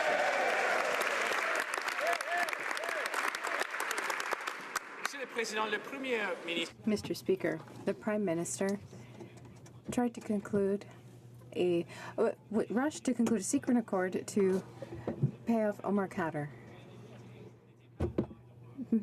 When members were not in Ottawa, and when even the families of the victims of Omar Khadr had not been heard from, he hid everything from Canadians. I therefore offer him the opportunity to be honest with Canadians and to tell us for himself how much did he really give to Omar Khadr, the Prime Minister. Mr. Speaker, the Omar Khadr issue is an issue that has to deal with only one thing, the behavior of the previous government, which did not defend and in fact even violated Canadian rights. When the Canadian government does not respect and defend Canadians' rights, everyone pays for it. I am outraged. The opposition is outraged. Canadians are outraged about this payment, and I understand they should remain outraged. Because if people will recall how we did not want to do this, no other government will violate them. The Honourable Leader of the Opposition. Relations happened under a Liberal government. And now he pretends, he claims that he's outraged, Mr. Speaker, that he's so angry, and I'm sure his hands were just shaking in anger as he was adding more and more zeros to the check that he gave to Omar Khadr. Canadians are outraged over this. They're outraged that he completely ignored Omar Khadr's victims and their families. They're outraged that Omar Khadr got $10.5 million of their money while he continues to fight veterans in court. So the previous Conservative government respected the decision by the courts, repatriated Omar Khadr. That was the only compensation that he was entitled to. Why did the Prime Minister go over and above that? The Right Honourable Prime Minister. Mr. Speaker, previous governments violated Omar Khadr's fundamental rights. What is at issue is not Omar Khadr's behaviour, it is the behaviour of Canadian governments. When the Canadian government does not defend people's rights, we all end up paying. That's the principle that is at play here, and it's one that everyone, particularly members of the Conservative Party, need to remember. You can't just stand up for rights when it's easy or popular. You have to do it when it's hard, too. Honourable Leader of the Opposition. Mr. Speaker, the Minister of Finance said that the Liberal tax reform plan has problems. I am impressed by the capacity of the Minister to underestimate things. And yet, the Prime Minister insists that he will not back down on these tax increases. Does the Prime Minister agree with the Minister of Finance, who said that the plan is a problem, and will he back down on it? The Right Honourable Prime Minister. Mr. Speaker, for weeks, for months, we've been hearing from Canadians that have questions and concerns about our proposal to make sure that all Canadians pay their fair share of taxes. We have heard those concerns, and we can reassure Canadians that we are going to continue to protect and to help the middle class while asking the wealthiest Canadians to make sure that they pay their fair share of taxes. That's what Canadians expect from this government, and that is what we are going to do. The Honourable Leader of the Opposition. These tax issues are clear. It was our Conservative government who lifted more than 1 million low-income Canadians off the tax rolls altogether. And the Parliamentary Budget Officer confirms that Conservative tax changes benefited low and middle-income Canadians far more than any other group. This Prime Minister decreased tax revenue from the 1% by over $1 billion, and he's raised taxes on 81% of middle-class families who are paying almost $1,000 more per year because of him. So why is it that every time this Prime Minister tries to help the middle class, they always wind up paying more? Right Honourable Prime Minister. On the contrary, Mr. Speaker. The very first thing we did was lower taxes on the middle class and raise them on the wealthiest 1%. And Canadians might ask why the Conservatives voted against those measures. The next thing we did was bring in a Canada Child benefit that gives more money to 9 out of 10 Canadian families by not sending child benefit checks to millionaires, a program that will lift hundreds of thousands of kids out of poverty. Right now, we're looking at ensuring the system no longer encourages wealthy Canadians to use private corporations to pay lower taxes than middle-class Canadians, and that's what we're going to stay with. The Honourable Leader of the Opposition. Well, Mr. Speaker, there's one millionaire who's still getting help from taxpayers for their child care, and that's the Prime Minister. We know that the Prime Minister currently owns at least 2 numbered companies which help manage his vast family fortune. We also know that he incorporated a small business back when he was billing charities thousands of dollars just for the privilege of listening to him speak. But now he wants to kick the ladder out from other small business owners who are trying to get their own operations off the ground. Can the Prime Minister explain why he set up his speaking business? Was he one of the wealthy Canadians who incorporated to avoid paying taxes? Right, Honourable Prime Minister. Mr. Speaker, we recognize that we have inherited from previous governments, including the Conservative government, a system that favors the wealthy, that offers advantages to wealthy Canadians, not there for middle-class Canadians. We have committed, both in the election campaign and since, to fix that system, to change those rules, to make sure that we are giving help to middle-class Canadians and those working hard to join it, and not to the wealthiest Canadians. The previous government was quick to help wealthy Canadians. We're focused on the middle class and those working hard to join it.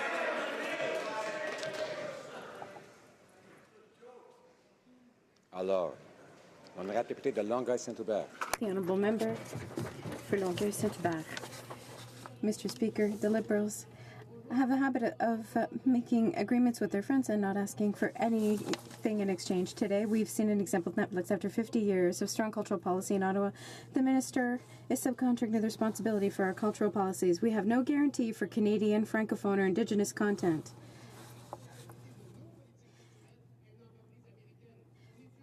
Have we decided to subcontract the responsibility for our cultural policies to an American corporation?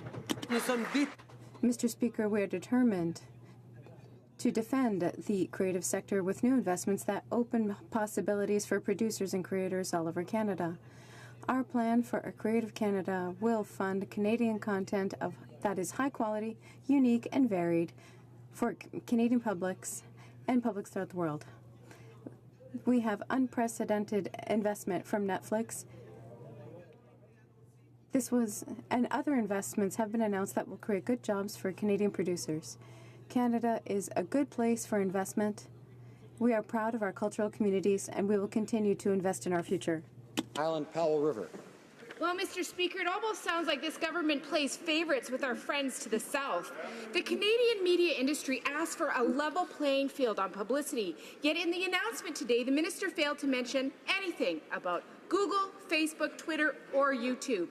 And worse, this government spent $13.7 million on ads on those platforms.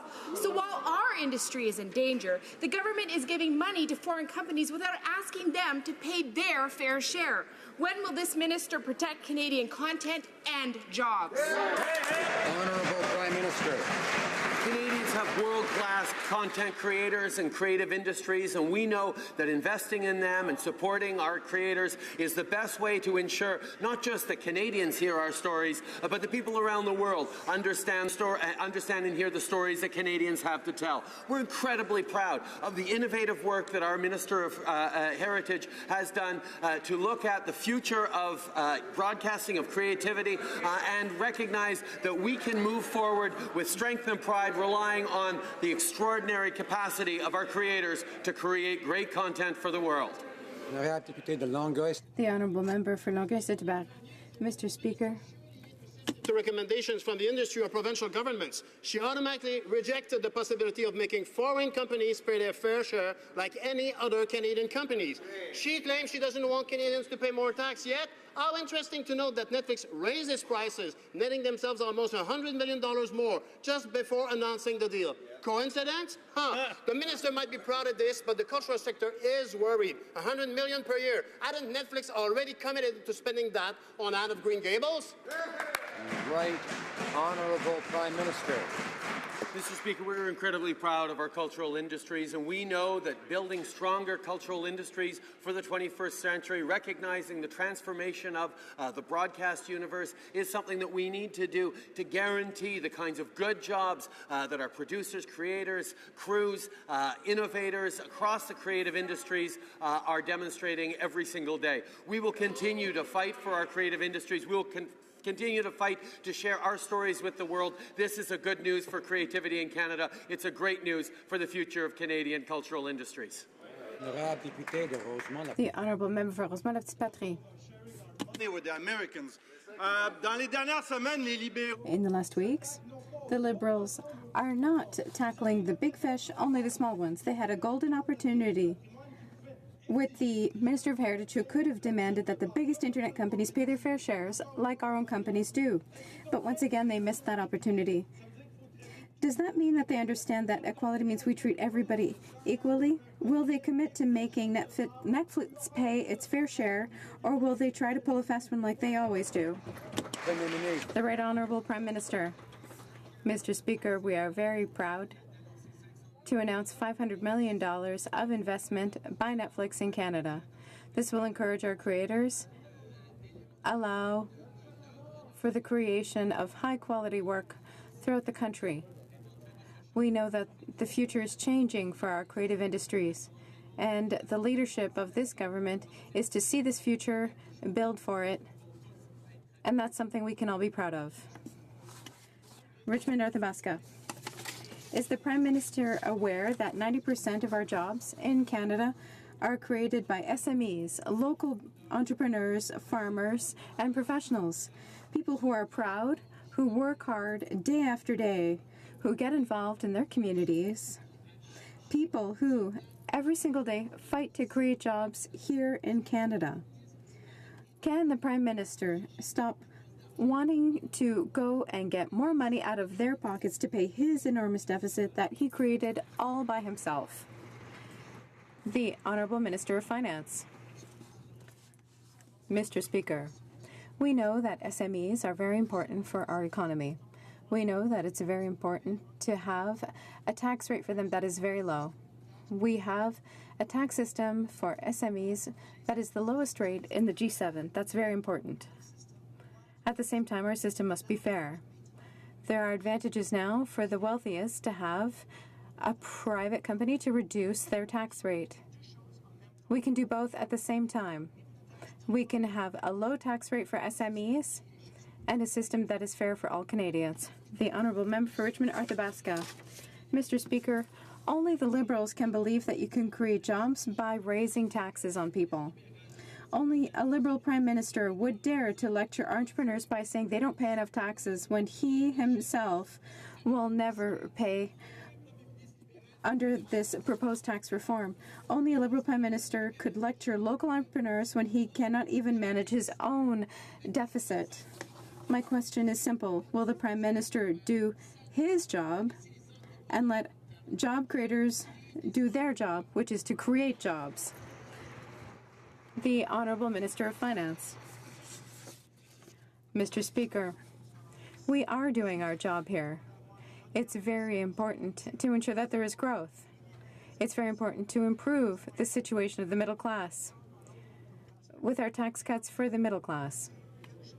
At the same time, we've done something important for Canadians of the country, the Canada Child Benefit, which helps families, but at the same time helps our economy.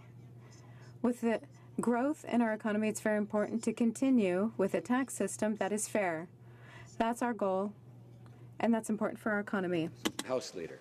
Mr. Speaker, the Minister of Finance committed in writing, and I quote, to abstain from any participation in any matters or decisions relating to Morneau-Shapell.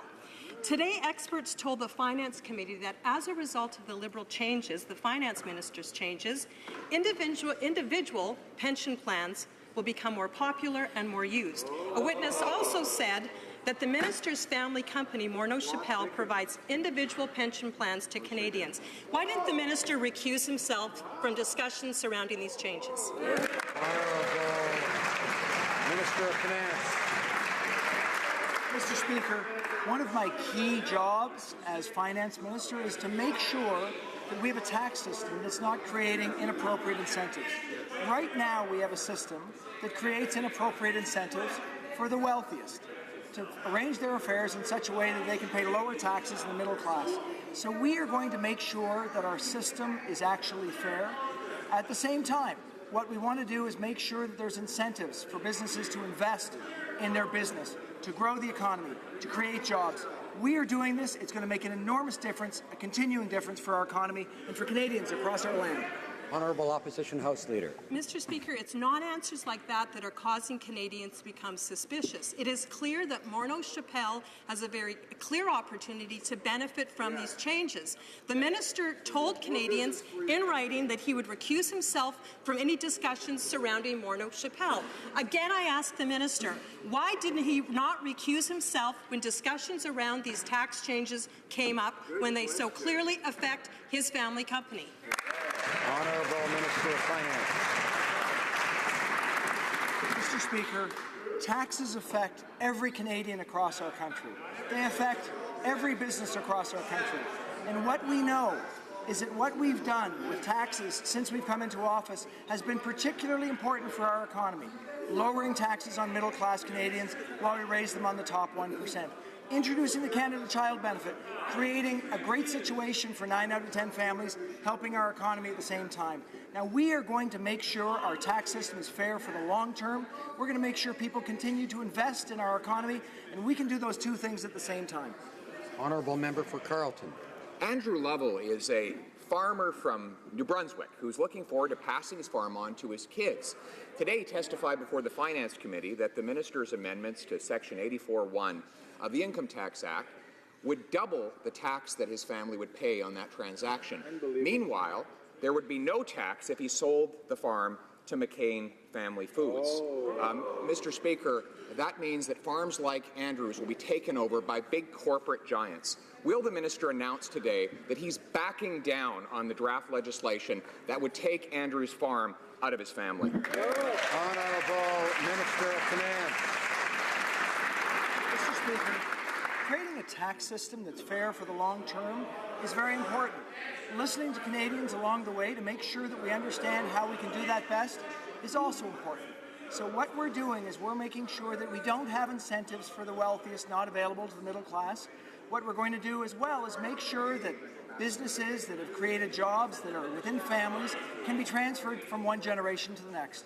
That's true for farmers, and that's true for all businesses. We want to make sure that they can be successful, they can pass them on in an appropriate way to the next generation, and we're going to listen to make sure that we get this right. Member for Carleton. Order. Speaker, the minister is an honourable man, but he did not answer the question of the House Leader. He committed in writing to prevent a conflict of interest situation from arising and to avoid the perception of preferential treatment that he would abstain from any matters relating to Morneau Shepell. Today we had two witnesses that testified under oath that his tax changes will lead to a large increase in the number of people who put money into individual pension plans that are offered fairly uniquely by Morneau Shepell. Why didn't he abstain from this conversation? Honourable Minister of Finance. Mr. Speaker, I can only say that saying something doesn't make it true. What we need to do is focus on what's actually going on here. We have a system that encourages... I always love the camaraderie in here. Order, order. I have to hear the answer from the Honourable Minister. And we all have to hear it, so we can know whether if there are any rules broken. Of course, among other things, the Honourable Minister of Finance has the floor. Mr. Speaker, as I was saying, what we need to do is focus on what we're actually trying to achieve here. We are trying to make sure that for Canadians across this country, that they have a tax system that they can feel confident is actually creating the kind of opportunity that they want. And that means that it shouldn't be creating more opportunity for the richest people that can go forward and arrange their affairs in a way they get more and more advantage. Advantage is not available to the middle class. We know this is happening. We've done the work to examine this issue. And what we're going to do is make sure we get it right for the long term. Member for Vancouver Kingsway. Mr. Speaker, the Parliamentary Budget Officer just released a report on universal pharmacare. The PBO says a public drug plan can cover every single Canadian and save $4 billion a year. Now, Canada is the only developed country in the world with a public healthcare system that does not include prescription drug coverage, and the high cost of pharmaceuticals is forcing too many Canadians to choose between refilling their fridge and refilling their prescriptions. So will the Liberals join with the NDP and commit to creating a universal pharmacare program? Honourable Parliamentary Secretary to Minister of Health. Mr. Speaker, our government is committed to strengthening Canada's healthcare system, including enhancing the affordability, accessibility, and the appropriate use of prescription drugs. We look forward to reviewing the Parliamentary Budget Officer's analysis of the cost of a universal national health care program. But let me make it clear, Mr. Speaker, we need to make sure that Canada's existing prescription drug system is more efficient and responsive before we can begin to discuss a universal drug coverage. The Honourable Member for Salaberry-sur-Roi. The dream of a public healthcare system in Canada has not yet been entirely made real, but it's within our reach. The PBO's report clearly shows that we can reduce the cost of prescription medication with a pan-Canadian pharmacare program and save billions of dollars. Quebec has already demonstrated its leadership in this matter, but it's time for the federal government to do the same. Let's achieve our mission of offering a true, complete healthcare system to all Canadians. Will the Liberals join the NDP to make reducing the cost of prescription medication a reality? Honourable Parliamentary Secretary. Mr. Speaker, by taking bold steps to address affordability, accessibility, and appropriate prescribing, we are working with all of our provincial partners to bring prices down and to improve pharmaceutical management. Mr. Speaker, as I've said, we look forward to reviewing the Parliamentary Budget Officer's analysis on the cost of a universal healthcare system, and we remain committed to continue to work with the provinces, territories, and all of our partners to lower drug prices, to provide timely access to medicines, and improve patient care through appropriate prescribing and use. The Honourable Member for Louis Saint Laurent. Thank you, Mr. Speaker. The Minister of Finance said himself that there is a problem with his reform. That's the first step. But I'll help him move along. In his thought process, small businesses are paying more taxes, whereas the private companies, like the ones that he has, are affected by it. Small businesses are going to pay more. Morneau Shepell, a publicly traded company, is going to benefit from the changes being implemented, and he refused to recuse himself from those discussions. Will he not admit that Canadian entrepreneurs are the ones who are going to pay for his bad management? The Honourable Minister of Finance. Mr. Speaker, let me be absolutely clear. We want to continue having the lowest tax levels for SMEs among the G7. That's very important. It's important for SMEs to have opportunities to invest in their active affairs. That's very important. We're going to continue with those opportunities. At the same time, it's important to consider a tax system that encourages the wealthiest to have private corporations, to let them pay a lower tax rate than the middle class. That's not a good system for the future, and it is our goal. Nicola. Mr. Speaker, the Minister of Finance is an honourable Minister of the Crown. He has given assurances in writing to prevent a conflict of interest situation from arising and to avoid the perception of any preferential treatment. In regards, Mr. Speaker, we want to see accountable government. Part of being accountable means to give an accounting of how you've handled your affairs and the affairs for all Canadians. The Finance Minister has not answered the question, why did the Minister not abstain from promoting these proposed tax changes, Mr. Speaker? Why? Honourable Minister of Finance. Mr. Speaker, not only did I not abstain, but I actively engaged in working to make sure their tax system is fair. This is very important for Canadians. We want to make sure that middle-class Canadians know that the opportunities from the tax code are there for them and not just for the wealthiest. This is critical. We want to make sure that our tax system encourages the activity we want, investing in business. So I will continue to actively engage to make sure our system is fair, that encourages activities that are important like investing, and that we know that for the long term, the next generation has a really positive opportunity with growth in this country. L'honorable député. The honourable member for Mégantic-L'Érable. Mr. Speaker, I am stunned by the answers of the Minister of Finance. At the Finance Committee this morning, witnesses told us that the Minister of Finance's company was going to benefit from the proposed tax changes proposed by this government. And now the Minister of Finance has just told us that he is proud of it, proud that he did not recuse himself. Why did the Minister of Finance not recuse from promoting tax changes that are going to benefit his own company? The Honourable Minister of Finance. Mr. Speaker, I am very proud that in the future we will have a tax system that is more fair for the middle class and all Canadians. That is very important. I am very proud that we are going to have the opportunities for SMEs in our system to invest significantly in our future. That's important for growth and for trust in our system. This is a very important issue for us and all Canadians, and we are going to continue with these measures. Hills. Mr. Speaker, the responses from the Minister of Finance I find very disconcerting. We heard from two witnesses at the Finance Committee today that the changes proposed by the Liberal Tax Minister or the Liberal Finance Minister could very well benefit Morneau Chappelle. And he's saying that he actively participated in those discussions. He signed an agreement that he would avoid any perception of any influence and conflict of interest. Why is the minister not abstain for promoting these proposed tax changes? I'm going to give it one more time to answer that question. Honourable Minister of Finance. Mr. Speaker, I am very pleased to tell this House and all Canadians that I did more than actively engage in this. I am deeply involved in working to make sure our tax system is fair. This is critically important. For Canadians to have confidence in our tax system, they need to know that it works for all Canadians, not just the wealthy few. So we're going to continue with these efforts. They also need to know that first and foremost, I care about growing our economy, and I absolutely do. We know that making sure people can invest in their active business is critically important.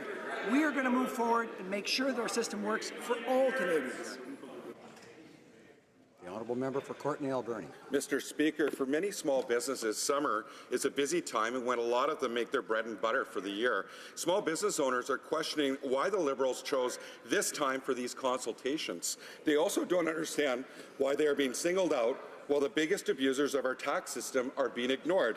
So instead of shutting down these talks in a few days, will the Liberals extend the consultation period and expand the scope to include big business, CEOs, and tax havens? Let's put the fairness back in tax fairness. Honourable Minister of Finance.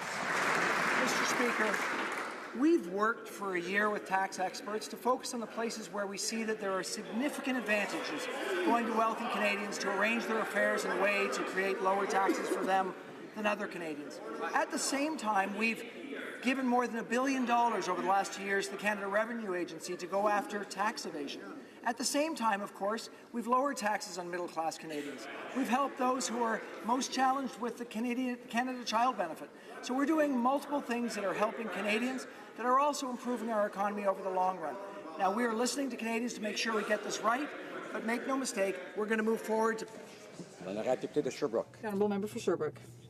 Mr. Speaker, Canadians know what a fair tax system is. A fair tax system is one where CEOs and millionaires, like the minister, pay their fair share of taxes. And yet today, the wealthy are still exploiting tax loopholes to shelter millions, even billions of dollars, and they're still being protected. It's completely unfair. they still haven't tabled any legislative measure that would make our system truly fair. So why is the minister turning a blind eye to tax havens that are causing us to lose at least $8 billion a year? The Honourable Minister of National Revenue. Mr. Speaker, I want to thank my colleague for giving me the opportunity to tell Canadians about the results of our actions fighting against tax evasion and tax avoidance. We have made historic investments of nearly $1 billion, Mr. Speaker, to fight against tax frauds. Our plan is yielding results. In the last 2 years, we have been able to recover over nearly $25 billion from tax evasion and tax avoidance. We have 335 cases that have been transferred to criminal investigations, $44 million. Thank you, Mr. Speaker. Earlier this year, my colleagues and I on the Finance Committee took a comprehensive review of tax evasion and tax avoidance to ensure that all Canadians are paying their fair share. In our report, the committee recommended that the Government of Canada establish a reporting program for the CRA that would ensure that Canadians have access to information about the agency's efforts when it comes to tax avoidance and tax evasion. Can the Minister of National Revenue please update this House on the progress of those recommendations? Thank you, Mr. Speaker. Honourable Minister. Happy to receive the Finance Committee's recommendation, and I want to thank them for the hard work they put into their studies. Since receiving the report, we have put in place a regular report on our results. We have a good result to share. 335 cases transferred to criminal investigation, $10 million in fines, $44 million in penalty imposed on third party. Tax evaders have nowhere left to hide, Mr. Speaker.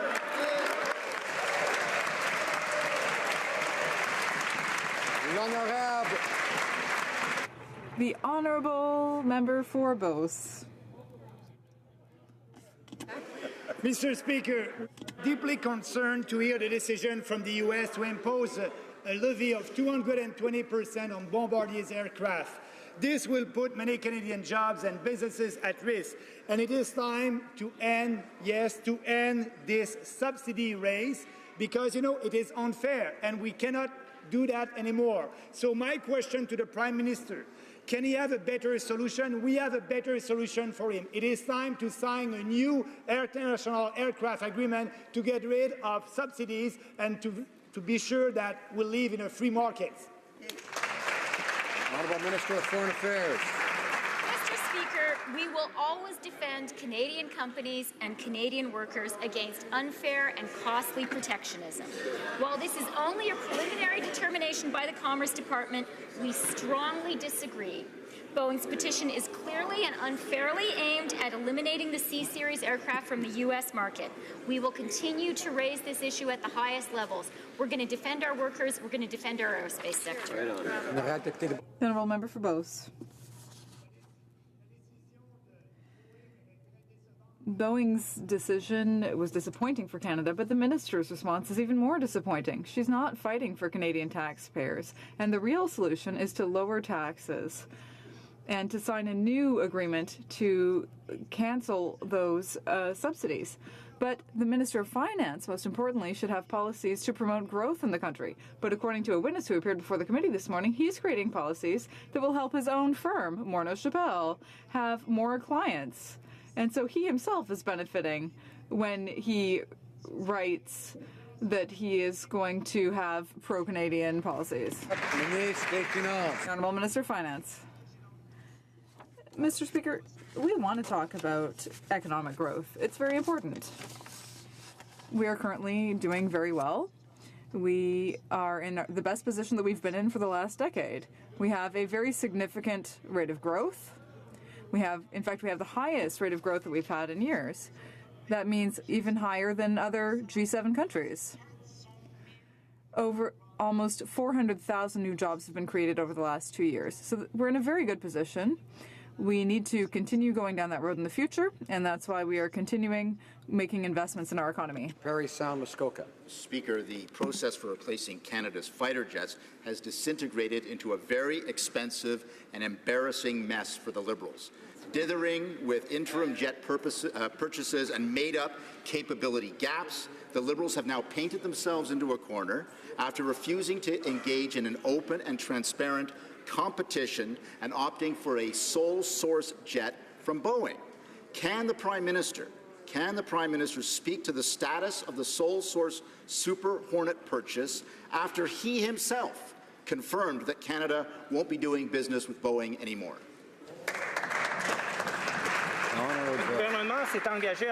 The government is committed to give the Royal Canadian Air Force the equipment that it needs until the replacement fleet of jets is fully operational. That's why we are continuing to study the possibility of acquiring an interim series to replace the C-18s until a permanent solution is found. We are looking at various options, and we are trying to see if they will meet our requirements and if the timeline and the costs and the economic value are acceptable to Canada. For Selkirk, Interlake, Eastman. So, Mr. Speaker, the Liberals' fighter jet replacement fiasco has gone from bad to worse. Yeah. The Prime Minister has stated that Boeing is no longer a trusted partner and has threatened to cancel all future projects with Boeing. This includes the Liberals' asinine interim purchase of 18 Super Hornets, which has been mocked by the entire defense community. Will this Liberal government stop playing partisan political games with our troops and immediately launch an open and transparent competition? Honourable Parliamentary Secretary. Mr. Speaker, we said clearly in our new defense policy that we would purchase 88 fighter jets to replace our aging fleet of CF-18s, and we will ensure that we have an interim solution so that we can meet our NATO and NORAD obligations and to ensure the safety of Canadians. Report Moody Coquitlam. Foreign diseased fish are now in Pacific waters threatening wild salmon. Industry knows it, the courts recognize it, and yet this government ignores it. Shame. More than 5,000 Canadians wrote the Prime Minister demanding his government take action. The government's response? Silence. When will the government follow its own rules and regulations, and when will the Liberals stop the transfer of dangerous, infected salmon into BC waters? The Honourable Parliamentary Secretary for Fisheries and Oceans. Mr. Speaker, as a British Columbian, I know and share the real concerns that British Columbians have around this issue, especially after the incident that happened in Washington. While Fisheries and Oceans BC aquaculture regulations are amongst the most rigorous in the world, all options to improve are on the table. It is also our responsibility, first and foremost, to protect our wild Pacific salmon. That is why we are investing and implementing the Cohen Commission's recommendations as well as the wild salmon policy. And in addition, we will do no less than 20 salmon enhancement projects in British Columbia just this year, Mr. Speaker. The Honourable Member for Berthier-Masquinongé. Mr. Speaker, last July, everything was confirmed. The devastating waves that caused so much damage in Yamachiche and Pointe-du-Lac were caused by human error. The ship was moving too quickly, and this was despite warnings not to do so. Despite many interventions that I and my colleague Fort Trois-Rivières have made in the House, we recently learned that these victims won't receive any compensation at all. This is completely unacceptable. These citizens need justice. Can the Minister of Transport confirm today that there will be a compensation plan for the victims of Yamachiche and Pointe-du-Lac? The Honourable Minister of Transport. Mr. Speaker, our thoughts are with the people who were affected by the events that my colleague just described, where a ship moved too fast in Yamachiche, creating a large wave. The organization that manages ship captains is being looked at right now because, in my opinion, the current standards are clearly not sufficient in terms of punishments for boat owners who violate the law. Mr. Speaker, 86% of oil refined in eastern Canada comes from other countries. The majority of foreign oil producers like Algeria and Venezuela do not prioritize environmental stewardship, where Canada is already a world leader. But the Liberals change the rules and add roadblocks for Canadian energy, risking investment and jobs. Of course, the Liberals' rules don't apply to foreign oil tankers in the St. Lawrence. That's a double standard. So my question's clear. Will the Liberals add upstream and downstream emissions assessment as a condition for foreign oil imports? Honourable Minister of Natural Resources. Speaker, the interim principles that we established in 2016 apply to the Energy East project, the very same assessment. And by the way, the assessment of the projects that have been already approved resulted in 3,000 jobs for the Nova Gas pipeline, 7,000 jobs for the Line 3 replacement project, 15,440 jobs for Trans Mountain expansion. Order. I need to hear, order, we need to hear people say, order. The Minister of Natural Resources has about 10 more seconds. He doesn't maybe realize. No, I guess he's all done. Yes, he's done for now. Honourable Member for Lake. Honourable Minister of Natural Resources. Mr. Speaker, if the honourable member and the House wants to know about more jobs created in the energy sector, I would invite the question. For Lakeland. Well, Mr. Speaker, lots of talk and no answers. A 2014 Worley-Parsons study before the Liberals created complete chaos said Alberta's regulatory standards are the best in the world. Yeah. But the Liberals are deliberately stopping Canada's highly regulated, socially and environmentally oil from getting to market with roadblocks and delays, but not oil from regimes with abysmal human rights and environmental records. Liberal uncertainty actually puts world-class Canadian energy second. When will the Liberals finally champion Canadian resources and stop putting Canadian oil and gas workers out of jobs? Honourable Minister of Natural Resources. Mr. Speaker, we are deliberately creating good jobs in the energy sector throughout the country and mostly in Alberta. I could go on. The Orno Appetite Mine, 910 jobs. The Woodfire LNG, 700 jobs. We have created thousands of jobs in Alberta, in Saskatchewan, in British Columbia, and across the country in the energy sector because we know natural resources drive the Canadian economy, and they will continue to under this government.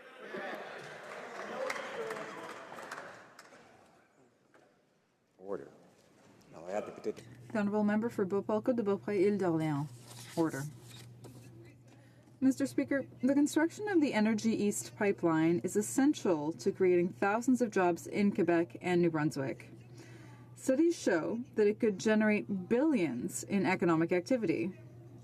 The Liberals never intended to support this project, which is so important for Eastern Canada. They would rather make ideological decisions than share our resources all across Canada, from coast to coast. This Prime Minister claims to defend the middle class, so why won't he stand up for good jobs here in Canada? Honourable Minister of Natural Resources. Mr. Speaker, we have been saying since this government was elected that it is a primary ambition of the Government of Canada to move our resources to market sustainably, that environmental stewardship and economic growth go hand in hand, and the third pillar is meaningful consultation with Indigenous communities. We have changed the process. We have made sure that all three pillars have been essential in the way we have made decisions, and in so doing have created tens of thousands of jobs for Albertans and Canadians. We think that's not a bad record in less than 2 years. Member for Pickering-Uxbridge. Mr. Speaker, this year we celebrate the 150th anniversary of Confederation, and we can reflect on the legacy for the future. Despite the important milestones witnessed in these 150 years, women, girls, and gender nonconforming people still face hardships. There is more work remaining for gender equality to become a reality in Canada. Can the Minister of Status of Women update this House on how our government is contributing to the overall goal of building a strong and independent women's movement? Honourable Minister for the Status of Women. Mr. Speaker, I'd like to thank the honourable member from Pickering-Uxbridge for her commitment to gender equality.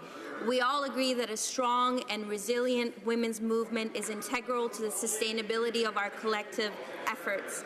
Since forming government, Mr. Speaker, our governments relied heavily on the expertise of leaders from the women's movement to shape the first federal strategy to address and prevent gender-based violence. The same leadership has taken the $48 million investment in grants and contributions and are transforming and saving lives each and every day. We will continue to work with them in partnership. The Honourable Member for Niagara West.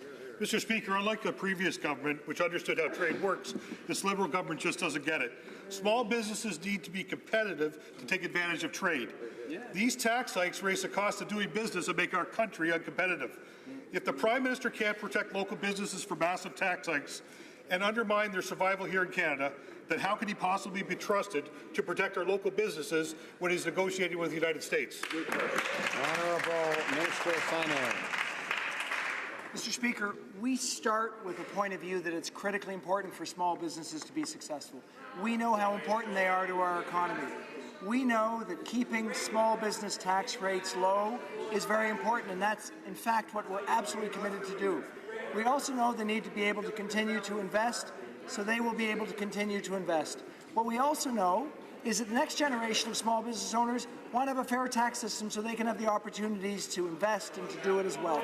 So we are going to satisfy all those goals, allowing businesses to have a low tax rate, making sure they can invest, making sure the next generation has a fair system. Honourable Member for Ashlega. Mr. Speaker, changes made to the PPS are not working. Members of the House of Commons Protection Services have been without a contract since last March, and the negotiations aren't moving forward. What's more, we recently learned that the employer had started threatening employees who tried to exercise their charter rights.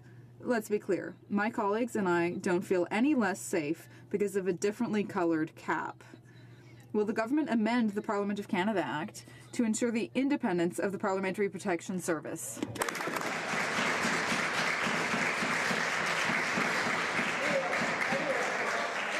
The Honourable President of the Treasury Board. We have much respect for the public service, and we will continue to do things for the public service, including for the PPS. Monsieur le Président, cet été, j'ai eu l'occasion de me promener dans mon...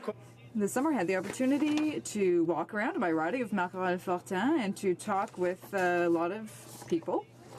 And I could see how much our roads are being used. Can the Parliamentary Secretary to the Minister of Infrastructure and Communities inform this House of the measures taken to support public transit in Laval, to improve the quality of life of workers and the families who use public transport every day? Honourable Minister, or rather the Honourable Parliamentary Secretary. Thank you, Mr. Speaker. First, I'd like to thank my colleague for Marc-Aurèle Fortin for his question and for his devotion to his constituents in Laval. Recently, with 4 of my colleagues, I was pleased to announce that our government will be contributing more than $6.9 million into 29 public transport projects in Laval, including the purchase of 29 hybrid buses, the renovation of many storage garages, and other replacements.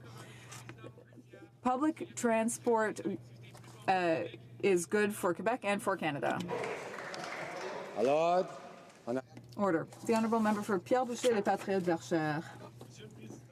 Mr. Speaker, in this small room in the Chateau Laurier, the Minister of Heritage announced the creation of Netflix Canada, a foreign company exempt from the GST, from Quebec sales tax, and from income tax.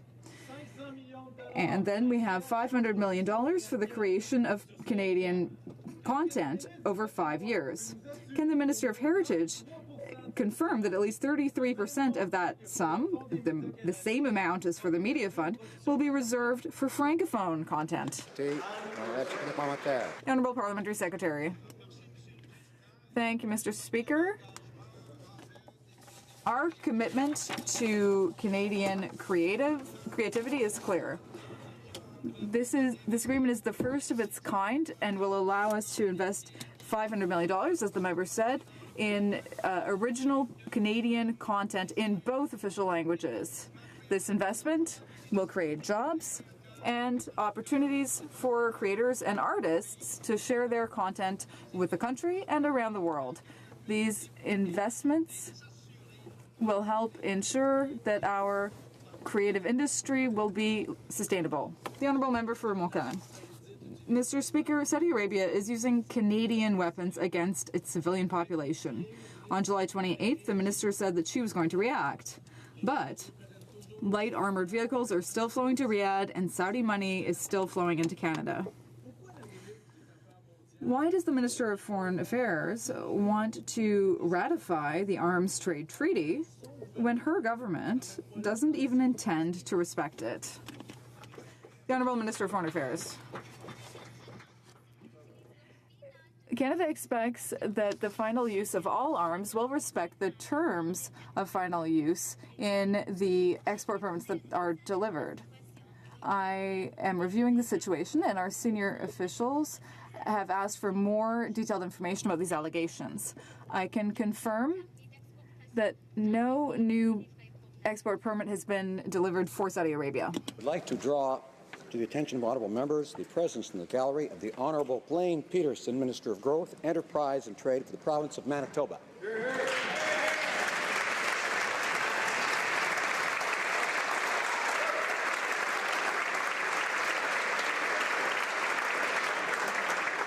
And now I believe the House Leader for the official opposition has the usual Thursday question. Thank you, Mr. Speaker. Well, you may recall last week I asked the Government House Leader if we would have an opportunity to be able to have a supply day so that we could discuss some of the important issues that are affecting Canadians. Now, we know what we're all hearing about, and so this week we did ask the government, because they had given us any opposition days over the last 2 weeks, if we could possibly have a take-note debate.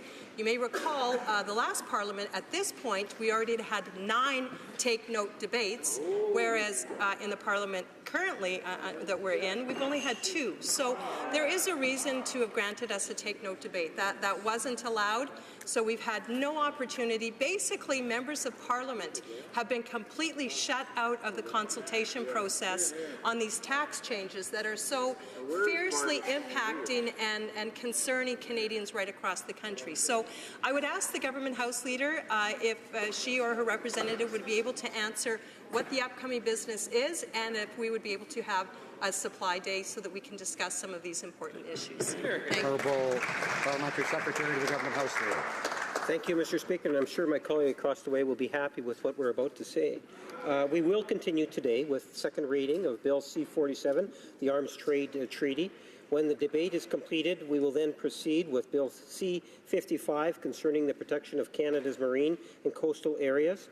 Tomorrow, we will return to Bill C-55. The business for Monday and Wednesday next week will be for Bill C-48, the Oil Tanker Moratorium Act, and Tuesday and Thursday shall be allotted days. Thank you, Mr. Speaker. The Honourable Member for Bona Vista, Burin Trinity.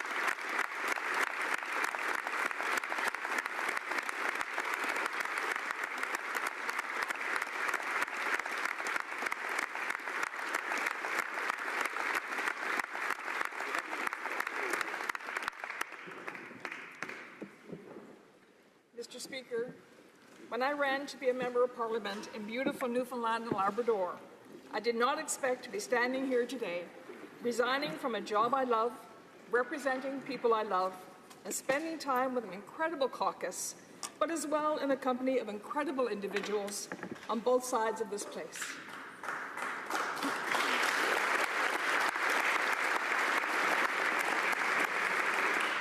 That includes you, Mr. Speaker, our table officers, our pages, our security, and all who work in the public service. We work here because we know we can play a part in making a difference in our country. As MPs, we are here because others made it possible for us to have the privilege to serve. I am so thankful to my constituents for giving me this opportunity. It has been an honor to be here. It has been an honor to serve with all of you as fellow MPs. It has also been an honor to serve for 10 years as a cabinet minister in Newfoundland and Labrador and here in Ottawa, supported by a dedicated public service, men and women who are committed to doing their very best. I have also been blessed with very caring and capable constituency employees in both Newfoundland and Labrador and Ottawa. They worked tirelessly with me over the past 20 years to respond to the issues facing our constituents. And to the many volunteers who worked on my campaigns over the past 20 years, there are no words to express just how much I appreciated your commitment and hard work. Making my decision was not an easy one for all the reasons I just stated. However, given my reason for reaching that decision made it easier, and the outpouring of support for and appreciation of that decision has been overwhelming. No one has been more understanding and supportive than my seatmate and friend, the Prime Minister.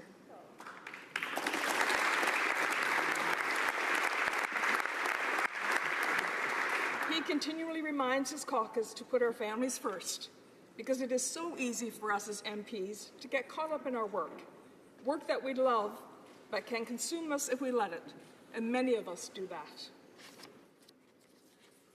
Standing here saying goodbye, I think of our friend and colleague Arnold Chan, who was taken from his family and friends way too soon. I think of all who battle cancer and do so with courage.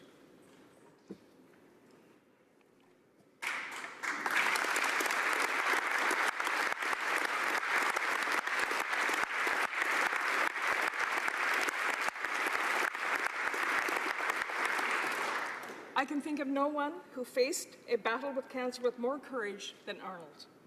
I was a whip when he was elected in 2014, and in addition to other responsibilities in that role, you become a confidant and a source of strength when needed. For Arnold, I know that sharing my experience with cancer helped in some way as he fought to survive while doing a job he loved. We often spoke about how staying involved and keeping your mind occupied really does help. He was such a kind, courageous man who fought to the end and inspired many, including all of us in this House. Things happen in life to all of us that impact and sometimes change completely the direction that our lives go in. Things also happen in life to help prepare us for those changes. And while we may not realize it when they happen, it does become apparent when strength and courage are needed to get through difficult times. The memories I have of the strength and courage of another young man who dipped his leg in the Atlantic Ocean in Newfoundland and Labrador before starting his Marathon of Hope will always stay with me. I was a reporter with CBC at the time and assigned to cover the story. Terry and I talked about his bout with cancer and his vision of using his experience to bring a focus to the need for research. As the interview ended, I commented on his curly hair. He had a lot of it. He told me it was a positive outcome for him, having lost his hair while being given chemotherapy drugs to battle the cancer. As anyone who has fought cancer will tell you, remaining positive is half the battle. Unfortunately, there are other factors beyond our control. I followed Terry's trek across the country, and like other Canadians, was saddened when it was reported he couldn't continue. While Terry couldn't complete the marathon, he made a difference, and 37 years later, people throughout our country take part in the annual Terry Fox Run. In fact, this week is the Terry Fox School Run throughout Canada. Terry inspired many, and just as I was inspired by Arnold, I was inspired so many years ago by Terry. Little did I know that several years later I would be diagnosed with breast cancer. Not once, but twice. Most recently, 3 years ago. Like Terry, I lost my hair. And while it may not look like it now, it grew back curly. As it grew back, I thought of Terry and his curls, but especially his positive attitude. When illness strikes a family, the natural thing to do is pull together and go in survival mode. I saw that with the Fox family, and that is what happened in my family. And no one was more determined that I was going to survive my first bout with cancer than my daughter Carla, who was only 25 at the time. Carla sat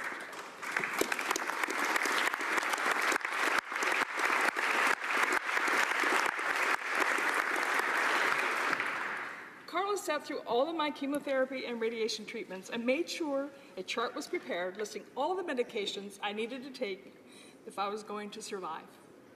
She was determined to make sure I didn't miss any. So needless to say, she has a full appreciation of the toll cancer can take, but she also knows surviving cancer is possible. And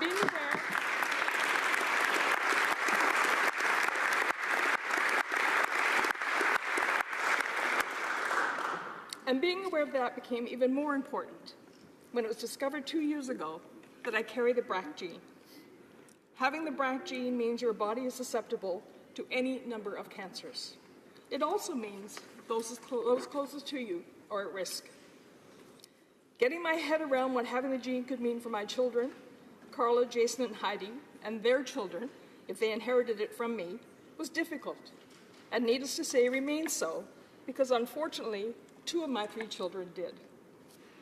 While we believe knowledge is power, very personal decisions that involve taking measures to prevent cancer require a lot of courage. Having the BRCA gene also means running the risk of dealing with genetic discrimination in areas like insurance access and workplace practices. No one should be discriminated against on the basis of their genetic characteristics.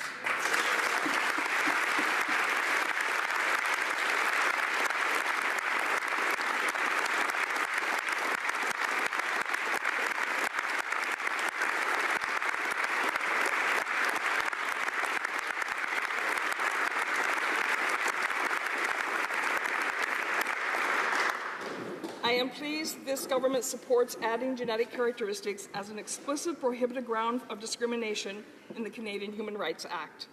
The Minister of Justice has written to the premiers of the provinces and territories to get their support.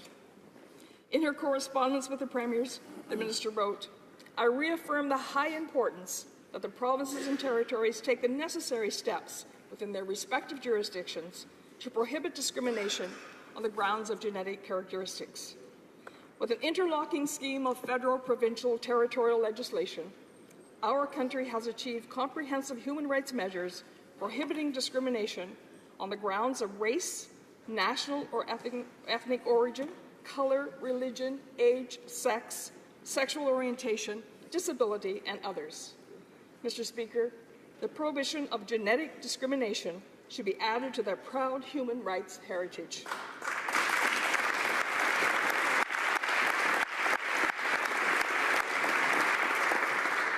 My plea today on behalf of all Canadians who have genetic characteristics is that every premier in our country will join the federal government and take the action required to do so.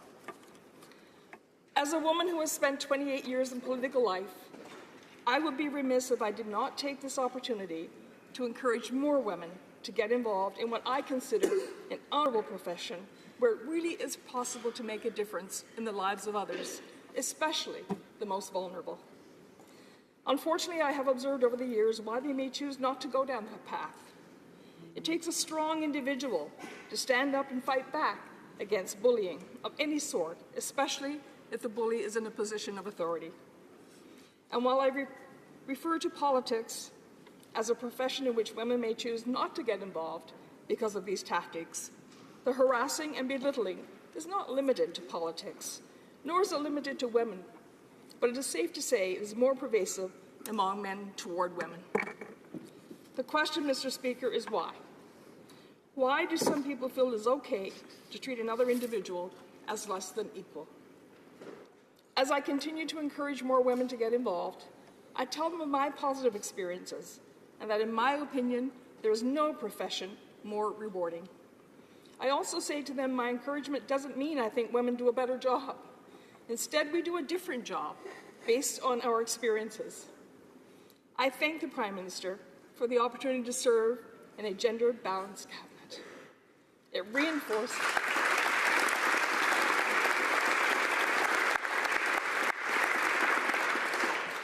reinforced my belief that when men and women work together, respect each other, and are treated equally, the best work can be accomplished. In my 28 years of political life, I have seen and heard it all. I have dealt with and heard about the experiences of others that should never have occurred. As I look at my daughter and granddaughter in the gallery, and know that in the 2015 election, only 88 of the 338 members of Parliament elected were women, just 26%. The fight for gender equality is far from over. And while some inroads have been made, it is a fight which all of us, men and women, should take on so daughters and granddaughters in our country can have the opportunity to serve and make a difference.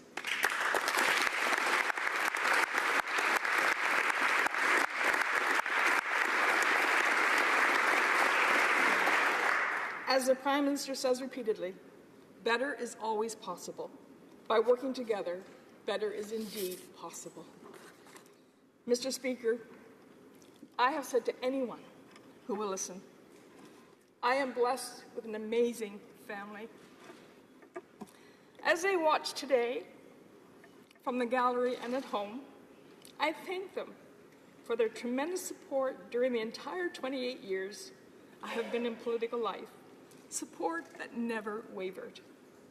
They knew how much I appreciated the opportunity I had been given and that I thrived on it. Having served in provincial politics prior to being elected in 2008 as a Member of Parliament, we knew as a family the job would take me away from home more often than I would be at home. And as an MP representing a riding of 240 communities, even when I was in Newfoundland and Labrador, it meant I was rarely home. My husband of 43 years, Howard has put up with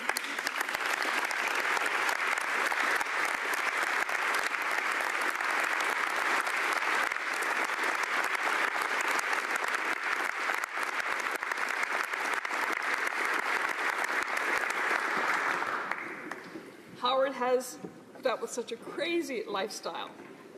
And knowing how much I enjoyed my job, campaigned vigorously every election to help me keep it. In fact, I always said, we ran. He has been the stalwart in our family, a husband, a dad, a father-in-law, and now a poppy to Katie May, Meadow, Ruby Jude, and Elliot, to whom we say, we love you to the moon and back.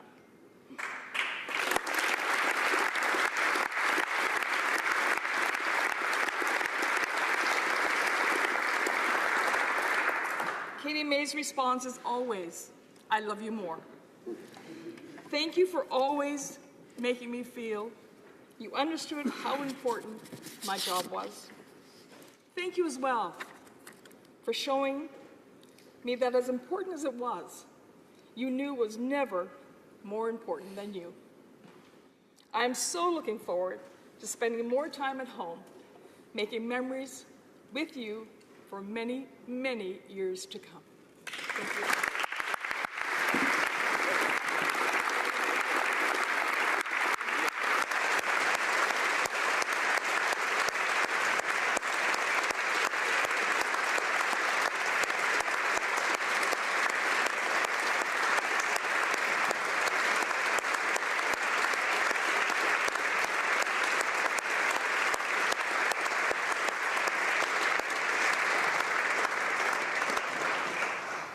Right Honourable Prime Minister.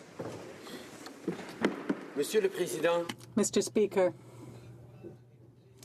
it is with pleasure and with great sadness as well that I rise today to thank my colleague and a dear friend, the member for Bonavista Burin Trinity. Parliament Hill, almost 10 years ago, I got to meet good people who, every day, strived to do great things. People who were focused on serving Canadians, on tackling difficult challenges, on trying to figure out the best way forward for our country. People whose diligent efforts and dedicated work never fail to make a positive, meaningful difference in the lives of those who elected them. The member for the then riding of Random-Buren-St. George's was one of those people. Newly elected to this House together on October 2008, we were both technically rookies, but I knew very well that, unlike for me, the member didn't fit that label. En tant que conseillère principale, as a main advisor in Cladwell's office and as former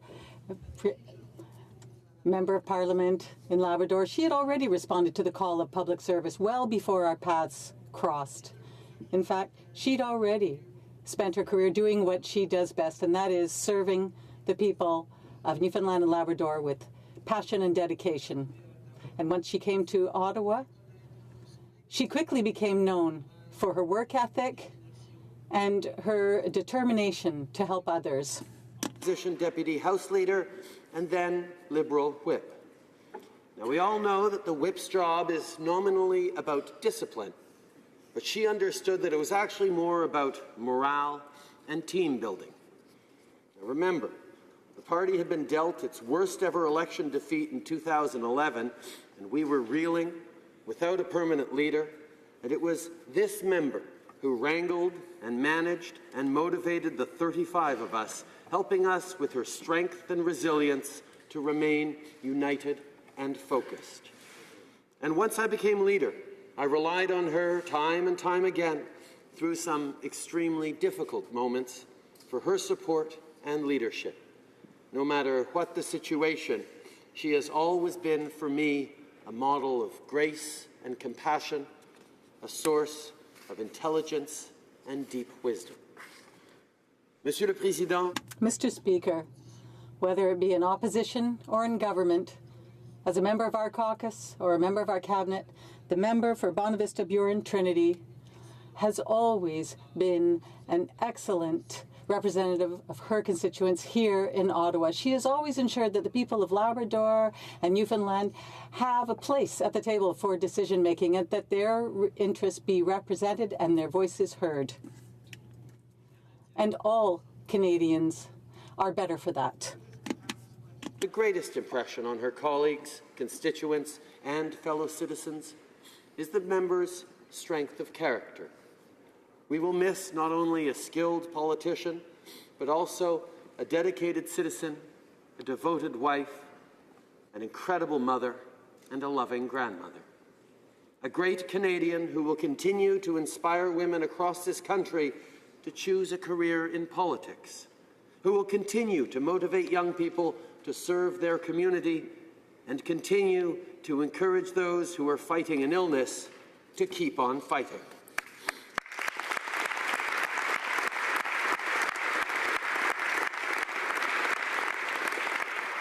Canadians, like the members on all sides of this aisle, will not forget the courage and fortitude shown by the member in the face of adversity. She is, and always will be, an example of resilience, passion, and grace to us all. Monsieur le Président. Mr. Speaker, this member is without a doubt one of the most hard-working people I have ever had the pleasure of knowing. Having her with me, by my side, from the day I decided to serve this country has been a true privilege. Here to serving the world in which her children and grandchildren would grow up, and now the time has come for her to enjoy it with them.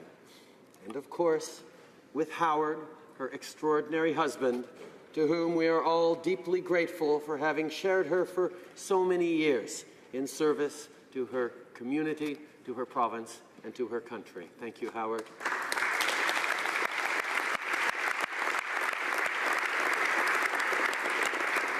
Judy, my dear friend, I'm going to sorely miss you, having you by my side. But I know, we all know, that your family and friends need you by their side even more. I love you. Thank you.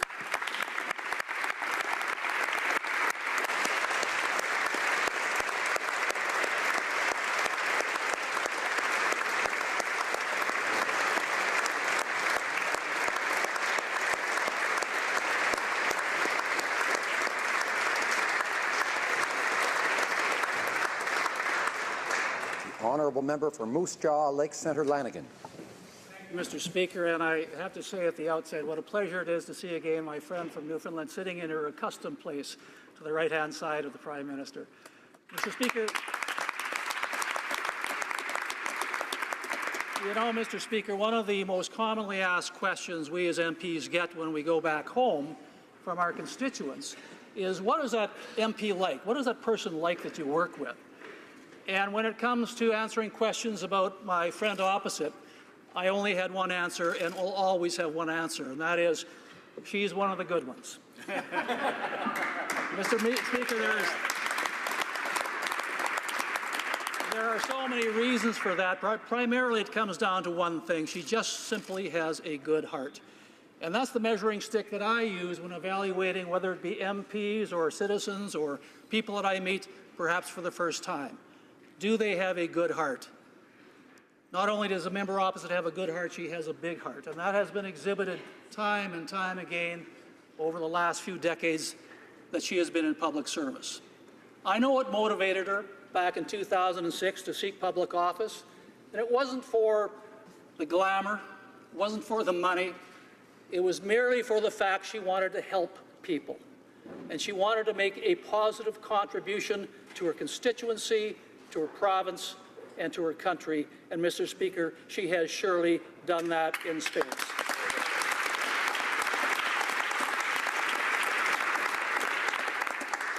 Since 2006 to 2008, she served in the Cabinet, the province of Newfoundland, in several capacities. She was a minister looking after several portfolios. She did all admirably well. But then, of course, came the inevitable call to move up and onwards, and she did. Arriving in Ottawa in 2008, and as our Prime Minister said, immediately demonstrated to all of her parliamentary colleagues on both sides of the aisle her work ethic, her competency, and her love for this place. Almost immediately, she was appointed Deputy House Leader and fulfilled all of those obligations admirably. But I think she left perhaps her greatest mark on this Parliament starting in 2011 when she was appointed Party Whip.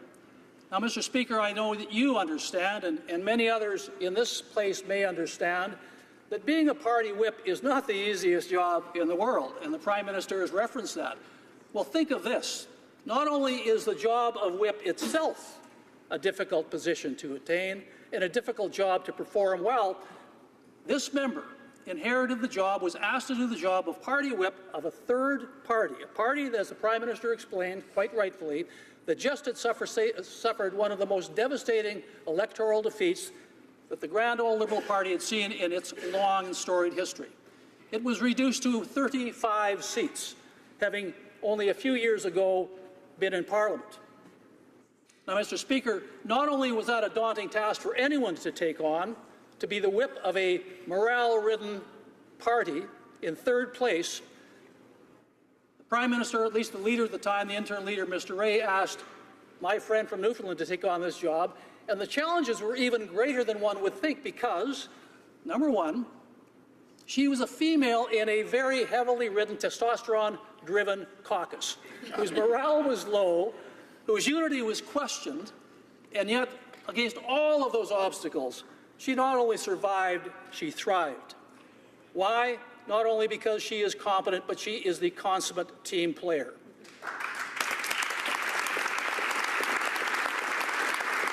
And, Mr. Speaker, as we all know in this place and in politics in general, loyalty is everything.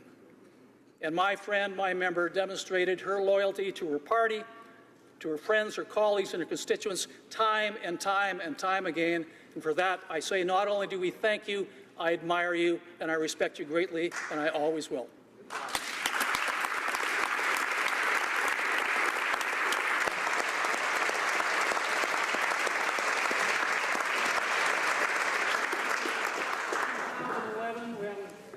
My friend opposite inherited the role of whip also brought with it some other challenges, far greater than anything she had experienced before in her life. And that's when she discovered that she had cancer.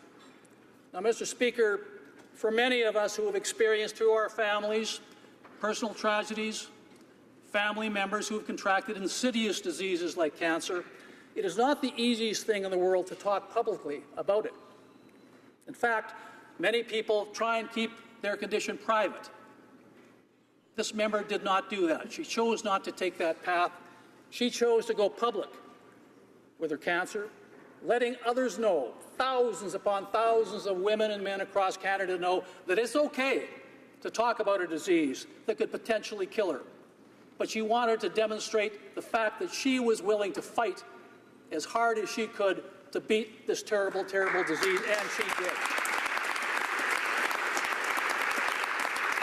Mr. Speaker, back in those days, every Tuesday afternoon, I had the pleasure of spending some time with my friend opposite because we were both members of the House Leaders' offices. I in government, she in the third party.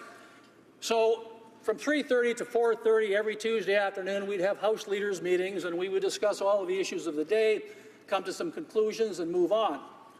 But during that period of time as well was during the period of time where the member opposite was severely ill. Some meetings she could not attend. Others she did. And I remember watching with great admiration how she faced this insidious disease head on, with courage, equanimity, determination, and more than anything else, an unfailing sense of humor. And Mr. Speaker, I recall on several occasions thinking, if the situations were different and I were the one facing these health challenges, would I be able to meet the challenges with the grace and the dignity as the member opposite? And I think I could not. To her, I say this: you have demonstrated above and beyond not only your courage, your determination, but an unflagging spirit for life. And you truly are an inspiration to all of us and all of women across Canada who have battled the similar disease. And thank you for that. It will never, ever be forgotten.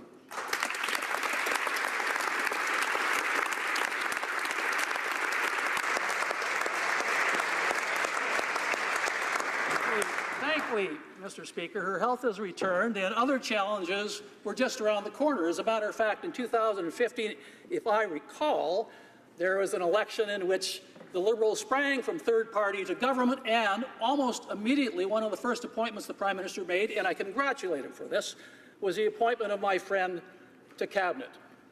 And Mr. Speaker, I'd always learned and heard from my former boss, Prime Minister Harper, the way he approached Cabinet positions was simply this: he'd find the most competent people and give them the toughest jobs. And boy, but my friend from Newfoundland must be competent, because the job he was given by the Prime Minister was almost unspeakable. Think about this for a moment, Mr. Speaker. Think about the files that that member had to manage in her time as Cabinet Minister. Phoenix and the payroll problems. Canada Post and the conflict of whether home delivery would be abandoned or retained. Shared Services Canada with the massive government IT transformation. Now, Mr. Speaker, I would think that those would be formidable for 3 Cabinet Ministers to manage, yet this Cabinet Minister did all 3, and she did them exceedingly well. My only regret, Mr. Speaker, is that I was hoping that the minister would stay in Parliament and continue on in her role, because as chairman of the Government Operations and Estimates Committee, the minister appeared before our committee on several occasions, and I was looking forward to continued appearances by the member until at least 2019, when then I hoped I would be meeting her, but that's when she would be in opposition. But that's for another discussion, Mr. Speaker, that we won't get into now. Mr. Speaker, I also have to say that without question, her love of politics has only been exceeded by her love of family. Anyone who knows this member knows that she has an unqualified and unreserved love for her entire family. They are her heart, her soul, her being. Family is everything to this minister, and for that I admire her so very, very much as an example of what can be done to combine both the love of family and the love of country in one very, very competent package. And I must say that even though we will miss her and miss her here in Ottawa, I know that her family is going to receive her well, and I know that probably the only two little people who are going to love seeing their grandma more than the member opposite are future grandchildren.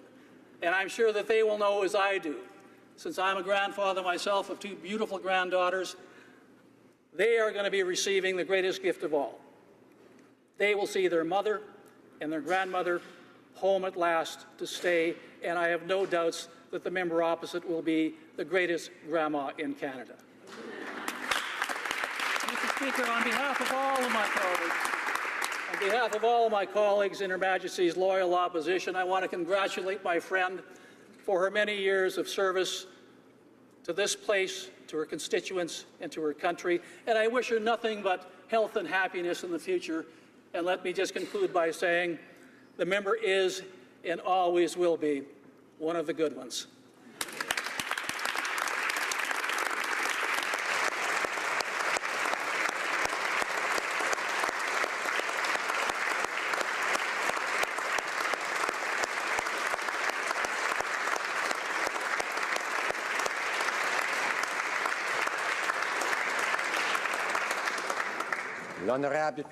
Honourable member for Algoma, Manitoulin, Kapuskasing.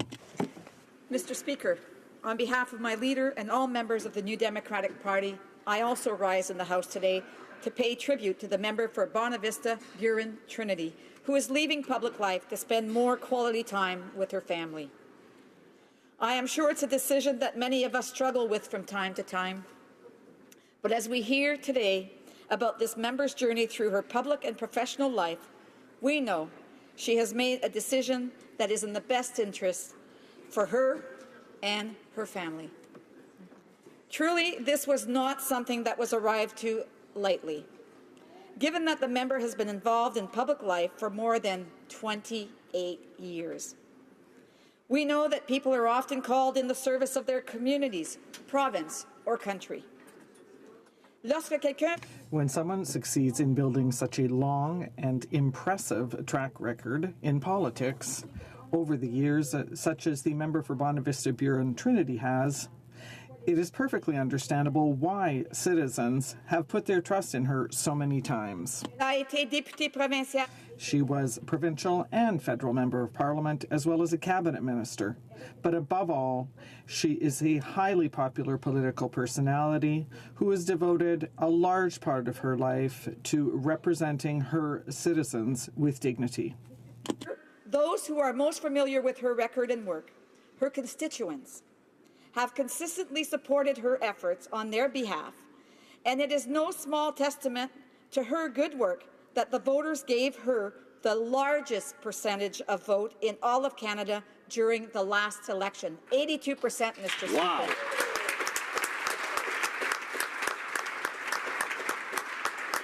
In that respect, she will go out at the very top, and that is something we can all congratulate her on.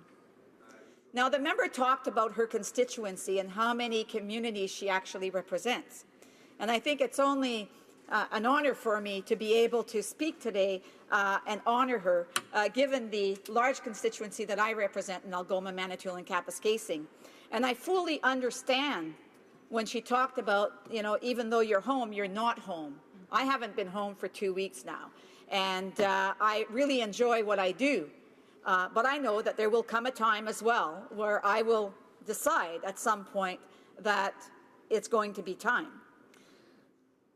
The people in our constituency understand that as well.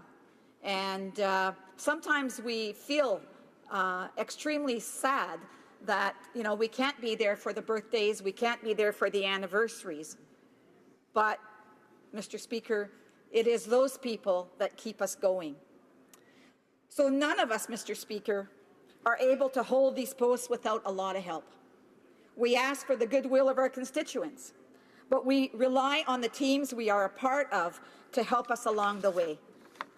The like-minded individuals, in truth, an army of volunteers who help us get elected staff members who support us in Parliament and in our constituencies, community contacts who keep us grounded and help focus many of our efforts, and of course, our families, who carry us through the roughest patches and help us celebrate the very best moments too.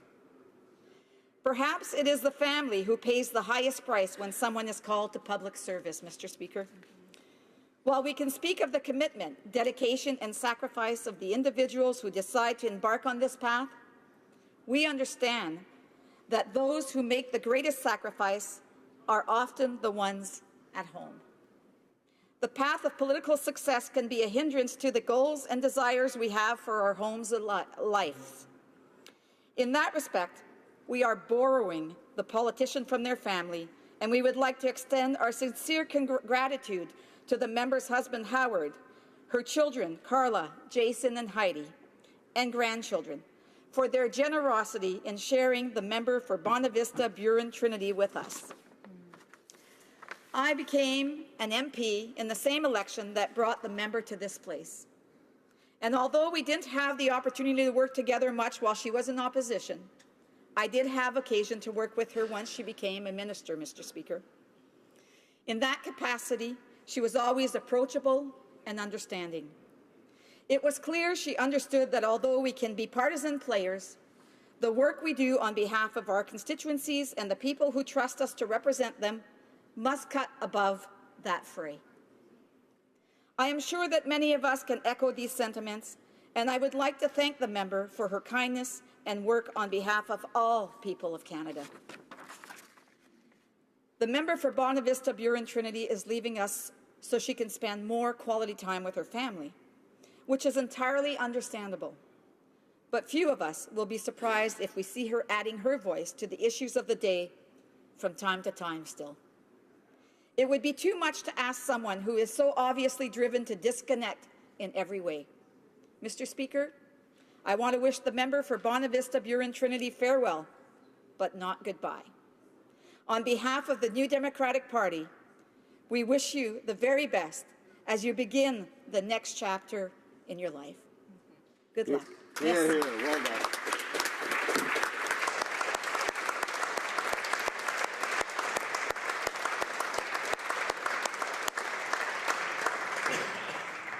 The honourable member for Saanich Gulf Islands. Merci, Monsieur le Président. Thank you, Mr. Speaker. It's a true honor for me to be able to add a few words on this very touching occasion, because the member for Bonavista Burin Trinity is also one of my colleagues and one of my very dear friends. Privilege to work with the member for Bonavista Burin Trinity in the 41st Parliament. I remain personally grateful for many kindnesses, not least of which was use of a couch during the 62 hours of the filibuster over the Canada Post lockout. I had a very nice nap in her office, Mr. Speaker, and there was nobody else who noticed that I looked like I might be needing one. There are many, many acts of kindness, but what sticks with me so much is that she was, at that time, so busy. We've heard from other members accurately, generously and graciously, what kind of job she did and what kind of person she is, that even as busy as she was, she never adopted the mantle of, and I'm not naming anyone in particular, but we all know people who get to an elevated position and suddenly, I'm busy and important, who are you? Never happened to the honourable member from Bonavista Burin Trinity. She never failed to have time for colleagues and time for friends. And when cancer came back, and all of us who know and love her were wrenched by this, she was consistently courageous. She reassured us that she was okay, and she showed up day after day after day, times that I really thought, oh, I wish that she could go home and have a rest. So I won't say anything that people, there have been many good things pointed out about the honourable member for Bonavista Burin Trinity, particularly moved by the remarks of the member for Moose Jaw, Lake Senator Lanigan. Those of us who say goodbye to her today do so with tears in our eyes. and love in our hearts, because this is a member who will continue to make a difference at home. The reasons she's stepping down now are entirely just and proper. Loved as she is in her riding, she's walking away from a job she loves for the best possible reason, being a good mom. Thank you so much, Mr. Speaker, and to you.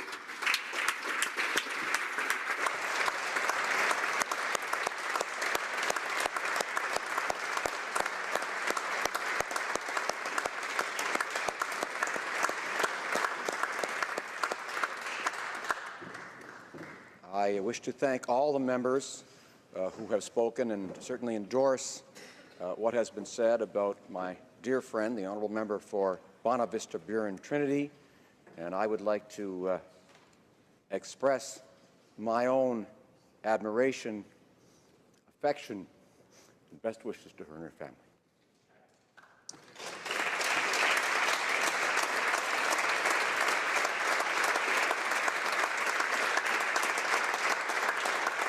Orders of the day. Bills Commons. Reading of Bill C-47, an act to amend the Export and Import Permits Act and the Criminal Code.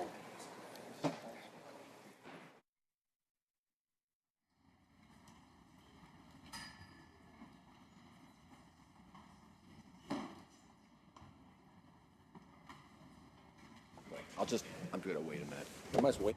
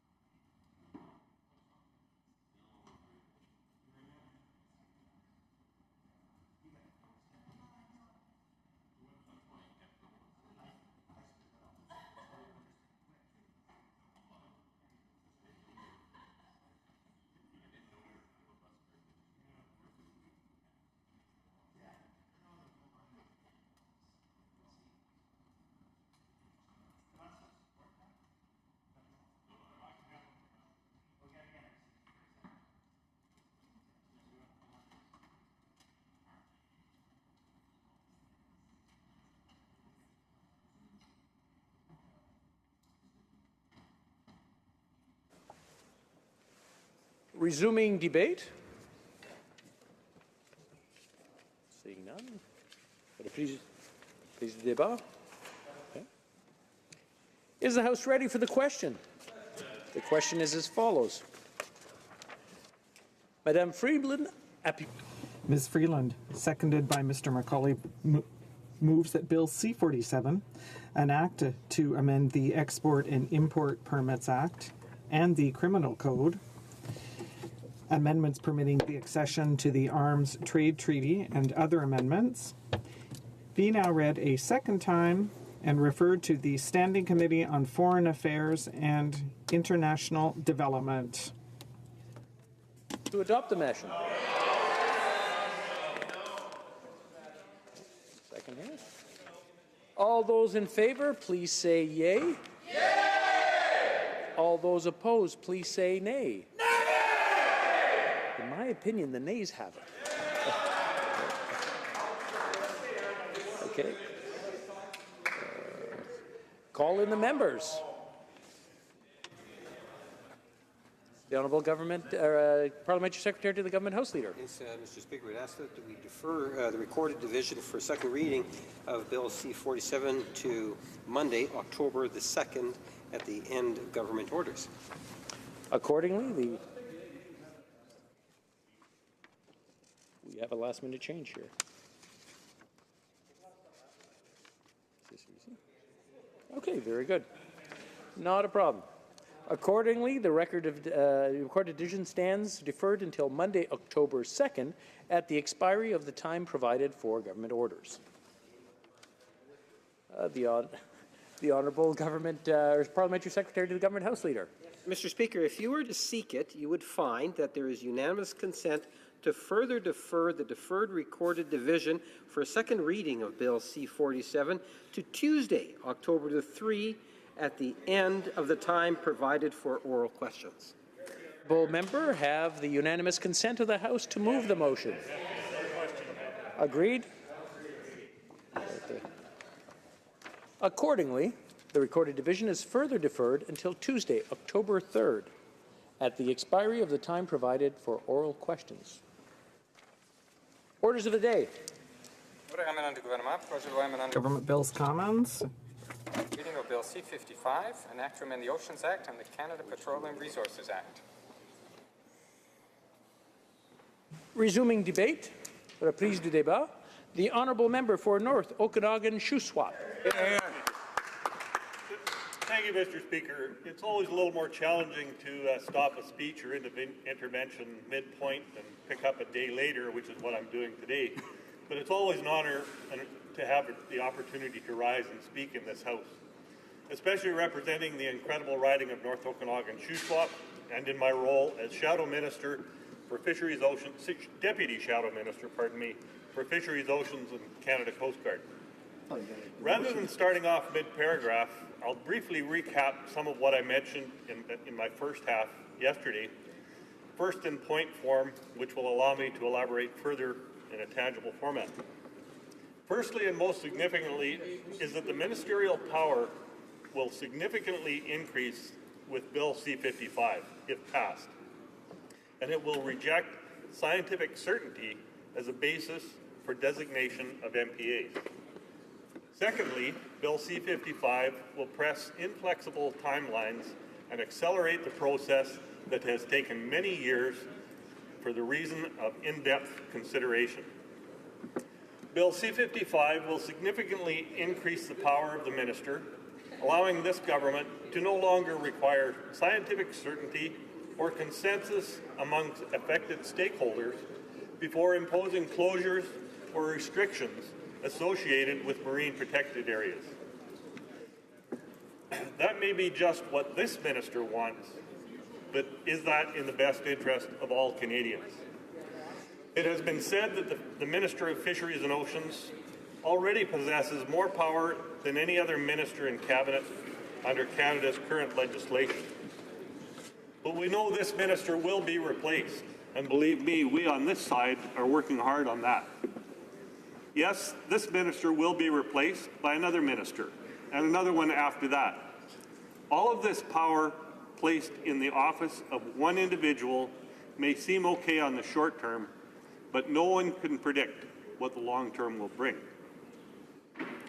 First Nations, fishermen, cargo shippers, tourism operators, conservation groups, academics, and many other stakeholders continue to face the consequences of this government's frantic and half-baked approach to speeding up the process of establishing MPAs, among other things that they're doing.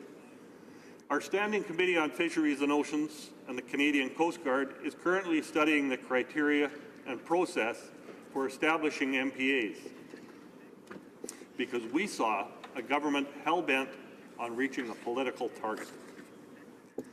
This government seems to be either oblivious to the callous and havoc that their decisions wreak on the workers and residents who depend on marine and coastal areas for their livelihoods and subsistence. This government has reneged or failed on so many other political campaign promises that they are now desperately trying to meet their unrealistic timeline to deliver the MPA campaign promise. In moving forward with this bill and short-circuiting the consultation process, this government fails to realize that they are breaking another one of their campaign promises, the promise of delivering openness and transparency. In recent days, we have witnessed that this government short-circuited the debate and consultation process for the tax change proposals, effectively squashing debate in this House, but ever more so across Canada, where Canadians are continually complaining to our offices, our phone calls that we're receiving, the emails, the letters. It's been unending, and yet this government fails to hear it. This government is refusing to listen to the thousands of small businesses and family farms that will be financially harmed by ham-fisted tax grabs that won't touch the finance or Prime Minister family fortunes. In the same way, though, this bill, C-55, in the same way, through this bill, C-55, the government is trying to eliminate the long-established structures and processes for engaging Canadians who will be affected by the new MPAs. In the course of the Fisheries Committee's ongoing study, the committee has heard directly from a number of witnesses who have testified that the process of establishing MPAs should not be rushed. For example, Ian McPherson, Executive Director of the Prince Edward Island Fishermen's Association, stated that his association, and I quote, his association understands the requirement to protect marine environments, but we do have concerns surrounding the tight timelines to accomplish these goals. The first step to designating a ministerial order MPA is to gather existing scientific, economic, social, and cultural information on the area. Prince Edward Island is a small province driven by small fishing communities. The displacement of fishers from one community to another as a result of an MPA would shift the economics of the island. Throughout the consultation process, fishing areas were discussed, but not the economics of how a large MPA along the small coastline of Prince Edward Island would impact the island, end quote. Time and again, the committee's examination of the criteria and process used to establish MPAs, we have heard how essential consultation with local First Nations and stakeholders is. Consultation is essential to preventing displacement of traditional uses. Consultation is essential to avoiding undue fishing pressure on adjacent areas that may not be sustainable.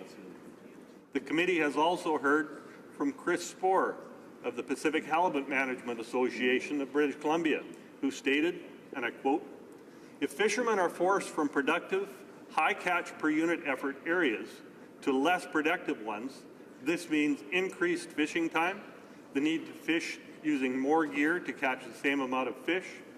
If you increase fishing time, that means more fuel, that means greater carbon emissions, more gear means increased Bethnic impacts and the risk of bycatch.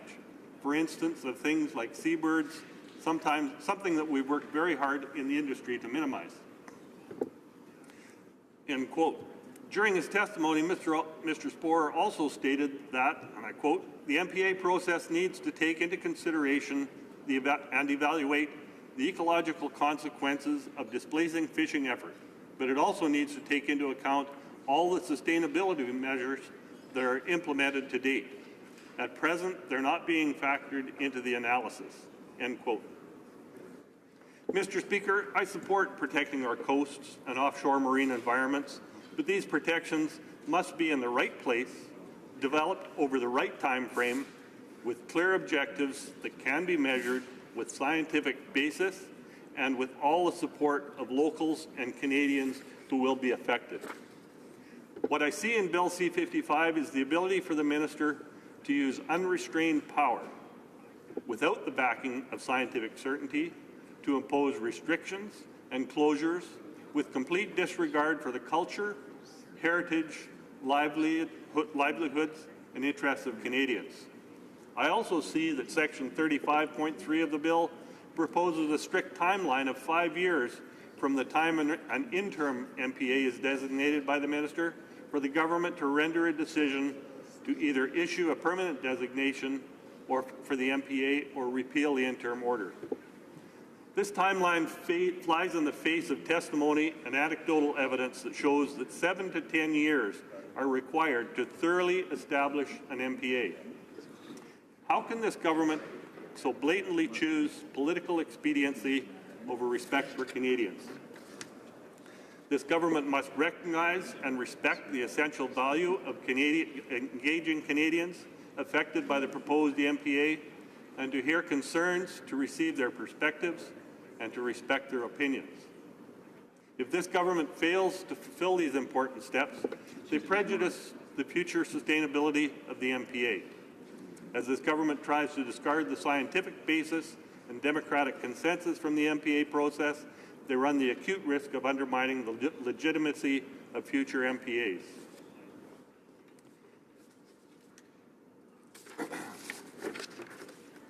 There are documented results that this government is rushing into our MPA process. If we cannot recognize the mistakes of rushed MPA processes that have happened elsewhere around the world, we run the same risk of repeating them here in Canada.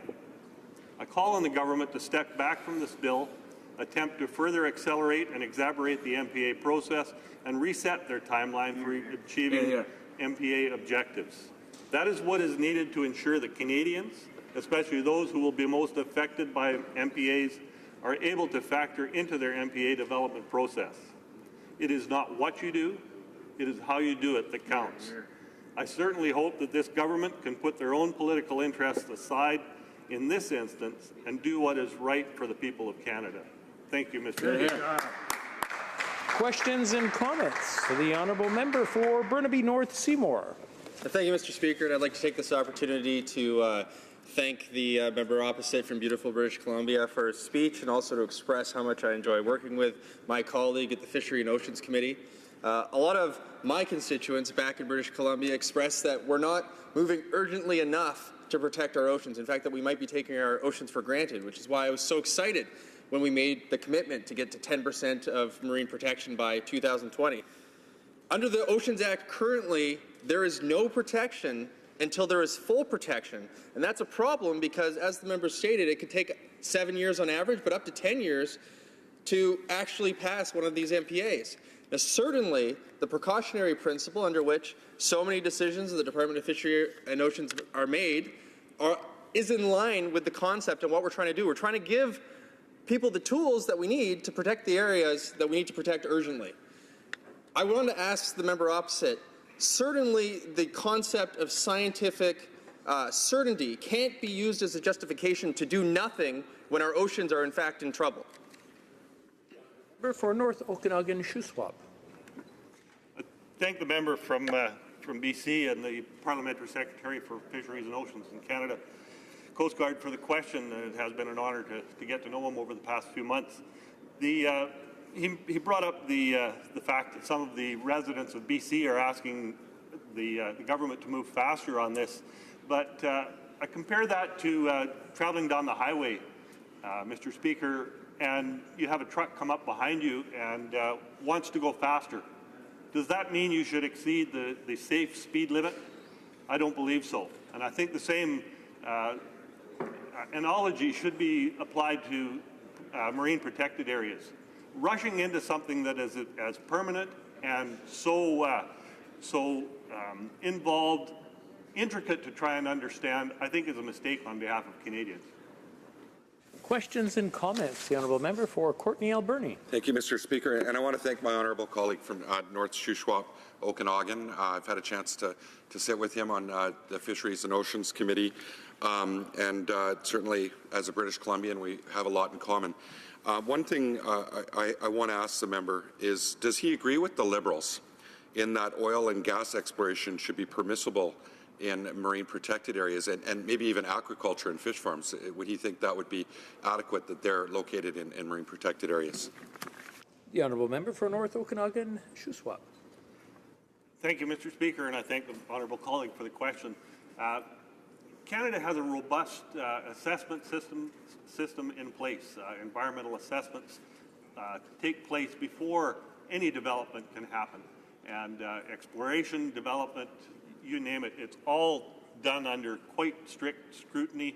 And if those proposals, the exploration, the developments aren't seen to be environmentally sustainable, they're not permitted to move forward. So I think marine protected areas need different definitions in different areas of the country. We're certainly hearing from witnesses in testimony at committee that even Canada cannot have or should not have a designation for MPAs in Canada that would meet a worldwide standard. We have a vast coastline, 3 different coasts, 3 different, at least 3 different types of climates that simply can't be covered by one cut and dried definition. Thank you, Mr. Speaker. Questions and comments. The honourable member for Saanich Gulf Islands. Thank you, Mr. Speaker. And my question to the honourable member for North Okanagan Shuswap comes from direct experience in my own riding, where there's been a proposal for a national marine conservation area for some time. It's described in the government documents as the Southern Strait of Georgia Marine Conservation Area. It is known within our community as the Salish Sea Conservation Area. To give the member an idea of how long it's been proposed, it was endorsed in 1972 by Jacques Cousteau. I believe C-55 is long overdue to create mechanisms to speed up the process of marine protected areas. I have many questions for the Liberal government. I have amendments that will come forth in committee. But the idea that this is going to give the Minister of Fisheries draconian powers that are unwelcome, I just want to put on record, I do not agree. And I ask my honourable colleague if he doesn't think waiting from 1972 to 2017, we might be able to do something to speed up the process. The honourable member for North Okanagan Shuswap. Thank you, Mr. Speaker, and I thank the member from Saanich Gulf Islands for all the work she does as a lone member of her party. It's an undaunting task to try and keep on top of all of the legislation that comes before this House. So I recognize her for that. And I understand what she's saying about the proposed designation of an MPA off the BC coast, and I believe 1970, 73, 72, that is certainly a long time. But I think that can be used as an example of how complex some of these proposed MPA areas are. There's not something that can all be understood within a 5-year time frame. So while I do agree that over 20 or 30 years is too long, there are processes in place for protection of fish stocks, for protection of ecological areas, but we can't simply put a fixed timeline on something that is so complex. Thank you. Questions and comments. The honourable member for Prince George Caribou. Caribou Prince George, Mr. Speaker. That's all right, though. I've been called worse today. So, Mr. Speaker, I want to say thank you to our honourable colleague from Saanich Gulf Islands. She brought up a great point that, there are some areas that perhaps the process has been slowed and things need to be done. But I also, through you, Mr. Speaker, want to ask my honourable colleague that sits with me on this committee and is indeed my deputy shadow minister, in this file, perhaps he could share with those that are in the House some of the comments that we have seen and heard from hundreds of Canadians from coast to coast to coast to coast. People that make their lives and depend on fisheries and fishing for the livelihoods of their families and those that they employ. The stakeholders, the true folks that are on the ground, the local communities that have not, and Indigenous communities as well, that have not felt that they have been consulted or listened to. The honourable member for North Okanagan Shuswap. Thank you, Mr. Speaker, and I thank my colleague from Caribou Prince George for his question here, and it's an honour to work with him as a Deputy Shadow Minister for him. He asked about some of the testimony that we've heard and some of the comments that we've heard from individuals across the country. They really focus around not being heard by this government. We hear constantly from fishermen, we hear constantly from processors, we hear from First Nations, and especially in BC, in British Columbia, where our First Nations have long been fighting for their unceded territories, that they do not have treaties, they do not have understandings with government. Those types of things are going to take much longer, I believe, than a 5-year time frame that's being put in place by this government with this bill. That's why I'm not going to support this bill in its current format. I believe the 5-year time frame will be unreasonable. I don't see any allowances in there for any extensions with these temporary MPAs that may be put in place.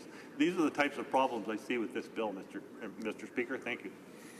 Questions and comments. We have time for a very brief question. If the honourable member for Caribou Prince George. Thank you, Mr. Speaker. Again, it's an honour to rise in the House.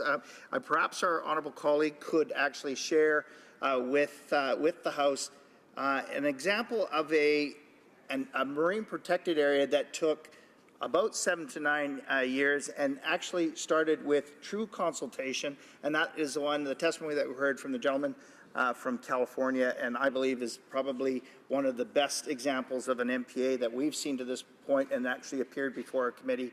Again, Canada's got the longest shoreline in the world, and being compared to other countries that have comparably very small shorelines, but the California shoreline is one that I think we can learn from and the experience in their MPA process, and I'd like our honourable colleague to comment on that. Thank you.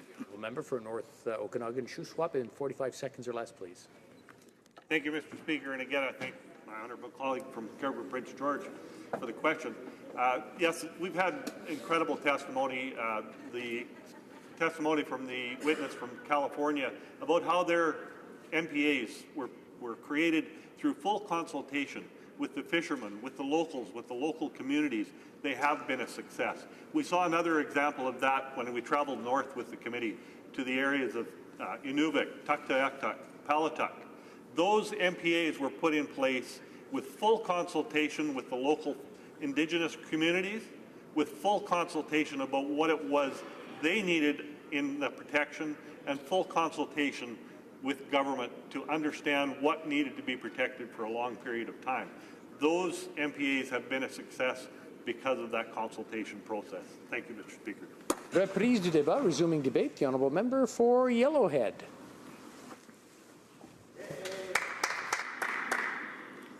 Mr. Speaker, my phone decided to stop. Mr. Speaker, I'm very pleased to stand up today and join my honourable colleague from North Okanagan Shuswap talking about Oceans Act and Canadian Petroleum Resources Act. And the title somewhat bothers me, and I'll speak about that a little bit later. My honourable friend from North Okanagan Shuswap is very compassionate about fishing, interior waters and coastal waters in British Columbia. And I have talked to him many times, and I believe he's quite an expert on that, much more so than I am. But my interests and my heart lies in some of the points in this Bill C-55, and that's dealing with consultation with the Aboriginal community, communities, businesses, etc., the stakeholders, of course. Mr. Speaker, I sat on the Standing Committee on Environment and Sustainable Development. And last year, our committee presented a report taking action today, establishing protected areas for Canada's future. I believe it was an excellent report. All parties on that committee worked very well. And I have to commend our chair, the honourable member from King Vogan, who led us to prepare that unanimous report that was sent to government. And I see government has jumped on parts of that bill and established that into C-55.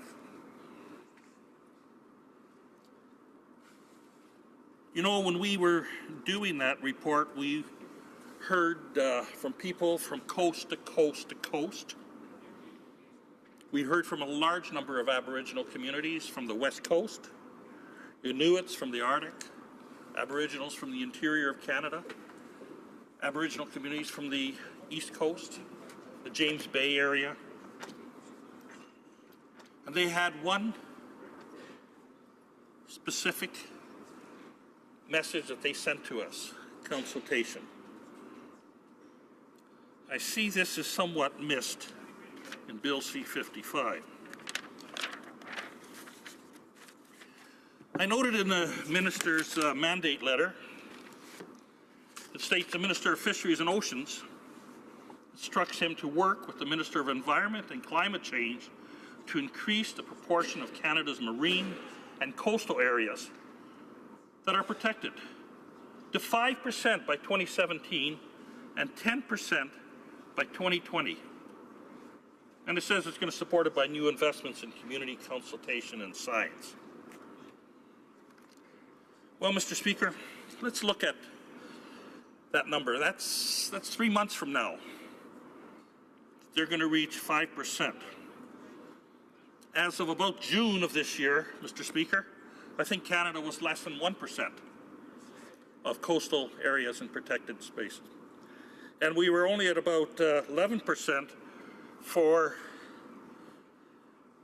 inland protected spaces and inland water protected spaces. So we're going to go from 1% to 5%. But let's look back on the history of this, where these numbers came from.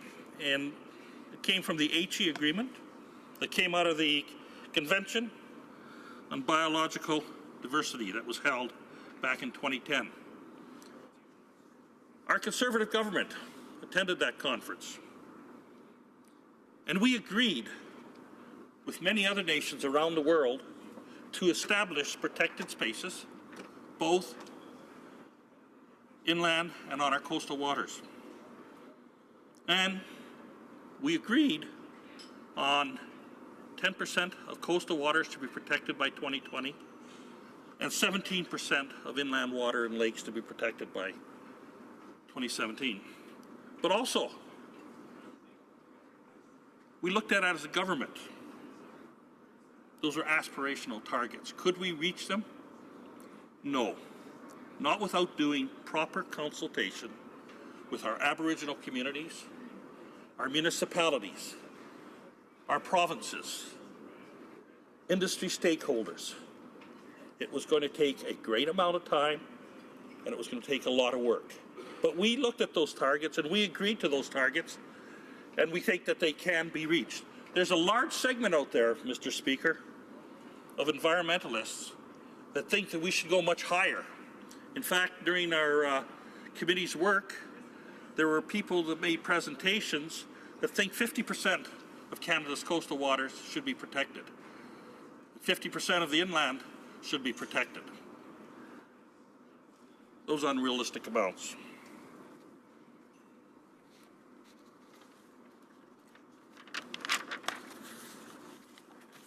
I noticed that it also stated in the mandate letter that since the designation of the Marine Protected Areas, MPAs, can take several years, the Liberal government is introducing through Bill C-55 an interim designation of significant or sensitive areas identified by scientists and through consultation with Indigenous people, local communities, and other interested groups. Well, Mr. Speaker, I'd like to read part of the report that was submitted by our committee, which, as I stated, was unanimous, and it states, federal protected areas account for about 45% terrestrial and 83% marine of Canada's total protected areas. Accordingly, that's where we're at, but that's not the 17% or the 10%. Accordingly, collaboration action by all levels of government, including Indigenous governments, landowners, industrial stakeholders, and civil society, is required to resolve issues of competing use for land and water in order to achieve and exceed our targets. Protected areas in the Arctic, marine, and boreal regions are of particular importance. So that's what the committee had proposed and sent forward to the government. But the government, in its usual format of consultation, Mr. Speaker, has said, we're going to only listen to identified scientists. They're going to pick the areas because we're going to do this really quick. We've got 3 months to do it all of a sudden. They're going to pick up 5% of our coastal waterways and they're going to protect them because the scientists are going to pick it. But I thought throughout our report that we really talked about working with Indigenous people, talking with Indigenous people, talking with stakeholders, talking with municipalities, etc. That's not being done. What the Liberals are saying, well, not saying, they're dictating. You know, we dictating this, our scientists are going to tell you what land we're taking, and you're going to listen, and then we'll have some consultations so we can say we had consultations. After the fact. After the fact, Mr. Speaker. That's not what the report stated. It stated to have active consultation with all stakeholders. Mr. Speaker, I want to read another part of the report. The federal government has a variety of roles to play to meet our targets. It must provide the leadership needed to ensure coherent and coordinated plans are developed to reach the targets. It must partner with Indigenous people to establish and recognize new types of protected areas in Indigenous territories while providing new opportunities for Indigenous economic development and advancing reconciliation. The federal government must also put its own house in order by coordinating its efforts, accelerating the establishment of federal protected areas, and demonstrating political will, including through the provisions of funding. Now, they do say that somewhat in Bill C-55, and yes, we did recommend in Bill C-55 that we speed things up. But, Mr. Speaker, to move to 5% in 3 months by dictating the areas first, then starting consultation after, is not what the Standing Committee reported to government to do after listening to a number of witnesses across this country. So again, a broken promise. They don't even want to listen to their own members on the committee. They just want to do as they see fit and expect the people to follow suit. Mr. Speaker, I'd like to go to another area of this report.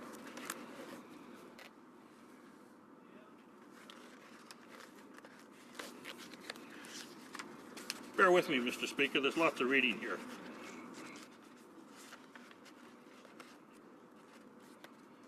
One of the recommendations, in fact, Mr. Speaker, the first recommendation by the committee that studied this only a year ago was that a national stakeholder advisory group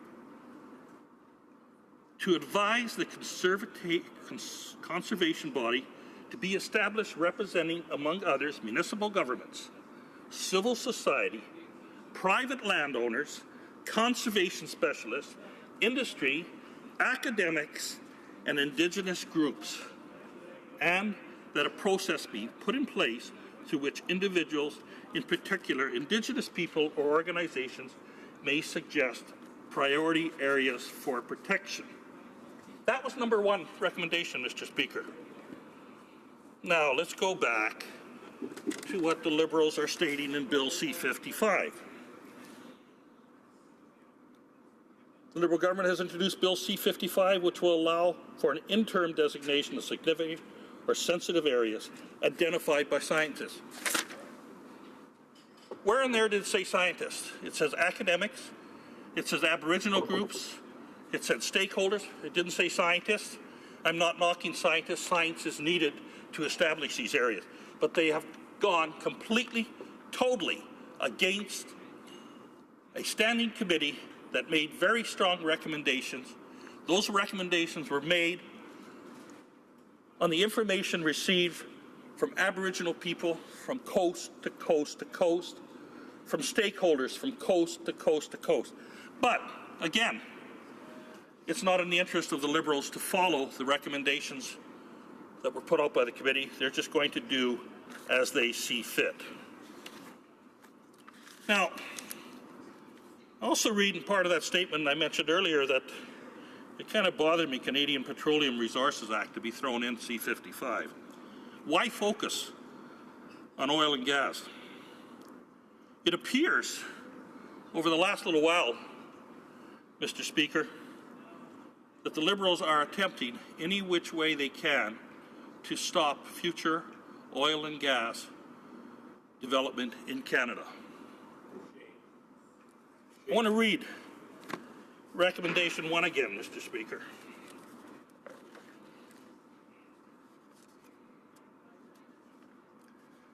And it states in there, I'm going to change my train there for a second, Mr. Speaker. Bear with me, please. Thank you. Again, it says the federal protected areas the federal government has a variety of roles to play to meet our targets. And it is not one specific target, get rid of the oil and gas sector in Canada. And all we have to see, if we go from the last 3 or 4 months, or the last year, is that they want to change probably the strongest regulatory controls in the world held by National Energy Board, by the Alberta Energy Board, by the BC Energy Board. We've had much scientific evidence that shows that these are the best anywhere, and yet it's not good enough for this government. They're going to come up with new forms of stopping oil and gas industry. Now, Mr. Speaker,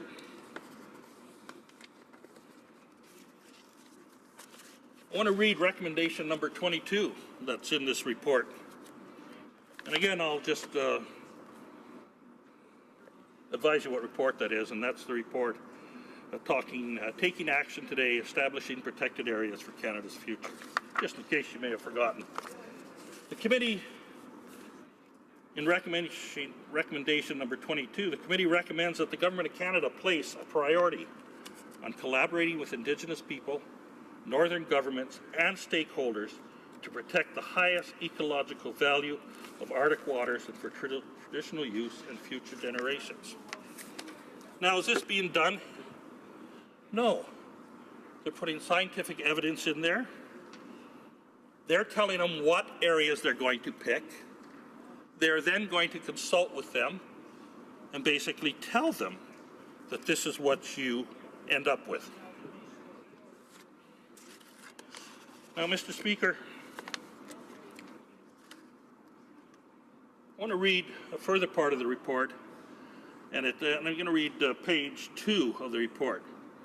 And it talks about the recommendations include accelerating the establishment of national parks, national marine conservation areas, migratory bird sanctions, national wildlife areas, marine protected areas, and other federally protected areas by establishing multiple protected areas concurrently, ensuring that no federal policy or legislation, such as the Mineral and Energy Resource Assessment and the Canadian Petroleum Resource Act, slows the process of establishing protected area. Now, the committee didn't say to get rid of that act, but they're saying it in Bill C-55, Mr. Speaker. And why did they just pick on the Canadian Petroleum Resource Act, and why didn't they talk about the Energy Resource Assessments Act or any of those others? No, they're just going after the oil and gas sector, Mr. Speaker. And it further states, helping to coordinate the establishment of networks of protected areas. And this is what the committee says, creating a federal protected area system plan that incorporates not just national parks, but all federal protected areas, terrestrial and marine, creating a mechanism for federal, provincial, municipal, Indigenous cooperation, and encouraging public participation in the establishment of protected areas, and leading science-based assessments towards identifying protected areas, stuff like that. But using science to help establish. But using science, Mr. Speaker, again, using science to help after we go through the consultation periods. We meet with industry, we meet with the stakeholders, we meet with the Indigenous groups, and we work together, united, Canadians, to come up with the areas that we should be taking as protected spaces. Now, Mr. Speaker, I just want to read a quote from a witness that appeared before the Fisheries and Oceans Committee recently. And that was Sean Cox, professor of Simon Fraser University, quite a lead expert in marine life, stuff like that. And this is what he has to say, Mr. Speaker. Looking at some of the previous testimony, there was a claim that there was overwhelming scientific proof that MPAs are beneficial and widely successful. I think that was misrepresentation of the actual science. He goes on to say, just enforcing MPAs would be hugely expensive. Again, if you're looking at it from the fisheries management point of view, it's far more cost effective to do other things that don't cost that much. MPAs are likely to be effective scientific tools either. Aren't likely to be scientific tools, Mr. Speaker. They're not easily replicated. When you put in an MPA, it's subject to a high degree of what we call location and time effects. You can't just create a nice experiment where you have 3 of the same type of MPAs in one place and then 3 control areas in another. You just can't do that. They're wide open to outside perpetuations, environmental changes, and they are not within our control. If you want to build on a process of trust and goodwill, you don't then ignore what your stakeholders have to say. And again, I want to stress that. You don't then ignore what your stakeholders have to say. And consult only a minority of the protected areas that were being recommended. And this is what's happening with Bill C-55. They're going to tell the Aboriginal communities, they're going to tell the stakeholders, these are the areas we picked. Now we can sit down and talk about that. Is that proper consultation? No. And it's a completely opposite direction that our report asked them to do. Mr. Speaker, he goes on to say, as soon as you do that, you no longer have a network of protected areas. So it begs the question, why you went to such elaborate lengths to put together these design criteria if in the end all you're going to do was cherry pick a few sites. That is what's happening with Bill C-55. They're cherry picking a few sites. Thank you, Mr. Speaker. Questions and comments. Questions et commentaires. The honourable member for Courtenay Alberni. Thank you, Mr. Speaker, and I'm glad the member brought up Indigenous communities, because we know that with marine protected areas that it's often Indigenous people that'll be, looking out for those areas that are, for thousands of years, have been taking care of those communities where the MPAs are located. This government, the Liberal government in the past year ago, they made a promise that they were going to invest in marine training, in equipment, supplies, support for coastal communities in British Columbia. so that they could be equipped to look after communities. Because we know it's local knowledge that they have of these communities, and they're the ones that are on the water, that are out there saving lives. But when there's an incident that might threaten one of these marine protected areas, it's going to be Indigenous coastal communities, very likely, like it was in Hartley Bay when the Queen of the North went down, like when lives were saved when the Leviathan sank off of Tofino, or the Simishura when it was floating adrift off of the Queen Charlotte's. Does the member support investments in marine training, and does he see it as an urgent need? Because he talked about consulting with Indigenous communities. I was just at the Nuu-Chah-Nulth Tribal Council meeting on Monday, and they identified this as an issue because they were given all these promises a year ago by this government, and they've seen nothing delivered to them. They feel betrayed. They're concerned. They're fulfilling a role that, as great Canadians do, of looking out for each other and looking out for our precious ecosystems, but they've gotten nothing so far. So will the member maybe speak, if he is in support, of resources getting to those Indigenous communities? I was talking to Al Dick, who's on the Housing Emergency Response Team, and he says, to me, he's saying, where is that help that was promised? When are we going to get support? It's those communities and those people that get out there, they save lives and they protect the ecosystems without even thinking about it. So I hope the member maybe can speak about the importance of Indigenous people being resourced so that they can look after those marine protected areas when they get established. The honourable member for Yellowhead. Thank you, Mr. Speaker, and thank you to my the honourable friend for that great question. And I totally agree that we need to work with the Aboriginal communities. We need to fund Aboriginal communities, wherever it be, whether it's the West Coast, the East Coast, the Arctic. They are the true keepers of the land.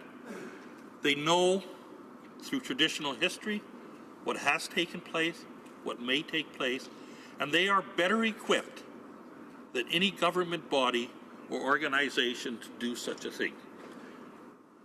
We heard from many groups from the West Coast when we toured there last summer, and we met with them and talked about expanding these protected areas.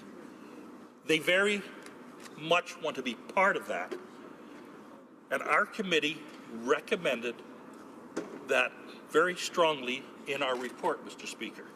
In fact, we recommended that money be put forward and ensured that they are part of these protected spaces. I don't see that in Bill C-55. I see in Bill C-55 the government wants to dictate, the government wants to consult.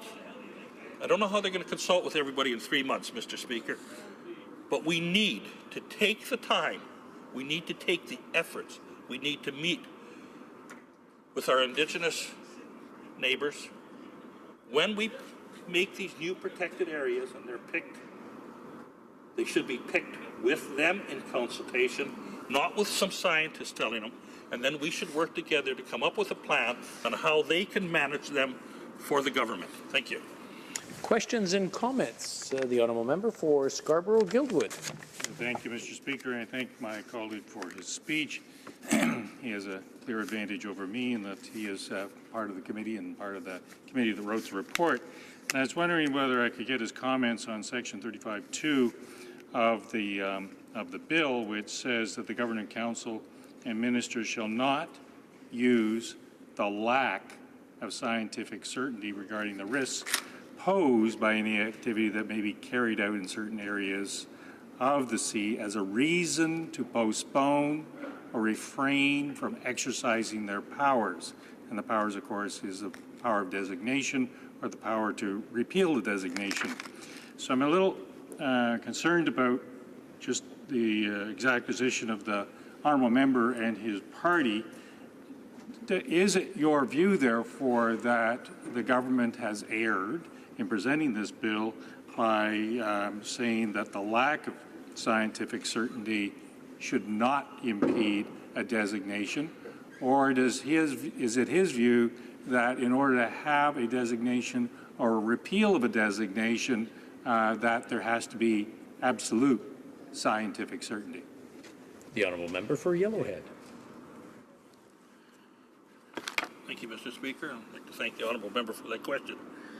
I agree that science will play a very important role, and we cannot ignore science in the selection of protected marine spaces or protected inland spaces.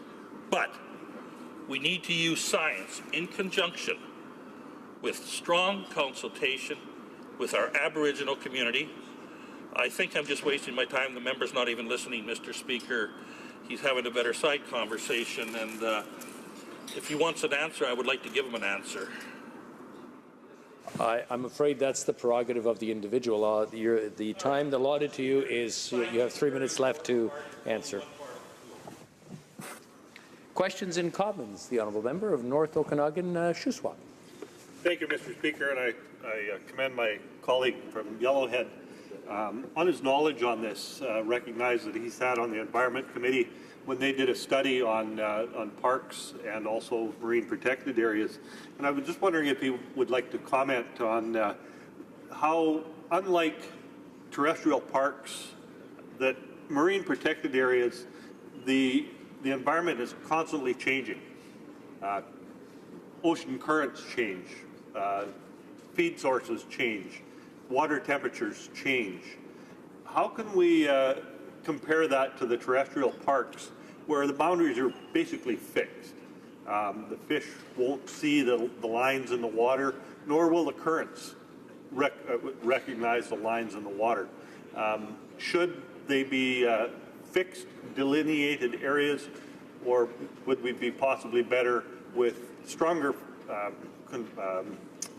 measurements over fishing activities and other activities individually, rather than being so focused on drawing a line on a map to meet an arbitrary target?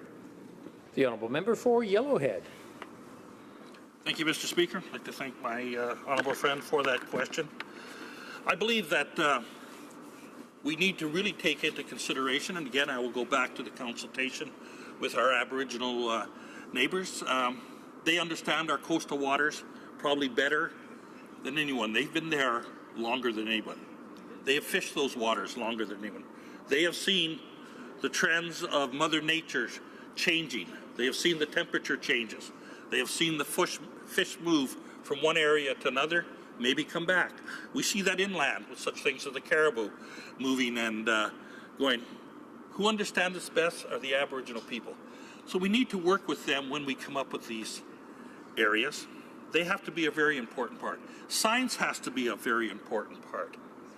But I don't know if we can put strict boundaries and say this is where it starts and this is where it ends, because it's going to be difficult even for the government to exactly know what their boundaries are. It's going to be very difficult for people to know whether they're in a protected zone or not. I think we need to be very realistic in the way we go about doing that, Mr. Speaker. Thank you. We have time for a very, very brief question for 30 seconds. The honourable member for North Island, Powell River. Thank you so much, Mr. Speaker. And I have a lot more to say than 30 seconds will take me, so I'll just ask a really simple question. You know, during the Conservatives' time in government, there was a commitment made, and I think across my riding, North Island, Powell River, that's right on the ocean. We wanted to see some commitment to protecting the oceans. And so if you look at the reality that the U.S. has over 30% of their oceans protected, we're just talking about 5% to 2017 and 10% to 2020. Why was this last government not taking any steps to make that a reality? In 30 seconds or less, the honourable member for Yellowhead.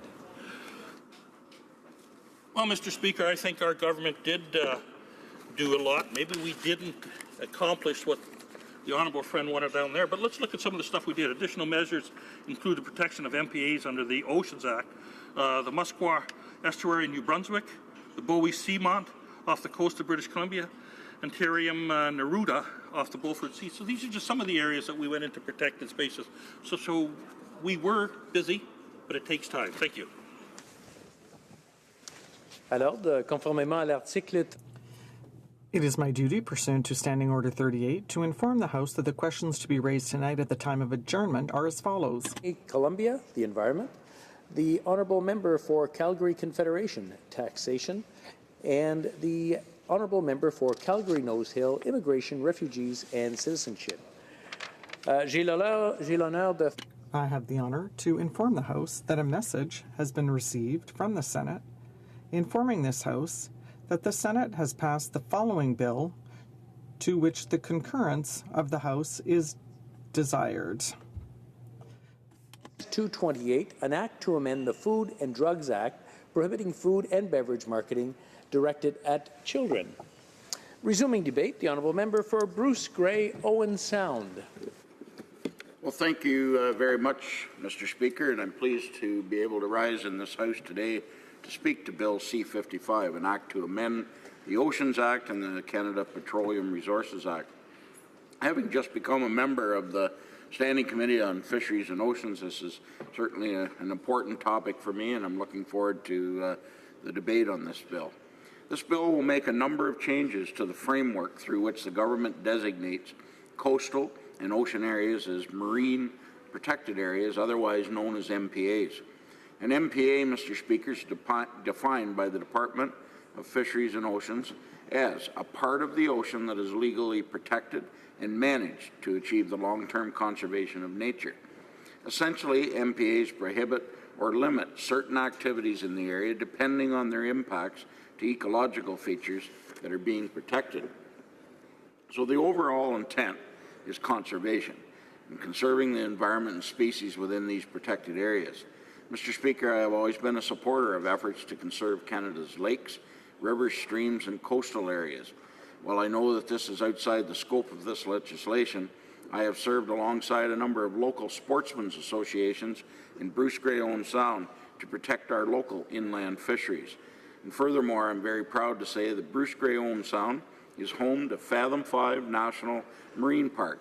Established in 1987, it was and still is Canada's first ever national marine park and protects the local environment as well as allowing Canadians to witness some of the cleanest and clearest water you will ever see. It is a benchmark for conservation efforts. Conservation efforts, Mr. Speaker, are paramount to protecting our environment, but they must be done in the right way with proper consultation and must take into account a range of diverse issues, including the specific ecological needs of the area being protected, as well as social, economic, and cultural factors. It's my fear, Mr. Speaker, that Bill C-55, in an effort to promote conservation, will not give due consideration to the range of factors that must be considered when establishing an MPA. Designating an area as an MPA can often take several years, as the process requires a significant amount of consultation with all stakeholders involved and a full assessment of the scientific evidence available. What Bill C-55 will do is create the conditions for the Minister of Oceans and Fisheries to simply designate areas on an interim basis. And once the interim protections are in place, the Minister will then have 5 years to recommend that the interim designation becomes a permanent MPA. It's quite clear that this bill is in response to the Liberal Party's promise in the last campaign, which subsequently worked its way into the mandate letters of the Ministry of Fisheries and Oceans and the Minister of the Environment. And their platform states that, if elected, Liberals would increase the amount of Canada's marine and coastal areas that are protected to 5% by 2017 and 10% by 2020. The provisions in Bill C-55 will certainly make delivering on this promise much easier for the government, but there are costs associated with moving at this unreasonable pace. We are again seeing the government move forward with a timeline that is so strictly tied to a campaign promise rather than having promises that are based on reasonable timelines. This makes for good politics, but it certainly does not make for good policy. For example, Mr. Speaker, once an area has an interim designation, it will be very difficult to reverse. Once the minister decides to deem an area as an interim MPA, there will be restrictions, regulations, and prohibitions put in place that will affect the use of the area for a full 5 years. What if, for example, Mr. Speaker, that at the end of the 5 years, it is determined that the area should not be deemed to be an MPA. And that's a very, this could very easily happen. But it's, if it goes on then, Mr. Speaker, it's deemed that, that it shouldn't be an MPA. Now, this would appear to me that this is a classical example of that old adage of putting the cart before the horse. It would be a much more effective process to fully examine all the evidence in advance in a fulsome process to determine MPAs rather than just creating a piecemeal approach wherein areas are designated on an interim basis and then reviewed. Again, this is all the result of arbitrary, self-imposed deadlines that are unreasonable and will result in a rushed and, quite frankly, messy process. Now, Mr. Speaker, already a large number of academics, industry representatives, and commercial and recreational fishing groups have come forward to oppose these targets. They state that speeding up the process will only increase pre-existing concerns surrounding lack of consultation, transparency, and inadequate science. That final point is the one that I want to highlight, as I have deep concerns about a section of the bill that deals directly with the use of science in decision-making about MPAs. In the summary section of Bill C-55, Section D, states that the bill will provide that the governor in council, and the minister cannot use the lack of scientific certainty regarding the risk posed by any activity as a reason to postpone or refrain from exercising their powers or performing their duties and function. A lack of? Again, that's just goes right away from, this government has talked about in some cases about, wants to be science-based, and this here gives them the open door to basically ignore a lack of science. And I can't get my head around that one, Mr. Speaker. Essentially, what this is saying is that even if there is not concrete scientific evidence that an activity is affecting the local environment, the minister cannot use this as a reason to postpone a designation or refrain from a designation. For a government that is hell-bent on making evidence-based policy, I find this very odd, and so do most Canadians. What they're saying that is, even if there is no evidence at all, for example, that vessels are not causing a disturbance to a local area, they'll still forge ahead and prohibit the operation of vessels in a certain area. It makes no sense whatsoever. This is all despite having no evidence that the prohibition will result in ecological benefits either. Again, Mr. Speaker, this offers the government another way to meet their arbitrary political deadlines. At the Standing Committee on Fisheries and Oceans, we have undertaken a study of this topic to examine whether the current guidelines achieve the intended benefits of MPAs, assess the social, economic, and environmental impacts, and ensure that all traditional uses and values are respected when it comes to MPAs. And while we have just started hearing from witnesses this session, Mr. Speaker, the Cruise Line International Association and the Pacific Pilotage Authority on Tuesday both expressed that they were quite concerned about how the proposed timelines would and could affect their respective industries. So I'd like to take some time now, Mr. Speaker, to highlight what individuals from all communities have been trying to tell the government throughout this process. Ian McPherson of the Prince Edward Island Fishermen's Association added this to the conversation. The Prince Edward Island Fishermen's Association understands the requirement to protect marine environments, but we do have concerns surrounding the tight timelines to accomplish these goals. Kind of sense a theme here? And the first step to designating a ministerial order MPA is to gather existing scientific, economic, social, and cultural information on the area. Prince Edward Island is a small province driven by small fishing communities. The displacement of fishers from one community to another as a result of an MPA would totally shift the economics of the island. And throughout this consultation process, or lack thereof, fishing areas were discussed, but not the economics of how a large MPA along the small coastline of PEI would impact the island. Fishing is the lifeblood of many communities on PEI. Protection of the environment is paramount, but it must be done in a responsible and prudent manner. So we all know, Mr. Speaker, that the new proposed Liberal tax changes will also be shifting the economics of the island when it comes to small business and local fishing businesses. By the way, just this morning at the Fisheries and Oceans Committee, the Liberals rejected a Conservative motion to study the impacts of these changes on small fishing businesses and businesses that depend on aquaculture. And of course, the government members all voted against this. They don't want to talk about the damage that this is going to do to the fishers and other small businesses right across the country. Now, there's no denying that protections need to be in place, Mr. Speaker, to ensure the health of our waterways for future generations. We all get that. But the Conservative Party is not opposed to the creation of MPAs.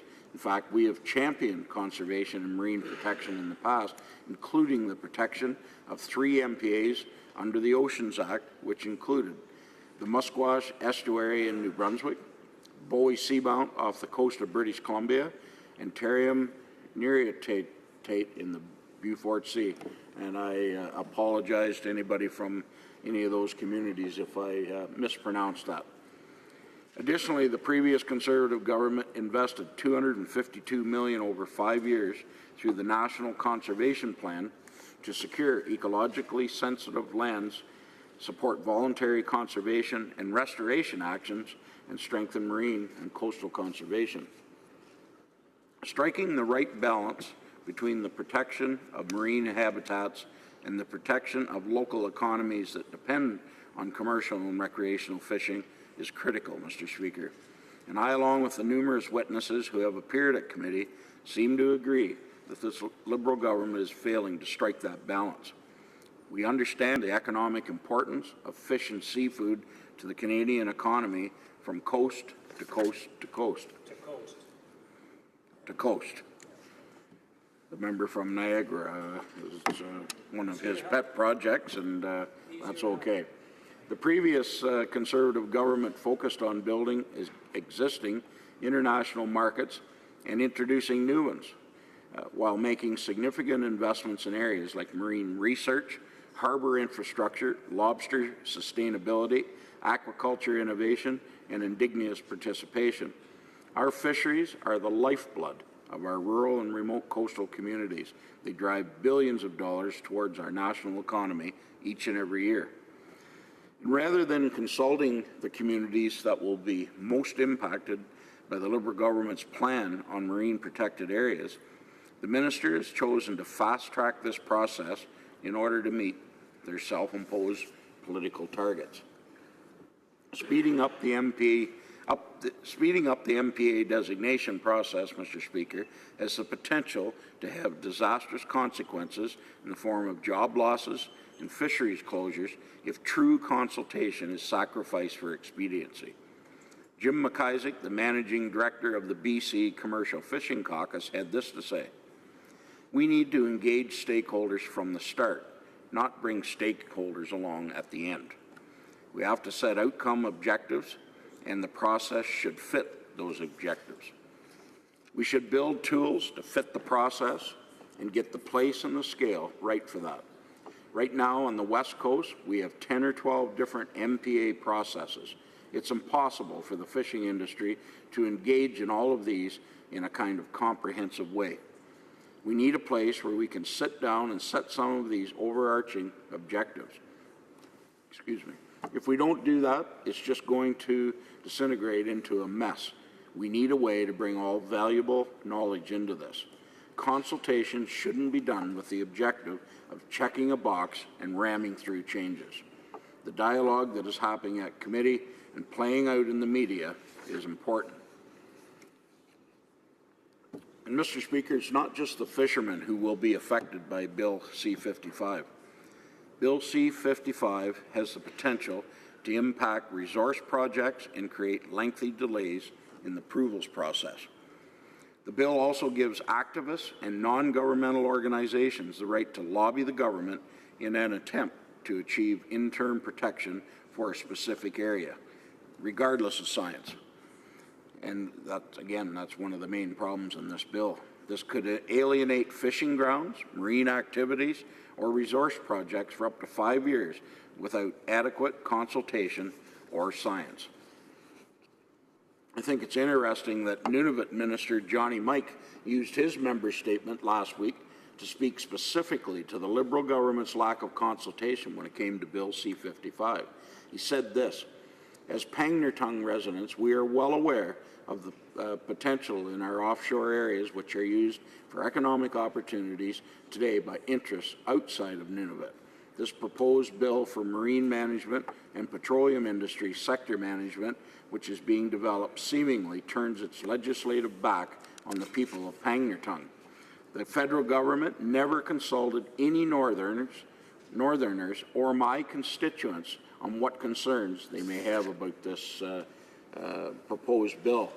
And Mr. Speaker, I think it's important. I've been in Pangnirtung when I was chair of the Transport Committee. It's a beautiful little community on the northeast shores of Baffin Island, and we opened the very first northern or Arctic small craft harbor there. And if you ever get a chance to go there, I would urge it. But it's a rural community. It's remote, and their dependency on the water and around it is immense. You can't say enough about the value of it to them.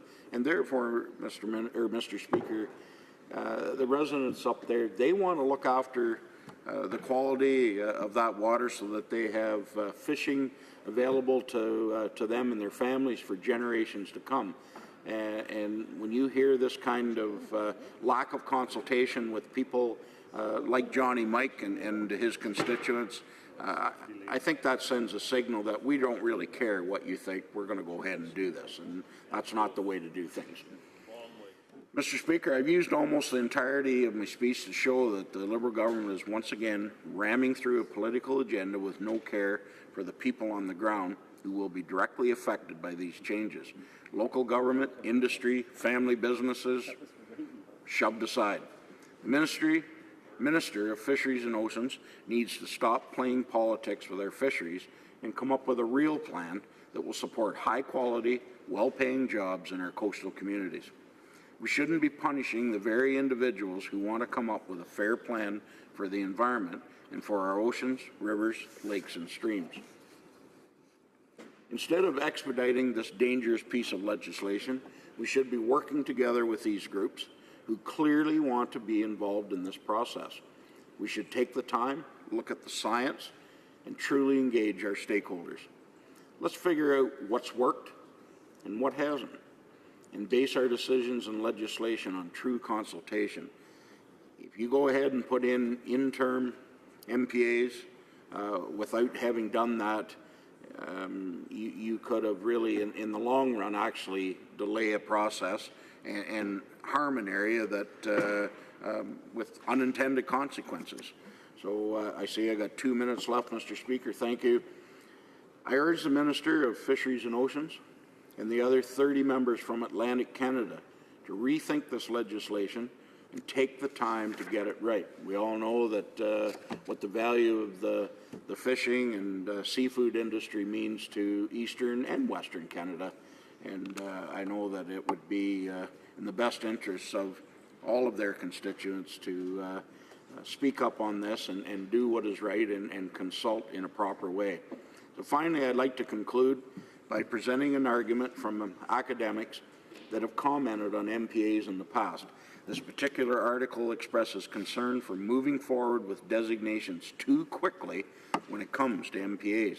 The article states, in promoting MPAs, it is important that there is a good understanding of the conservation science underlying marine protection in terms of the factual foundation and long-term implications.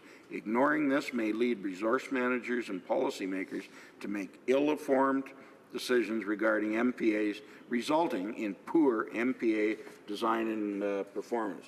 So in closing, Mr. Speaker, I urge the government to heed this advice. Stop moving forward with these arbitrary deadlines, abandon the plan for interim designations and ensure that MPAs are established based on fulsome consultations and thorough review of all scientific evidence. With that, Mr. Speaker, I'd just like to say that if the government makes the right amendments to this bill, there may be some more surprisingly support out there than he may have thought. But until that's done, I'm going to be voting against this, and I'll be happy to take questions. Questions and comments. The honourable member for London Fanshawe. Thank you very much, Mr. Speaker, and my thanks to my colleague for his remarks. I wonder, and I understand his concern in regard to moving ahead too quickly, but the reality is that Canada has made a pledge, and we promised that we would make sure that these protected areas were in place. We pledged 5% by 2017 and 10% by 2020. And having said that, I do agree that this particular bill is short. It doesn't come up to what is needed. In fact, I would call it a little bit of greenwashing on the part of this government. But to get to the point in regard to the intent of having a protected area, we've seen the tragic death of many right whales in the Gulf of St. Lawrence. There's something terribly wrong there. And unfortunately, this particular legislation allows the exploration of oil and gas in these very, very delicate areas. Would my esteemed colleague agree that perhaps the government should take another look at this plan to allow the exploration of oil and gas in these areas, and some concern for a population that is endangered, like the right whale population? The honourable member for Bruce Grey, Owen Sound. Well, first of all, Mr. Speaker, I'd like to thank my honourable colleague for her question. Now, in her opening remarks there, if I didn't know better, I would have thought she was part of the government that proposed this plan. But I realize where she's sitting that she isn't. And you know, and it's quite clear that she believes that this is a flawed bill as well. And with that, you know, if it's flawed, I would take it that she certainly will do the right thing and stand up and vote against this. As to the right whales, whether it's right whales, Mr. Speaker, or any other kind of marine life, nobody likes to see things like that happen. I believe, you know, with all sincerity, I think a number of the right whales that have been found dead, I'll say, she is almost implying that it was all caused because of something that man did. And I believe that that's not the case. And I hope that they do find out what it is, if it's a virus or something that they've got. But of course, we should do everything to protect marine life. I know out in the Gulf between the island and the mainland of Vancouver, ships slow down in certain areas. That's all part of it. You know, that's costly to businesses, but it's the right thing to do. So I think we just have to keep improving on those kinds of things. Questions and comments? The honourable member for Yellowhead. Oops. Thank you, Mr. Speaker, and I'd like to thank my honourable friend from Bruce Grey, Owen Sound, for his excellent speech on this topic. Now, we know that the Liberals cannot meet their deadline in time, 5% by 2017, Mr. Speaker, especially not if they get engaged in consultation. And that equals to another broken promise to the pile that's almost as large as our current deficit. So they came up with this workaround in the form of Bill C-55 that will allow them to meet their political timelines. To my honourable friend, do you see that this may impact on our sport fishing recreational activities from coast to coast to coast, and to our commercial fisheries from coast to coast to coast without having proper consultation? Member for Bruce Grey, Owen Sound. Before you answer, I just want to remind the rest of you to try to put your questions through the speaker, please. Well, again, Mr. Speaker, I thank my colleague from Yellowhead for a great question, and he gets it. He listened to what I was saying. Absolutely. The only way that the government can meet this self-imposed deadline or arbitrary deadline is to basically ram this thing through, don't deal with the consultation parts of it. Like every witness we've had so far has talked about that lack of consultation. So they can do it if they want to do it. But I can guarantee the member, Mr. Speaker, through you, that there's no way they can get it right if they do that. Questions and comments? The honourable member for Scarborough-Guildwood. Thank you, Mr. Speaker, and I thank my honourable colleague for his speech. I certainly am familiar with his riding, which is a beautiful riding, and it's got a lot of coastline. It's almost as nice as Scarborough-Guildwood, but anyways, he knows as well as I do that it is a lovely riding. So the honourable member suggested that he was a little upset with the phrasing in section 35.2, which says that the minister shall not use the lack of scientific certainty regarding the risks posed by any activity. So I'm just curious if he's open to amendments, or if he's thinking that amendments does he want a phrasing that says that there should be absolute certainty before any action is taken, or does he want that clause taken out altogether, that there should be no reference to scientific certainty? Because I don't quite understand the honourable member's position. You can't have it both ways. You either have absolute or you have nothing, or you frame it the way the government has framed it, which is to say that shall not use the lack of scientific certainty regarding the risk posed. So I'll be interested in the honourable member's response to that concern. For Bruce Gray, Owen Sound.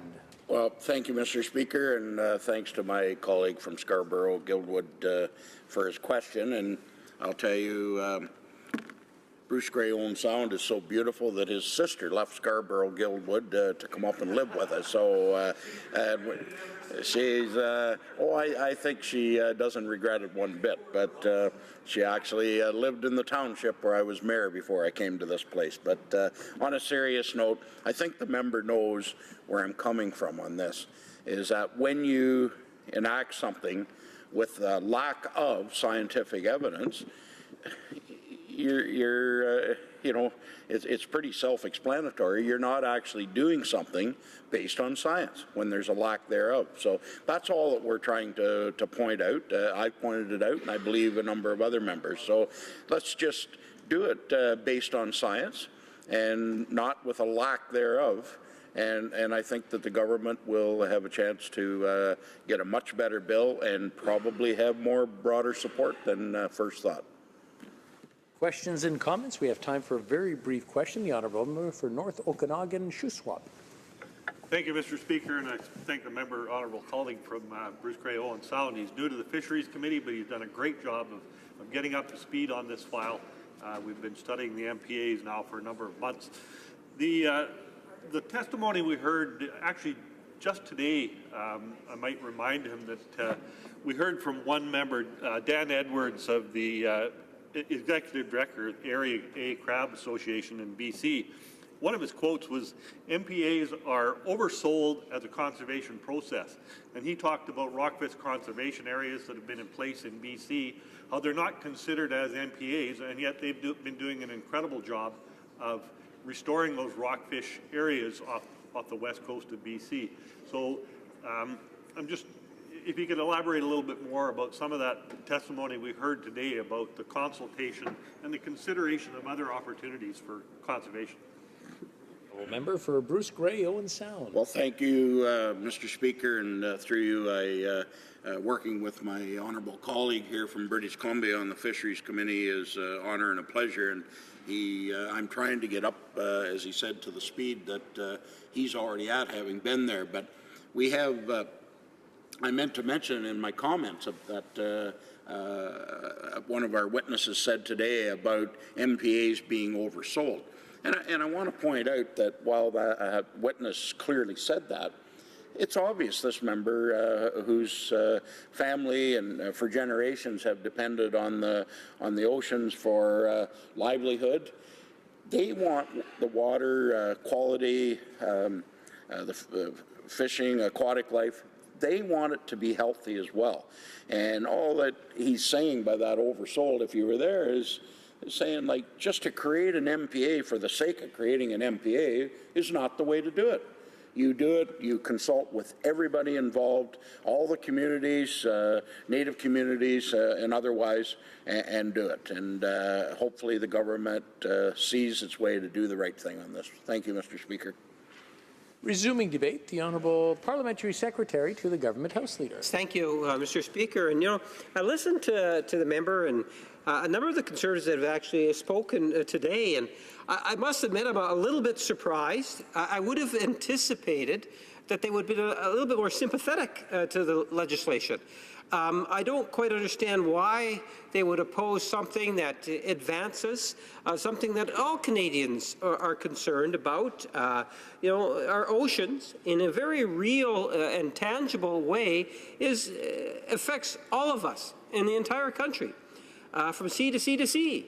What we have before us, I believe, is something that moves Canada forward in terms of being able not only internally to be able to say that we're taking a progressive step forward, but it also allows us to continue from that international point of view, clearly demonstrate as Canadians, part of our values is to understand or better understand and appreciate what takes place in our oceans. It is indeed a part of our very fabric as Canadians. The oceans have provided, whether it's economic, leisure, social, all sorts of benefits to us as a society. We all understand and appreciate just the humongous economic impact. If one wants to get a better understanding, go and talk to the Atlantic Caucus, where you will find that that is a hot topic all of the time, concerned about our oceans and making sure that we're moving forward. And that's not to take anything away from our BC caucus, Mr. Speaker, who are also very strong advocates, and you will find very supportive of the legislation. And of course, being Manitoba, some might think it's landlocked, but it's not, because we go up north to Churchill, Mr. Speaker, or up north, even with the Yukon in our territories. We have been very fortunate as a nation to be able to have, I believe it is the longest ocean coastline than any other country in the world. So given our background, one would expect to see something positive coming out of the government. And, I often talk about many of the different accomplishments of this government. One could always highlight, and I know everyone's heard about the middle class, because that's something in which is priority one for us, but within these 2 years, the number of things that we have been able to accomplish, I believe, is in fact noteworthy. And this particular piece of legislation does make a difference. And I would encourage members of the Conservative caucus to revisit their position on C-55, because it does provide, some very tangible benefits. The Government of Canada is committed to increasing the proportion of Canada's marine and coastal areas that are protected to 5% this year and 10% by 2020. That is a significant amount of territory that is in fact being talked about. It demonstrates very clearly that we have a government that truly is interested in what's taking place in our oceans and wanting to protect where it can. Mr. Speaker, we talked about achieving these targets, and members across the way made reference to the issue of science. Well, this is a government that genuinely believes in science. Not like the former Harper government, where at times they were challenged on the issue of science. But rest assured that we will use sound science that's out there to at least provide us the guidance that's necessary that will, in fact, also support very transparent decision-making from this government. Those are the type of things in which we are very much committed to, Madam Speaker. And we look forward. You know, the Act it clarifies the responsibility of the Minister of Fisheries and Oceans to establish a national network of protected areas. That is something of substance, yet the Conservatives doesn't seem to think that it's moving us forward. It empowers the minister to designate marine protected areas by order of prohibit certain activities in those areas. I don't quite understand why it is that they would just outright oppose. Take a look at the principles from within the legislation, and you will find ultimately that it is good, sound legislation that will in fact make a difference. Support it, and then maybe look at ways in which you can enhance or change it while we get into committee. You're trying to stand up, so that means I got to sit down.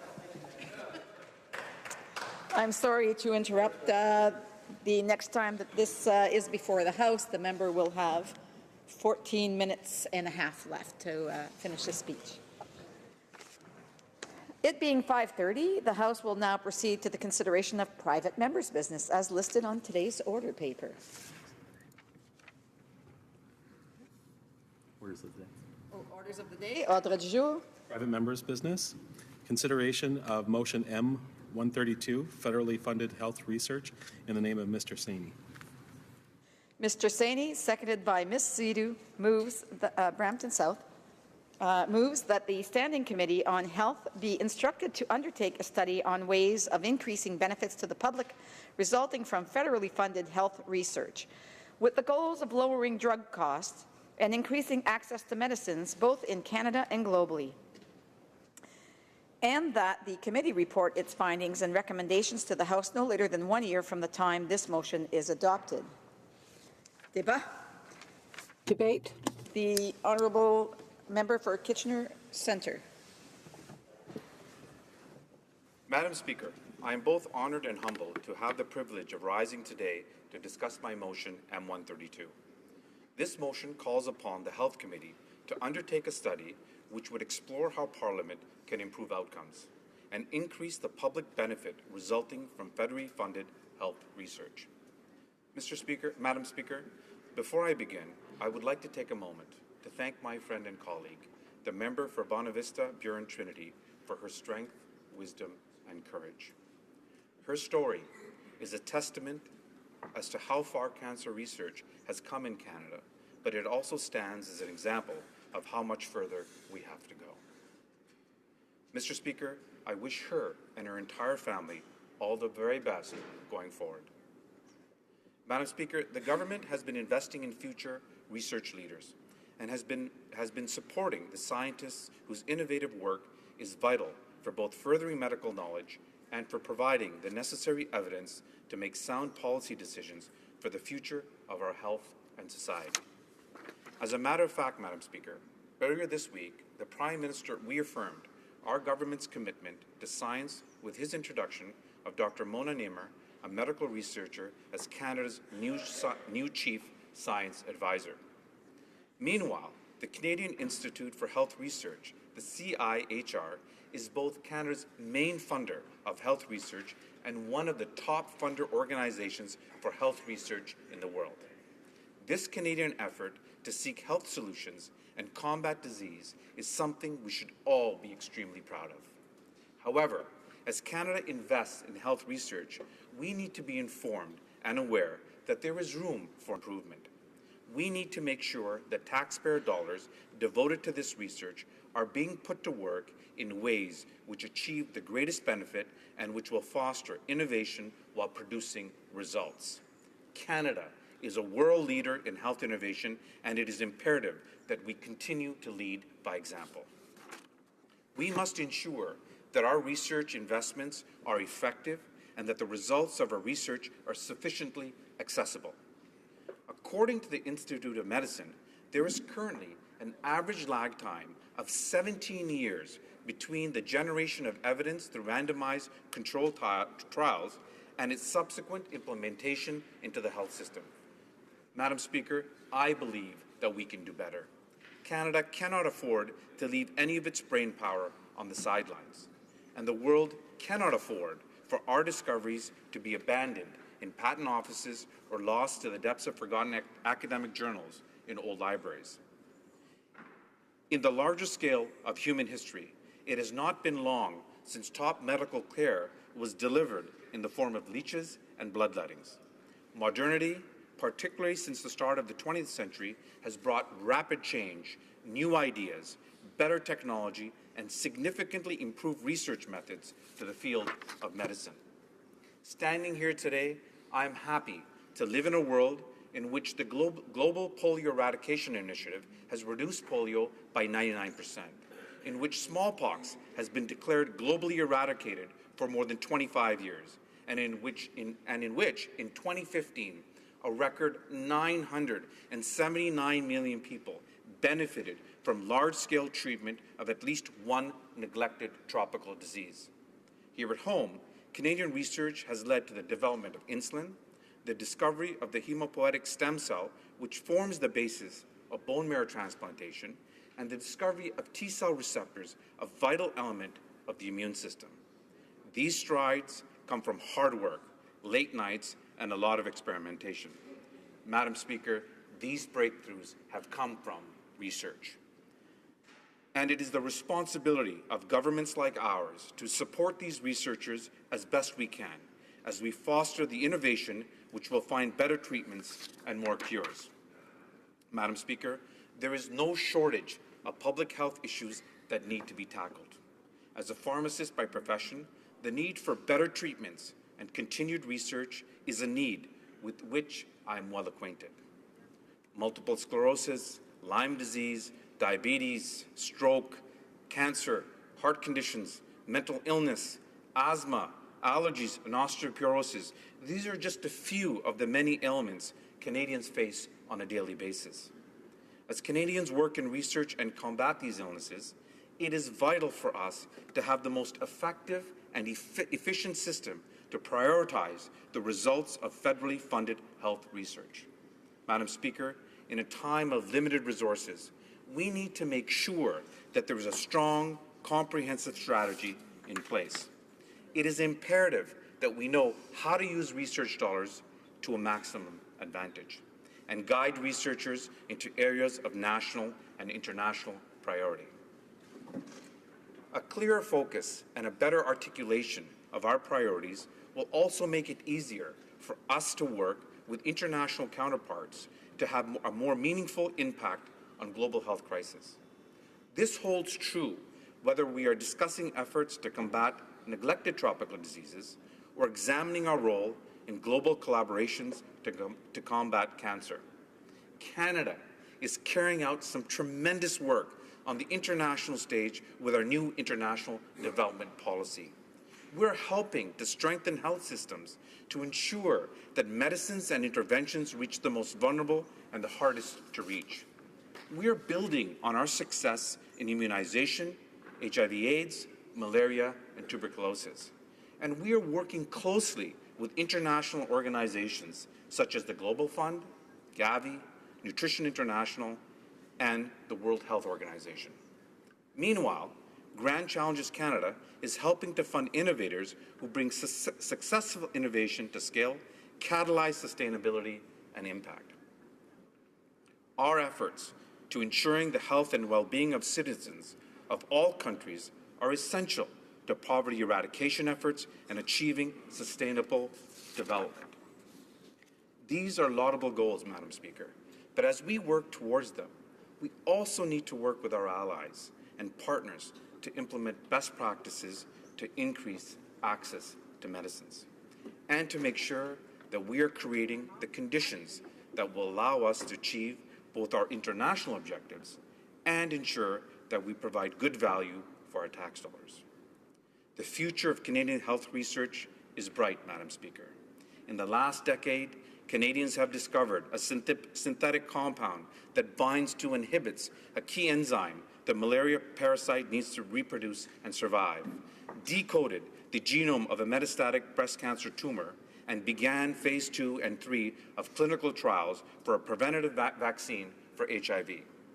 Proving that breakthroughs sometimes come from new eyes that re-examine old tools, in 2009, a Canada-US research team discovered that the diabetes drug metformin appears to make vaccines and cancer treatments more effective. Meanwhile, in a modern reconsideration of accepted practices, in 2008, Drs. P.J. Devereaux and Homer Yang discovered that the common practice of giving beta blockers to surgery patients actually increases risk of major stroke and death. Medicine, Madam Speaker, is not static, and discoveries like these demonstrate the extent to which research, as well as the tools and paradigms which support it, are updated constantly. Human progress means that there will always be value in reviewing, renewing, and improving upon existing practices. This truth applies not only to medical research, but to the bureaucratic frameworks which support it. Medical breakthroughs are happening all over the world every day.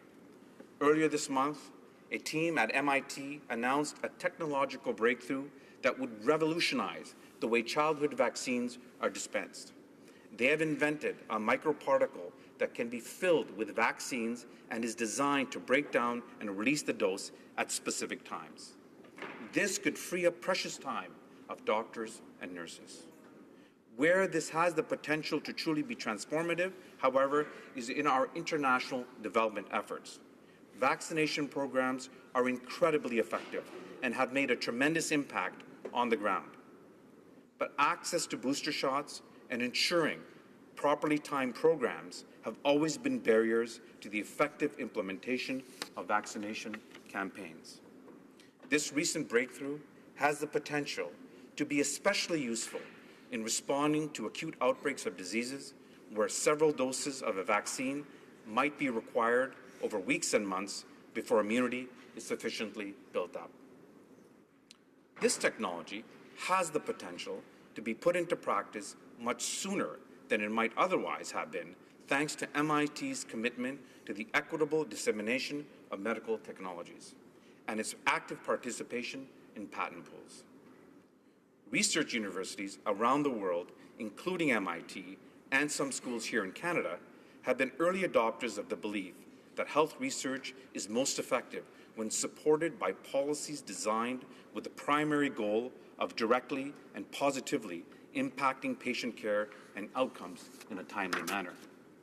Research policies which support efficient, effective transition periods from research to development to product deployment will lead to the curing of more diseases, the administering of more vaccines, and the saving of more lives. As Canada recommits to being a world leader in innovation, we need to figure out what we want out of our health research. What are our national goals and desired outcomes? What are our target priorities? What are our values? And how can we best empower both researchers and those communities who researchers' efforts seek to help? We know that there is further room for improvement within our national frameworks, Madam Speaker.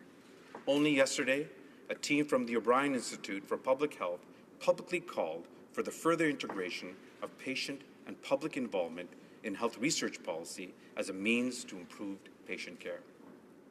If we want to improve healthcare outcomes in Canada, Madam Speaker, we need to create opportunities to listen to health researchers like these. Meanwhile, many here may be familiar with Canada's tremendous role in the development of an Ebola vaccine, which was used with great success in combating a devastating Ebola outbreak in West Africa. The researchers who developed that vaccine, Madam Speaker, did Canada proud. However, what those here may not know is that this Ebola vaccine sat for far too long in a laboratory rather than being dispensed where it was needed most. This was due to an intellectual property dispute with an American company which purchased a vaccine commercialization license from the Canadian government. Madam Speaker, we spend money on research in order to develop products and techniques that we can use to make a difference in people's lives. if we weren't able to use these things when they matter the most, then we are doing ourselves and taxpayers a huge disservice. Governments and academic labs seldom have the specific expertise and the enormous resources that are necessary to scale up production of a product like a vaccine. Agreements with corporations are important and necessary partnerships. They are, in some cases, the only way that research can be supported and injected with the necessary resources and funding to turn development into a final product. However, the intellectual property dispute over the Ebola vaccine proves that there are problems with Canada's current approach to these partnerships. I believe that there are ways to maximize benefits of federally funded research without negatively impacting the commercialization of products that stem from health research. Other jurisdictions, such as Sao Paulo in Brazil, and individual institutions like UBC, the University of Exeter, and Johns Hopkins University have put in place innovative licensing regimes designed to maximize the benefits the institutions receive, but also advances the ability to advance their research agenda. Should this motion pass, I hope that these examples and the licensing regimes that are put in place between Canadian researchers and corporations will be one element of our federally funded health research framework, which the committee will explore in more depth. I believe that this represents one of the best ways of increasing access to medicines all over the world. Madam Speaker, we have the opportunity here to really make a difference. We have the desire and the means to help combat some of the most devastating diseases, both here at home and around the world. We owe it to our constituents as taxpayers and also to all those in need of medical relief around the world to get this right. I urge all my colleagues to support this motion and help ensure that our world-class health researchers are best equipped to deal with the challenges of the 21st century. Thank you, Madam Speaker. Questions and comments? Questions et commentaires? The honourable member for Brampton South.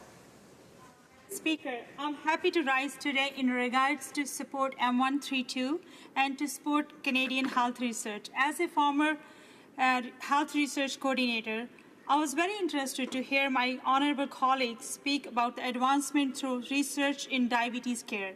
Canada has the proud honour of being home of Sir Frederick Banting, the researcher who discovered insulin as a treatment of diabetes. This year, I had the chance to visit Banting House and learn about Dr. Banting's discovery. Outside Banting House is a burning flame, which will only be extinguished when a cure is found. I know that Canadian medical research will find the way to research reaching that goal. I just want to ask my honourable colleague, can you please describe how we can help increase access to new medicine that will advance our cause to defeat diabetes? The honourable member for Kitchener Centre. Thank you, Madam Speaker. I want to thank my distinguished friend for her role on the Health Committee and also as her role in being the chairperson of the Diabetes Caucus, and I know how hard she works at that role. Madam Speaker, if we look at the evolution of medicine and we look at the evolution of health, insulin was discovered many, many years ago, but that discovery not only helped Canadians, but it helped the rest of the world. Right now, in the world, we have a high proliferation rate of type 2 diabetes. Right now, this is the time where Canada can lead on the research, invest the proper healthcare dollars in making sure that our researchers are well equipped, making sure that we work with decision makers, with governments, with private companies to create an ecosystem, Madam Speaker, that can not only help in the particular case that my honourable friend has mentioned, but in other chronic diseases. Because right now we have, and I know this as a pharmacist, I also know that as someone who studied science, that we have in this country the best researchers in the world. And if we can encourage them, empower them, and give them the necessary resources, I'm sure that not only can we make a difference in diabetes, but we can make a difference in all those diseases that have been neglected for too long. Thank you, Madam Speaker.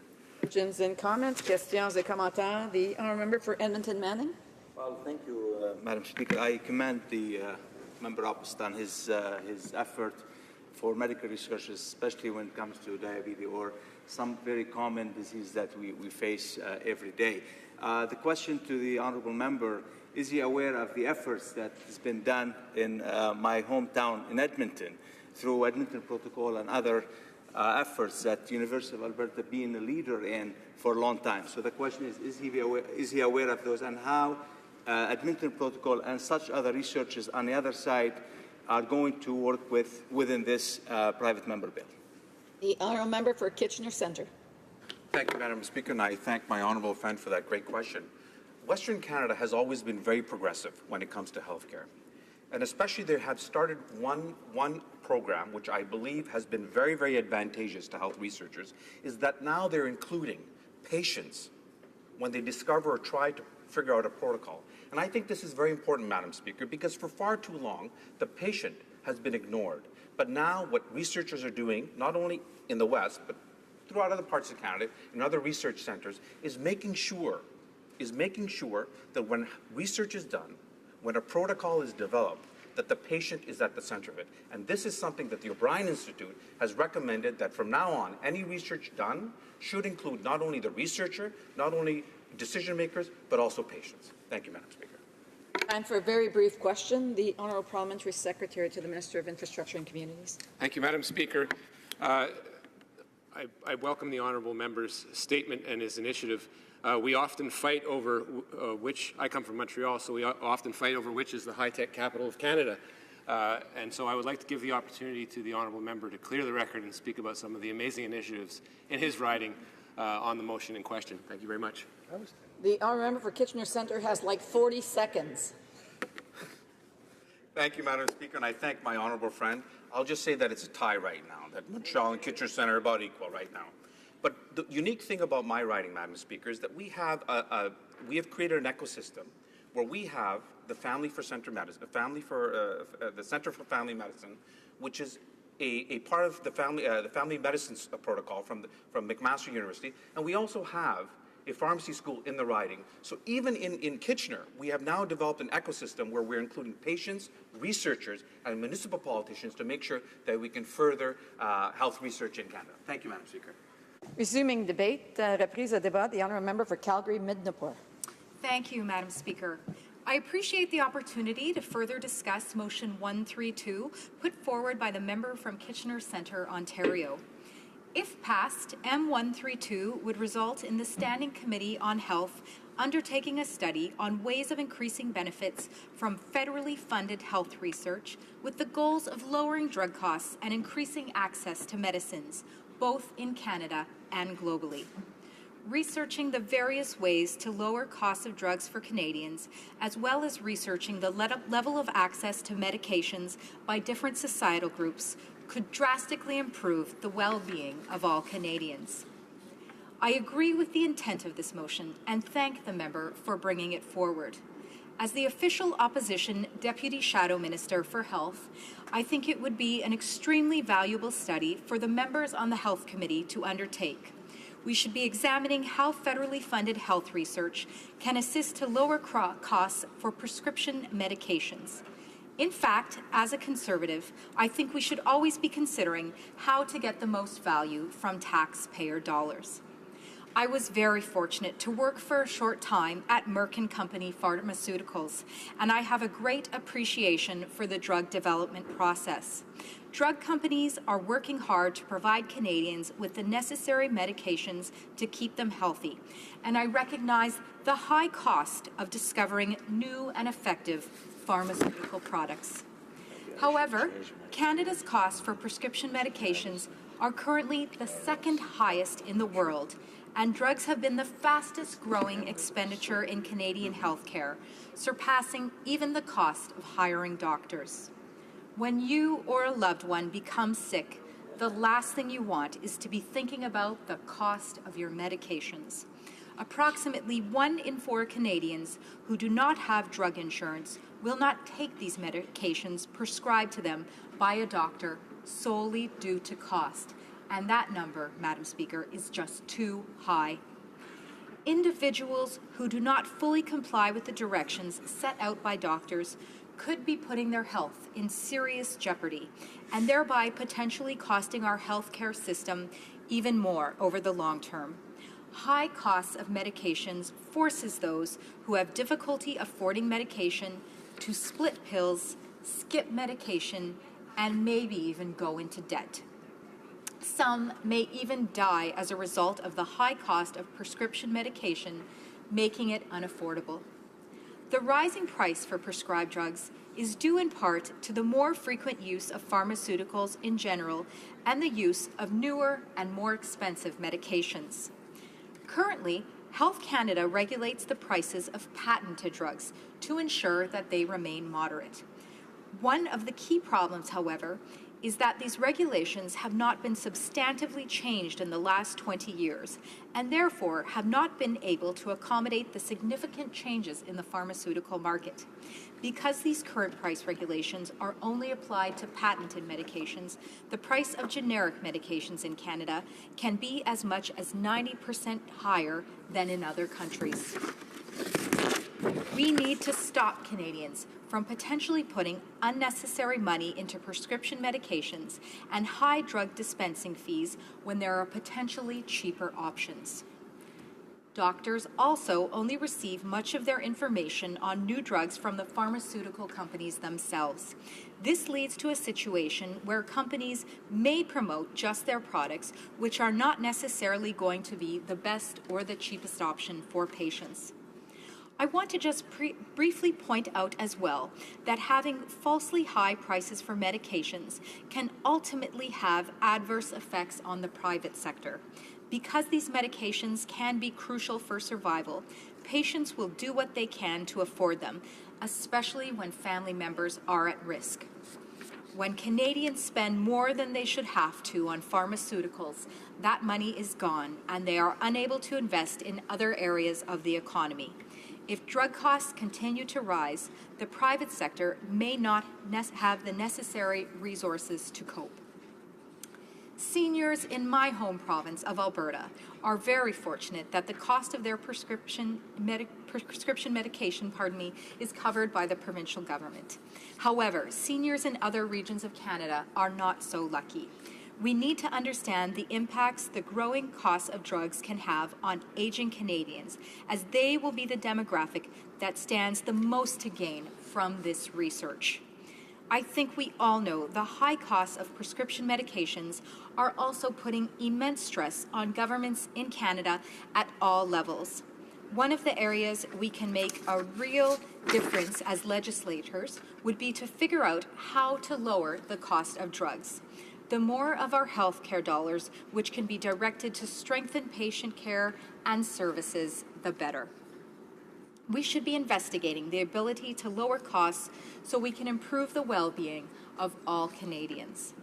Madam Speaker, another aspect that M132 would have the Health Committee investigate is whether access to pharmaceuticals in Canada can be improved by federal research. Very little has been studied in terms of even knowing if there is equal access of medication to individuals based on province, urban versus rural groups, Aboriginals, gender, and income.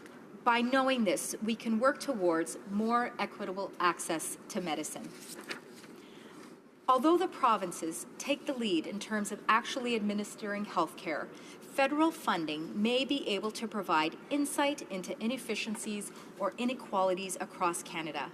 I think it is only logical to find out if there are variations of access to medicine across provinces and whether federally funded health research would be able to assist in minimizing any discrepancies.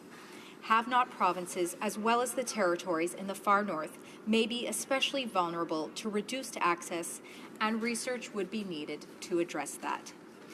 Life for Canadians in urban versus rural areas is also very different. We know healthcare in cities can handle a great diversity of treatment for medical situations, and we need to ensure that those in rural areas have equal access to medications.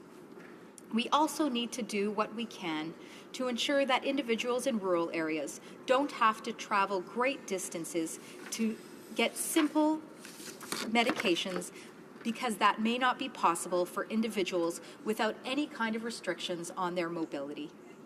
It would also be challenging for low-income Canadians. Research needs to be done on whether access is substantially different, and if it is, on ways in which it can be improved. We need to make sure any study includes the most vulnerable populations, such as Aboriginals. Research is required to determine if Aboriginals are receiving equitable access to medications. This should not be limited to those living on reserves either. The government needs the information provided through studies to determine if Aboriginals are receiving equitable access, especially in the areas of mental health and addiction. Gender variations in drug access is another area where more information is needed. Men and women have very diverse needs in terms of access to medications, and it would be beneficial to examine any possible inconsistencies. Differences may be the medications frequently available in local pharmacies, as well as differences in the ability to afford the cost of their medications. And again, I spoke a little about this at the start of my speech today, Madam Speaker, but we really do need to have a better feel for the impact of income on access to prescription drugs. This may be considering the private insurance plans available, as well as public plans for those who qualify. Research needs to be done on where costs can be lowered to assist low-income individuals in accessing their medications. It is essential that the Standing Committee on Health study the ways of increasing benefits from federally funded health research with the goal of lowering drug costs and increasing access to medicines both in Canada and globally. Canadians and their families are concerned about keeping their families healthy, and increased access to medications at a lower cost will certainly go a long way to do exactly that. So, to conclude, Madam Speaker, I agree with Motion 132.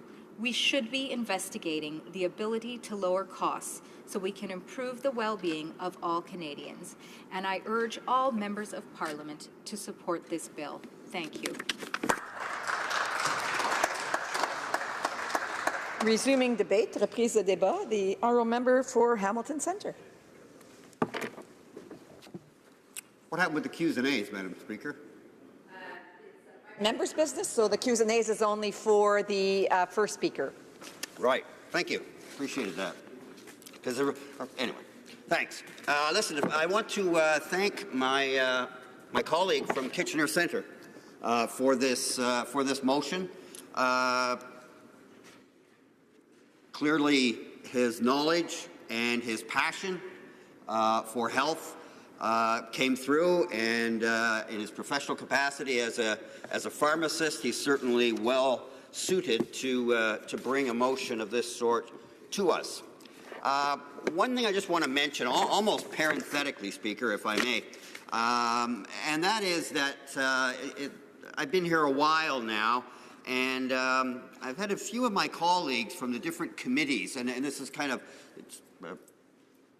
not directly on the motion, so it's nothing that the honourable member needs to worry about. It's just an observation in terms of how we're doing our business here. But it just seems to me that more and more we're passing private members' motions that are giving direction to committees, which is well and fine, and you know the House is the boss of all committees, but we also live under a rule where committees are masters of their own destiny, and it's hard to have that kind of control if the House is forever sending things from here saying this is your next priority. So we're just mentioning that in passing.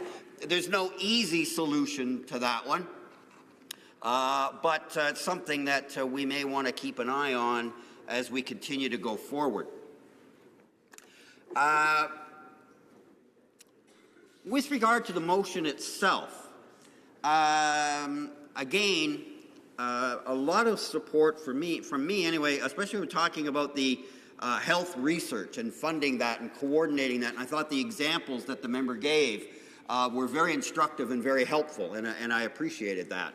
I have to say, though, that the way this is worded, the motion, it does say that increasing benefits to the public resulting from federally funded health research with the goals of lowering drug costs and increasing access to medicines. Now, it's interesting that on the day that the Parliamentary Budget Officer has brought out a report talking about the benefits to Canada, her citizens, and the financial bottom line are benefited by going to a national pharmacare program. I just want to point out that I have no doubt that as this continues to be looked at, there'll be more and more evidence of how many Canadians are not taking their drugs because they can't afford it. And so I just make the point that doing all the research is really good, and coming up with new treatments is fantastic. But at the end of the day, much of that treatment is pharmaceuticals. That's just the reality of things. And it just seems to me, I'm no healthcare professional, but it seems to me that if you've done all this research that the public paid for that shows, you know what, this kind of treatment along with these kind of pharmaceuticals, this can actually improve your life or cure your problem or make things well. But if we've got a system in Canada where a growing number of Canadians can't afford those drugs, then of what benefit is the research to them when they can't use the final product? And the final product being, here's the treatments, and here are the drugs that go with those treatments. And so I have to say that at least equal, in my opinion, my humble opinion, at least equal to the issue of increasing funding for health research, we ought to be moving like lightning speed to get a national pharmacare program here in Canada. I remind colleagues that Tommy Douglas voted the greatest Canadian, in large part because of his vision of universal health care. But Tommy is the one that also said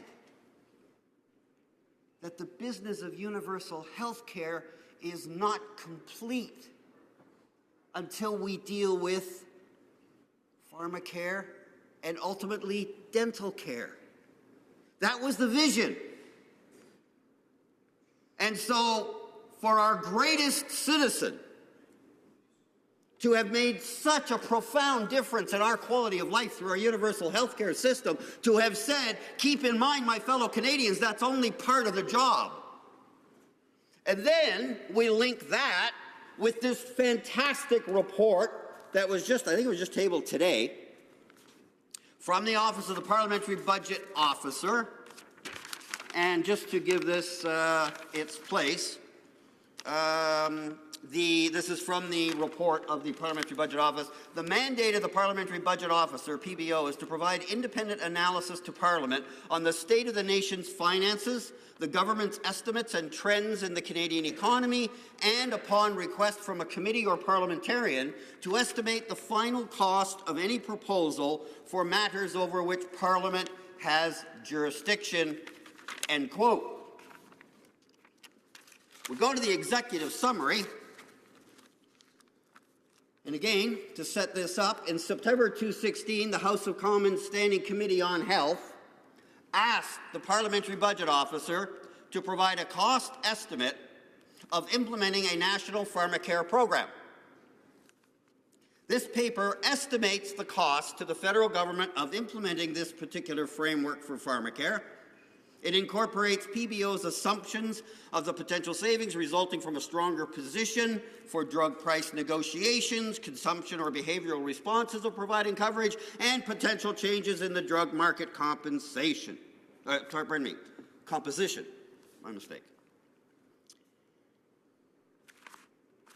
So under executive summary, the PBO goes on to say, after accounting for pricing and consumption changes, PBO estimates total drug spending under a national pharmacare program would amount to $20.4 billion if implemented in 2015-16.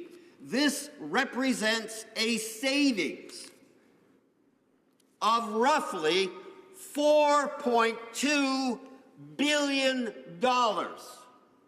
So, we have, from the Parliamentary Budget Office, nonpartisan, accepted by all of us as being nonpartisan, world-class analysis. And they have said that Canadians would have access, which was part of the motion, it says right in here, access.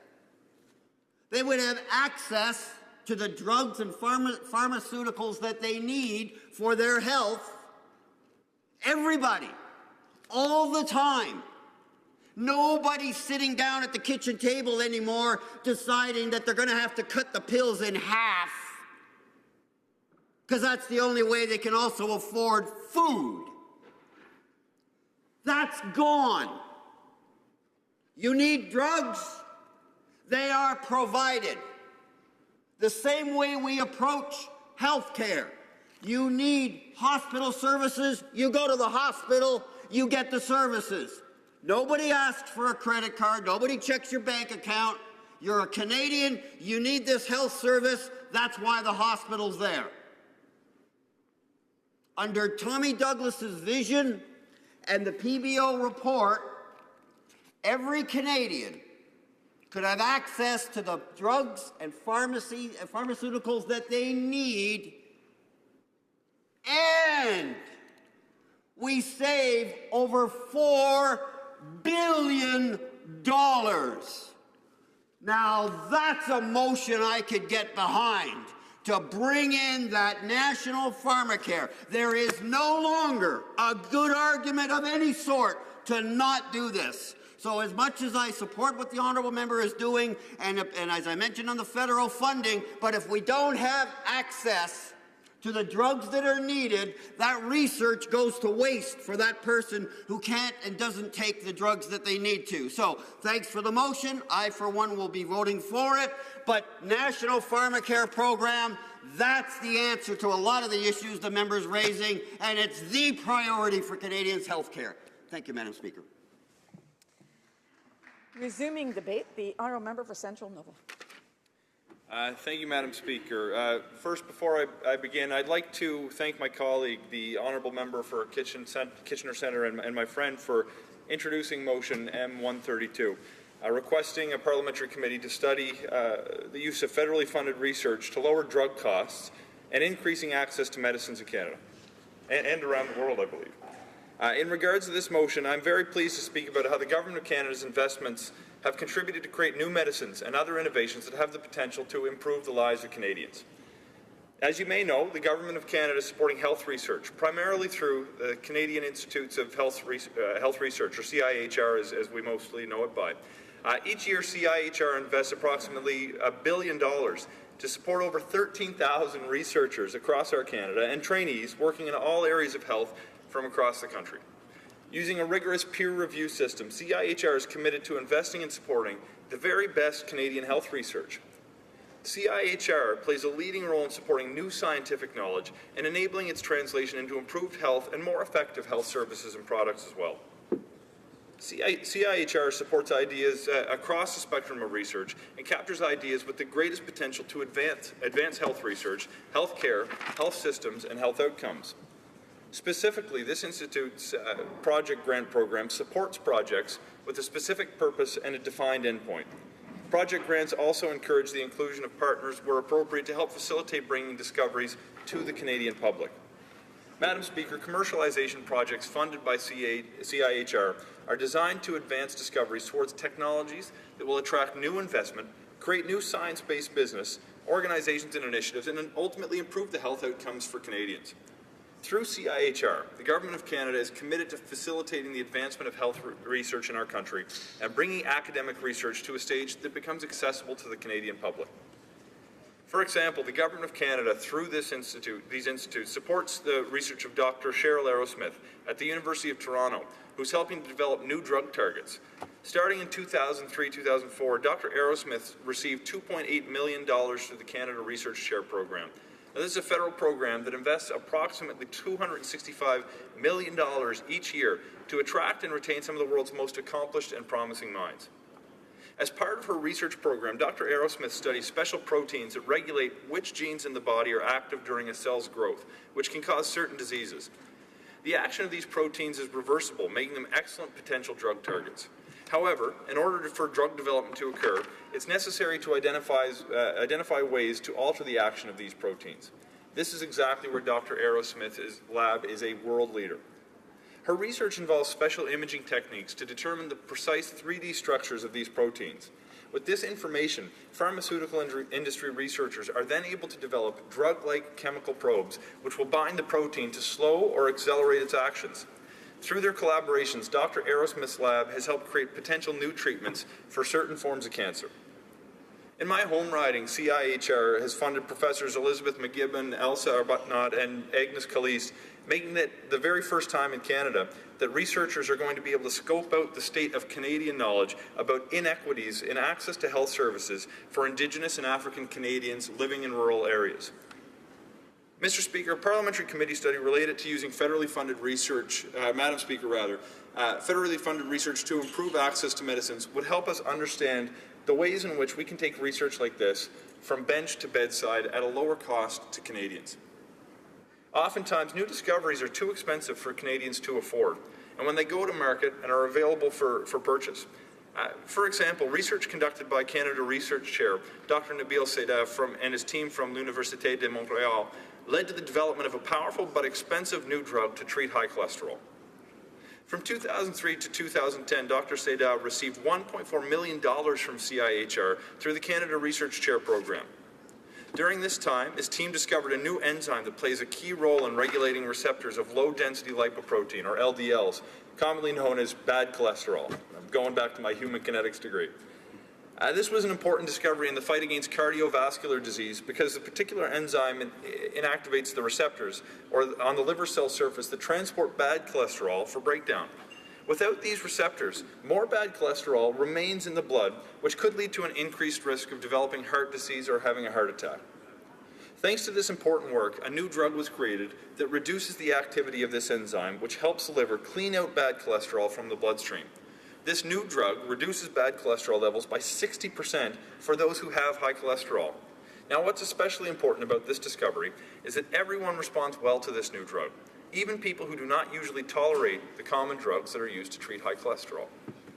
Madam Speaker, this new drug has potential life-saving benefits for Canadians. It was approved for use in 2015. However, the drug costs $7,500 a year. This cost makes it very difficult for Canadians at risk of developing cardiovascular disease to afford the medication that might save their lives.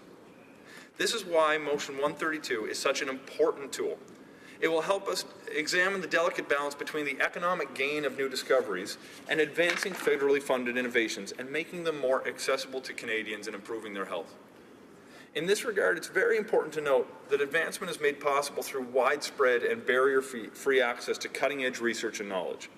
Policies that facilitate access to the result of this research enable researchers, scholars, clinicians, policymakers, private sector and not-for-profit organizations, and the public use and build on this knowledge. For example, numerous agencies and institutions are implementing open access policies. In Canada, CIHR has been working closely with other two federal research granting agencies, namely NSERC, the Natural Sciences and Engineering Research Council of Canada, or SSHRC.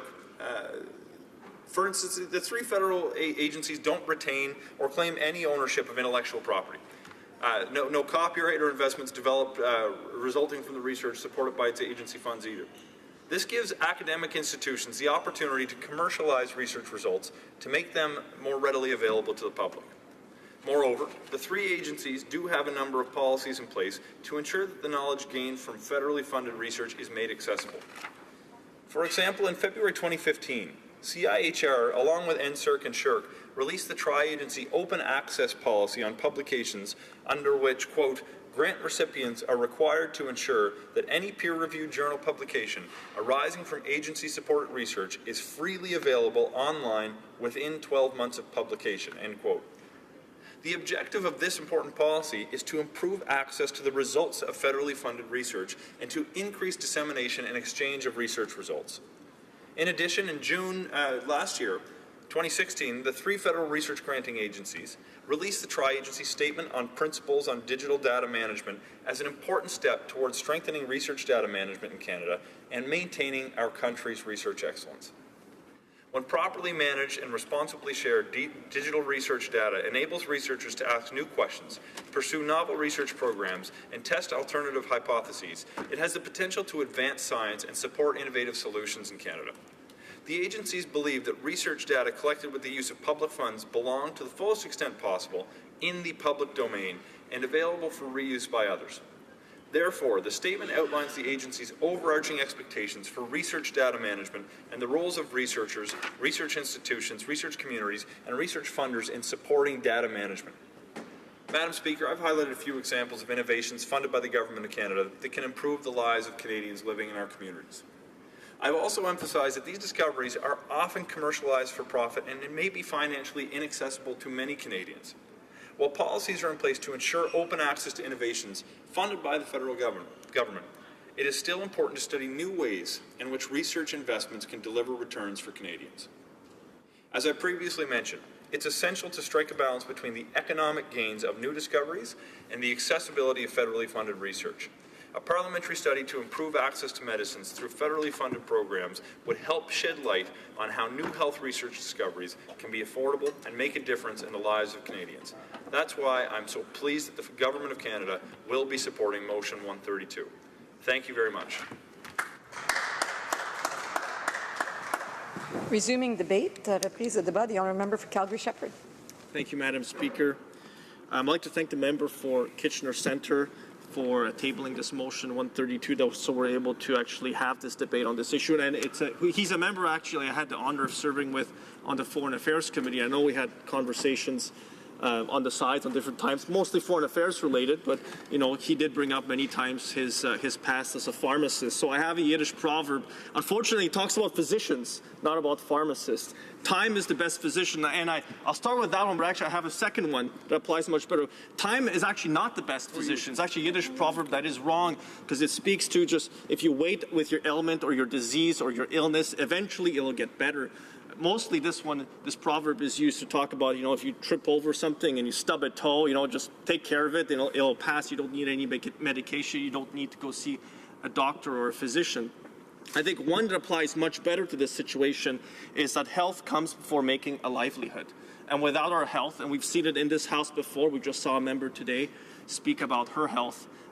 Health comes first. It comes before everything else. It is the most important matter in our lives, both the health of our families and our personal health. It's the greatest determinant of whether we can pursue our dreams, our careers, take care of our families. Now, time is also something that patients don't have.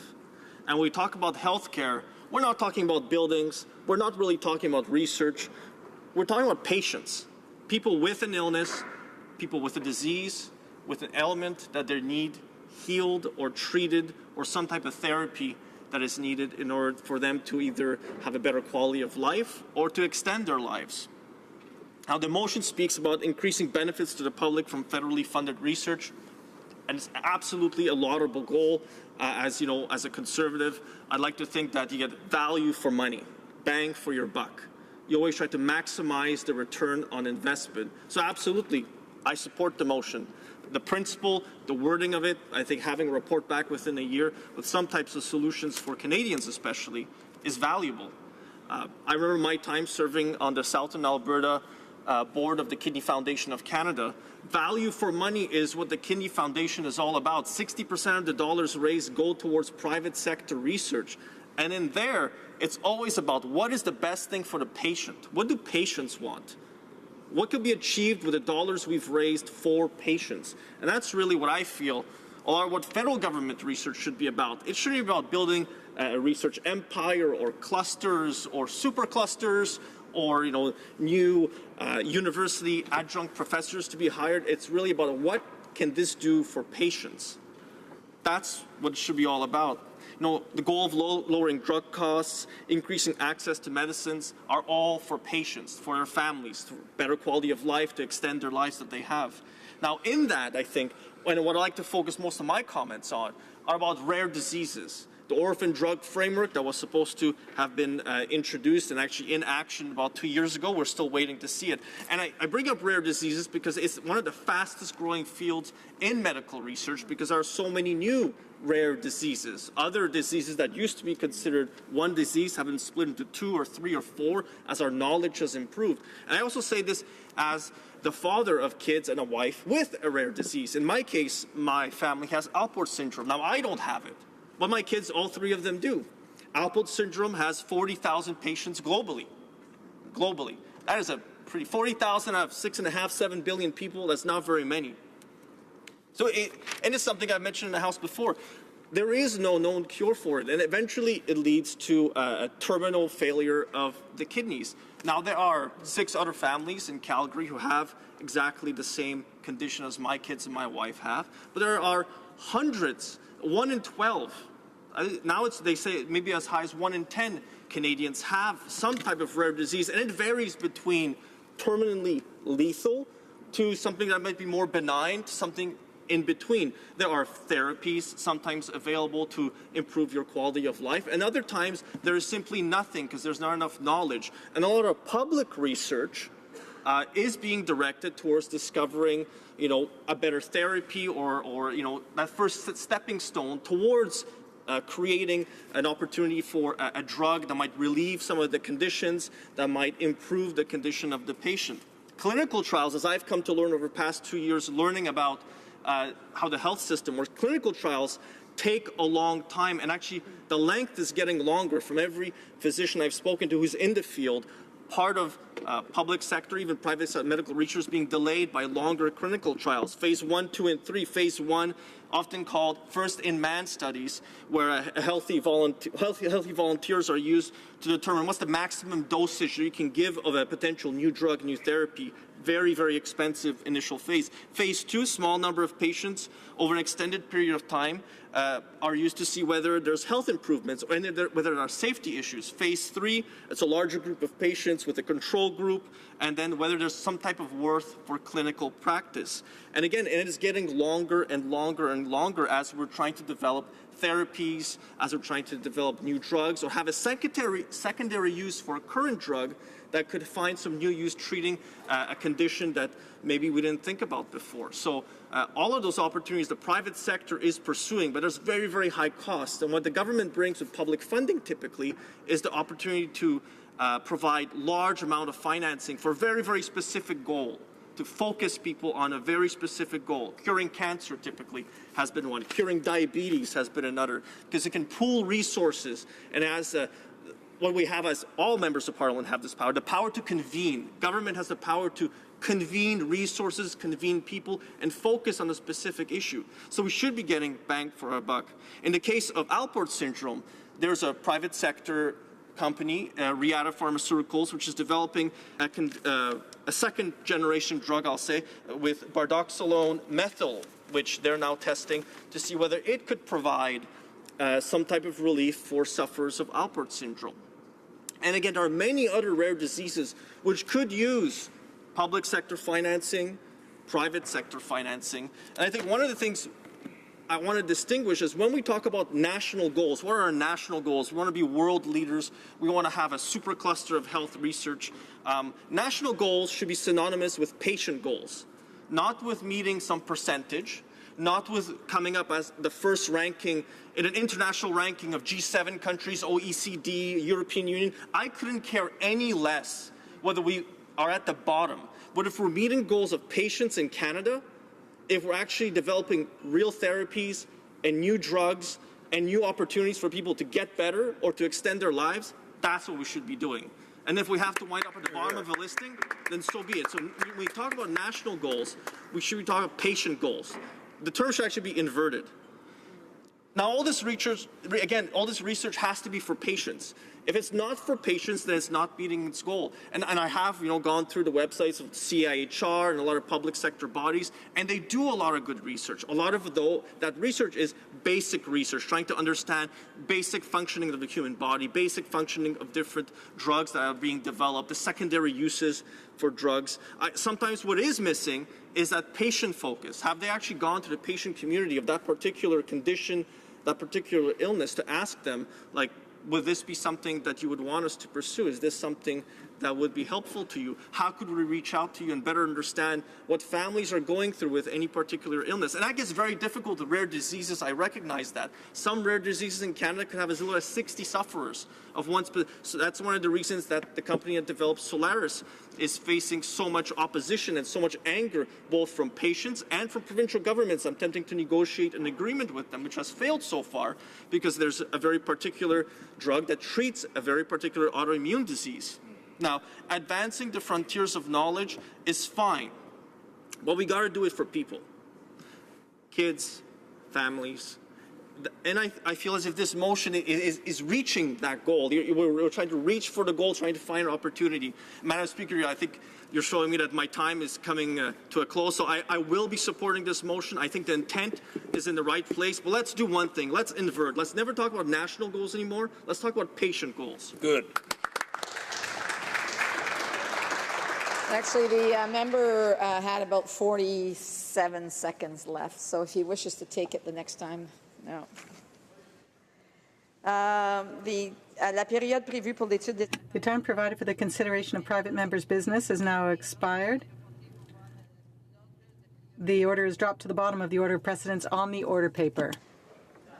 À l'ordre. Order, please. Pursuant to Standing Order 38, a motion to adjourn the House is deemed to have been made and seconded at this time. The motion is that this House do now adjourn. The honourable member for Kootenay, Columbia. Thank you, Madam Speaker. In 2014, the Mikisew Cree First Nation submitted a petition to the World Heritage Committee requesting a monitoring mission to assess the state of conservation in Wood Buffalo National Park and the Peath-Athabasca Delta. The Mikisew Cree, like many Canadians, were concerned by the impacts of the Site C hydroelectric dam in British Columbia and the Alberta oil sands on this environmentally sensitive region. From September 25th to October 4th last year, UNESCO's World Heritage Centre undertook a monitoring mission at the site. What they found was extremely disturbing, which is why I asked a question of the Minister on this important issue last April. First and foremost, they found that there was a poor relationship between the federal government and the First Nations and Métis who reside in the area. In particular, the local knowledge and culture have been ignored, as have the concerns of residents about the impacts of development on their traditional territories. They also found that conservation has been a low priority in the area and that Parks Canada's legal obligation to maintain and restore the ecological integrity of Wood Buffalo National Park has not been met. Regarding the Alberta oil sands, there's been a lack of environmental assessment or risk assessment in developing facilities such as mines and tailing ponds. In fact, overall, the lack of understanding of the flows of the rivers, the hydrological conditions, the complexity of the area, and the impacts of development is quite shocking. Which brings us to the Site C Dam, a major British Columbia project which would have tremendous impacts on the Peath-Athabasca Delta and the people, flora, and fauna who reside there, and which received federal and provincial approvals without adequate assessments according to international standards. The new NDP BC government is taking steps to review Site C by sending it to the BC Utilities Commission, and we have hope that future projects of this magnitude will be developed with appropriate environmental assessments and First Nations consultation before receiving a green light. UNESCO is treating the federal government's neglect of Wood Buffalo very seriously. They offered Canada one chance, and only one chance, to correct the deficiencies in how we treat this incredible treasure. Let's talk a little bit about this treasure, Madam Speaker. Wood Buffalo National Park is the largest park in Canada and the second largest national park in the world. It's the 13th largest protected area in the world. It was established in 1922 to protect the world's largest herd of free-roaming wood bison, and it is one of 2 known nesting sites for whooping cranes. It is also considered the world's largest dark sky preserve, leading to significant populations of bats, nighthawks, and owls. This amazing area was designated a UNESCO World Heritage Site in 1983 for the biological diversity of the Peace Athabasca Delta and for the population of wild bison. It is a tragedy, Madam Speaker, that the diversity of the area, the ecological integrity of the park, and the livelihoods of those who live there are all at risk, as is the park's UNESCO designation because of the neglect of successive governments. Last April 13th, I asked the Minister of Environment and Climate Change, what action she will take to protect Wood Buffalo National Park, and when will she take it. A year after the study was conducted, and more than 6 months since the report was released, we have still heard nothing from the Liberals on any actions to protect wood buffalo, other than the work of the... Unfortunately, the member's 4 minutes is up. So I have to give the Parliamentary Secretary to the Minister of Environment and Climate Change a chance to respond, and the member has another minute after that. The Honourable Parliamentary Secretary to the Minister of Environment and Climate Change. Thank you, Madam Speaker, and thank you to the member for his question. I know his passion for parks and for ecological integrity and other associated issues, and I'm pleased to provide him with a response. As the federal agency responsible for the implementation of the World Heritage Convention in Canada, Parks Canada is committed to protecting and presenting Wood Buffalo National Park of Canada to Canadians and the world. The Government of Canada is committed to the ongoing protection of Wood Buffalo National Park as one of the treasures of Canada's national park system and as a UNESCO World Heritage Site.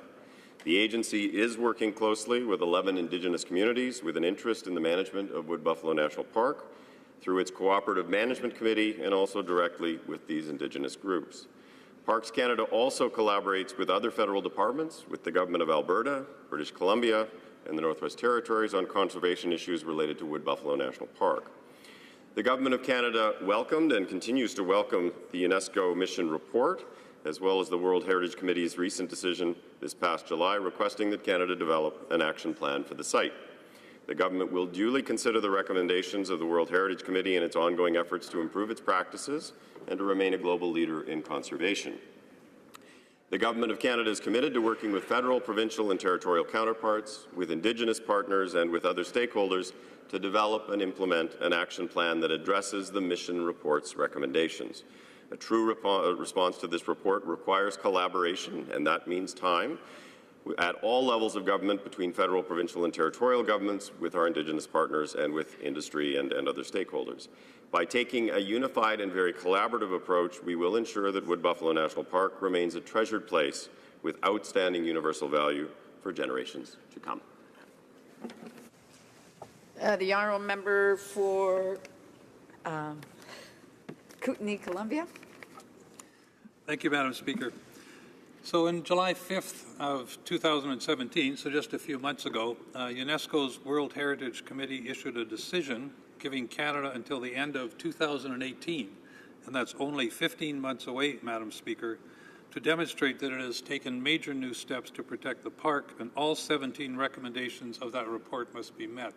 So I'd like to know from my colleague across the floor whether a time frame has been established, whether discussions have begun, and whether you think that the government is on time to meet that deadline of the end of 2018. Our Parliamentary Secretary. Thank you for the question. I mean, as I said a minute ago, the government is working very hard and collaboratively with governments of all levels, the provinces, the territories, Indigenous partners, industry, and other stakeholders, to ensure that we actually have a collaborative approach. We're making progress. We're confident that we're moving in the right direction, and we're hopeful that we will be in a position to respond to the UNESCO report within the timeframes. We are committed to ensuring that we actually address all of those recommendations, and we will report on progress as we move forward. The Honourable Member for Calgary Confederation. Madam Speaker, the Liberal government's tax change proposals will hurt the very people they say that they want to help. I have received hundreds and hundreds of letters from constituents opposed to this, and just a single letter of support of the changes. Those writing have made it very clear they are not the wealthy 1%, but are mostly middle-class Canadians who have taken risks to start their own business and create their own jobs in the community. Many have laid bare the dire consequences these changes will have on their business and their families. These small business owners warn that they will have to reduce staff and will have to raise unemployment at a time when we can't afford to lose more jobs in Alberta. Others have spoken of their need to consider cutting back on their community support and charitable donations just to keep their business profitable. It has not been lost on Canadians that this Liberal government chose the middle of the summer to conduct their consultations in an effort to pull a fast one on Canadians. It is clear this Liberal government didn't really want to hear from Canadians and remains still determined to proceed with the changes no matter what. Their indignant attitude is both reckless and offensive to taxpayers. Madam Speaker, a constituent wrote to me, Joseph Klassen, and he wrote, I am a small business owner. I employ 12 people, and the annual payroll for this staff runs about $1.25 million. This may appear small to others, but I feel that we employ these people, giving them a reasonable living while making a positive contribution to the Canadian economy. Once you remove the incentive of being able to earn a reasonable financial return on my total business investment, I will have to consider the possibility of closing this business. And Dr. Peter Samuels wrote to me and said, the government's proposed tax changes for private corporations will make it more difficult for physicians to provide the quality of care that their patients deserve. These proposed changes will harm patients, physicians, and their families. Small business owners and their many employees will be harmed. Communities and the Canadian economy will suffer. I encourage the Finance Minister in the strongest terms not to implement the proposed tax changes for private corporations. And constituent Brian said, I'm a small business owner in Alberta, and I have been since 2010. Last year, my personal income was less than $50,000, and I've had to lay off 23 people due to the downturn in the economy and the relentless increase in taxes directly affecting my company. Over the past 6 months, we have finally seen a bottom in the Alberta economy. Yet, with the backdrop of all these tax increases, I have little interest in increasing our staffing at this time. And finally, constituent Linda Good wrote, I voted Liberal in the last election. At a conceptual level, I support much of the Liberal platform. However, I struggle with some of the tactics for achieving that platform. More specifically, I'm appalled by the proposed tax changes that will directly impact my partner and I as a small business owner and as a member of the middle class. My partner and I are both 63 years old. We have lived like students for decades. We have sacrificed a great deal so that we could be financially independent in retirement and not be a burden on society. Changing the rules on retained earnings directly and dramatically impacts our financial security. At our age, we have run out of time in terms of earning capacity to offset the impacts of the proposed tax changes. The government's attempt to create greater fairness certainly has missed the mark for us. Madam Speaker, I could go on. I have hundreds of letters like this. But like those who wrote to me, I don't think the Liberal government is listening anyways. Thank you. The Honourable Parliamentary Secretary to the Minister of Small Business and Tourism. Madame la Présidente. Madam Speaker, I am pleased to have the opportunity to speak to the government's proposals concerning tax strategies for private corporations. As you know, we are currently conducting consultations on these proposals that seek to fix the matter of tax advantages linked to private business. The government has called on stakeholders from across Canada to express themselves concerning these proposals. It listened to what they had to say, and much of what was said was useful to the government because it helped the government better understand the scope of the proposals it is making. I can assure you that we are going to take stock of what we have heard, and together we will make the decisions, the right decisions that will help us make our tax system fairer. Madam Speaker, I think it's important that we highlight some of the facts. To begin with, we are not increasing the small business tax rate. Canadian small businesses will continue to benefit from the lowest small business tax in the G7. Our proposals will have no impact on businesses' ability to save or invest for business. Our proposals will not affect an individual's ability to incorporate their businesses, nor will they prevent business owners from employing family members. It's also important to note that middle-class Canadians and small businesses are not the focus of our proposed changes. We recognize there are business owners and professionals who have saved and planned for their retirement under the existing rules. On this matter, I want to reassure everyone that our proposed changes to passive income taxation would only apply on a go-forward basis, not to existing savings nor to investment income from those savings. Nous ne prendrons aucune mesure. We will take no measure that jeopardizes this extraordinary advantage. Thus, our businesses will be able to continue to create jobs and invest in their communities. After all, Canada has one of the most competitive tax systems in the world. As an example, its small business tax rate is among the lowest, or rather it is the lowest, of all G7 countries. Thank you. The honourable member for Calgary Confederation. Madam Speaker, I appreciate the time that my colleague took to respond to my comments, but none of what she says provides any comfort to or assurances to me or to my community. This government's reckless spending has created a fiscal hole that will hurt Canadians today and in the future. The previous Conservative government was able to balance the budget under the current rules. The current Liberal government, addicted to spending, is desperately grabbing more tax dollars from every Canadian. These changes threaten the very services our communities need. We are risking losing people in some of the professions we need most, the doctors, the farmers, and others. If changes to our tax system are warranted, then let's make sure that we make them after fully considering the problem, our options, and the effects any proposed solution will have. The consequences of rushing into these changes are too high. Canada cannot afford to destroy those who build our communities, create jobs, and take risks where others won't. Thank you. The Honourable Parliamentary Secretary to the Minister of Small Business and Tourism. Madame la Présidente. Madam Speaker, all the decisions that we make have been reflected upon for a very long time. They will be guided by our main objective, which is to ensure tax fairness for the middle class and all those who are working hard to join it. What we want is to strike the right balance. We want to make sure that all Canadians have the possibility of succeeding. We want to put an end to certain injustices. And thus, Canadians will be convinced that they have a tax system that is more fair. Is pivotal in making sure our economy is really working for everyone, and especially the middle class.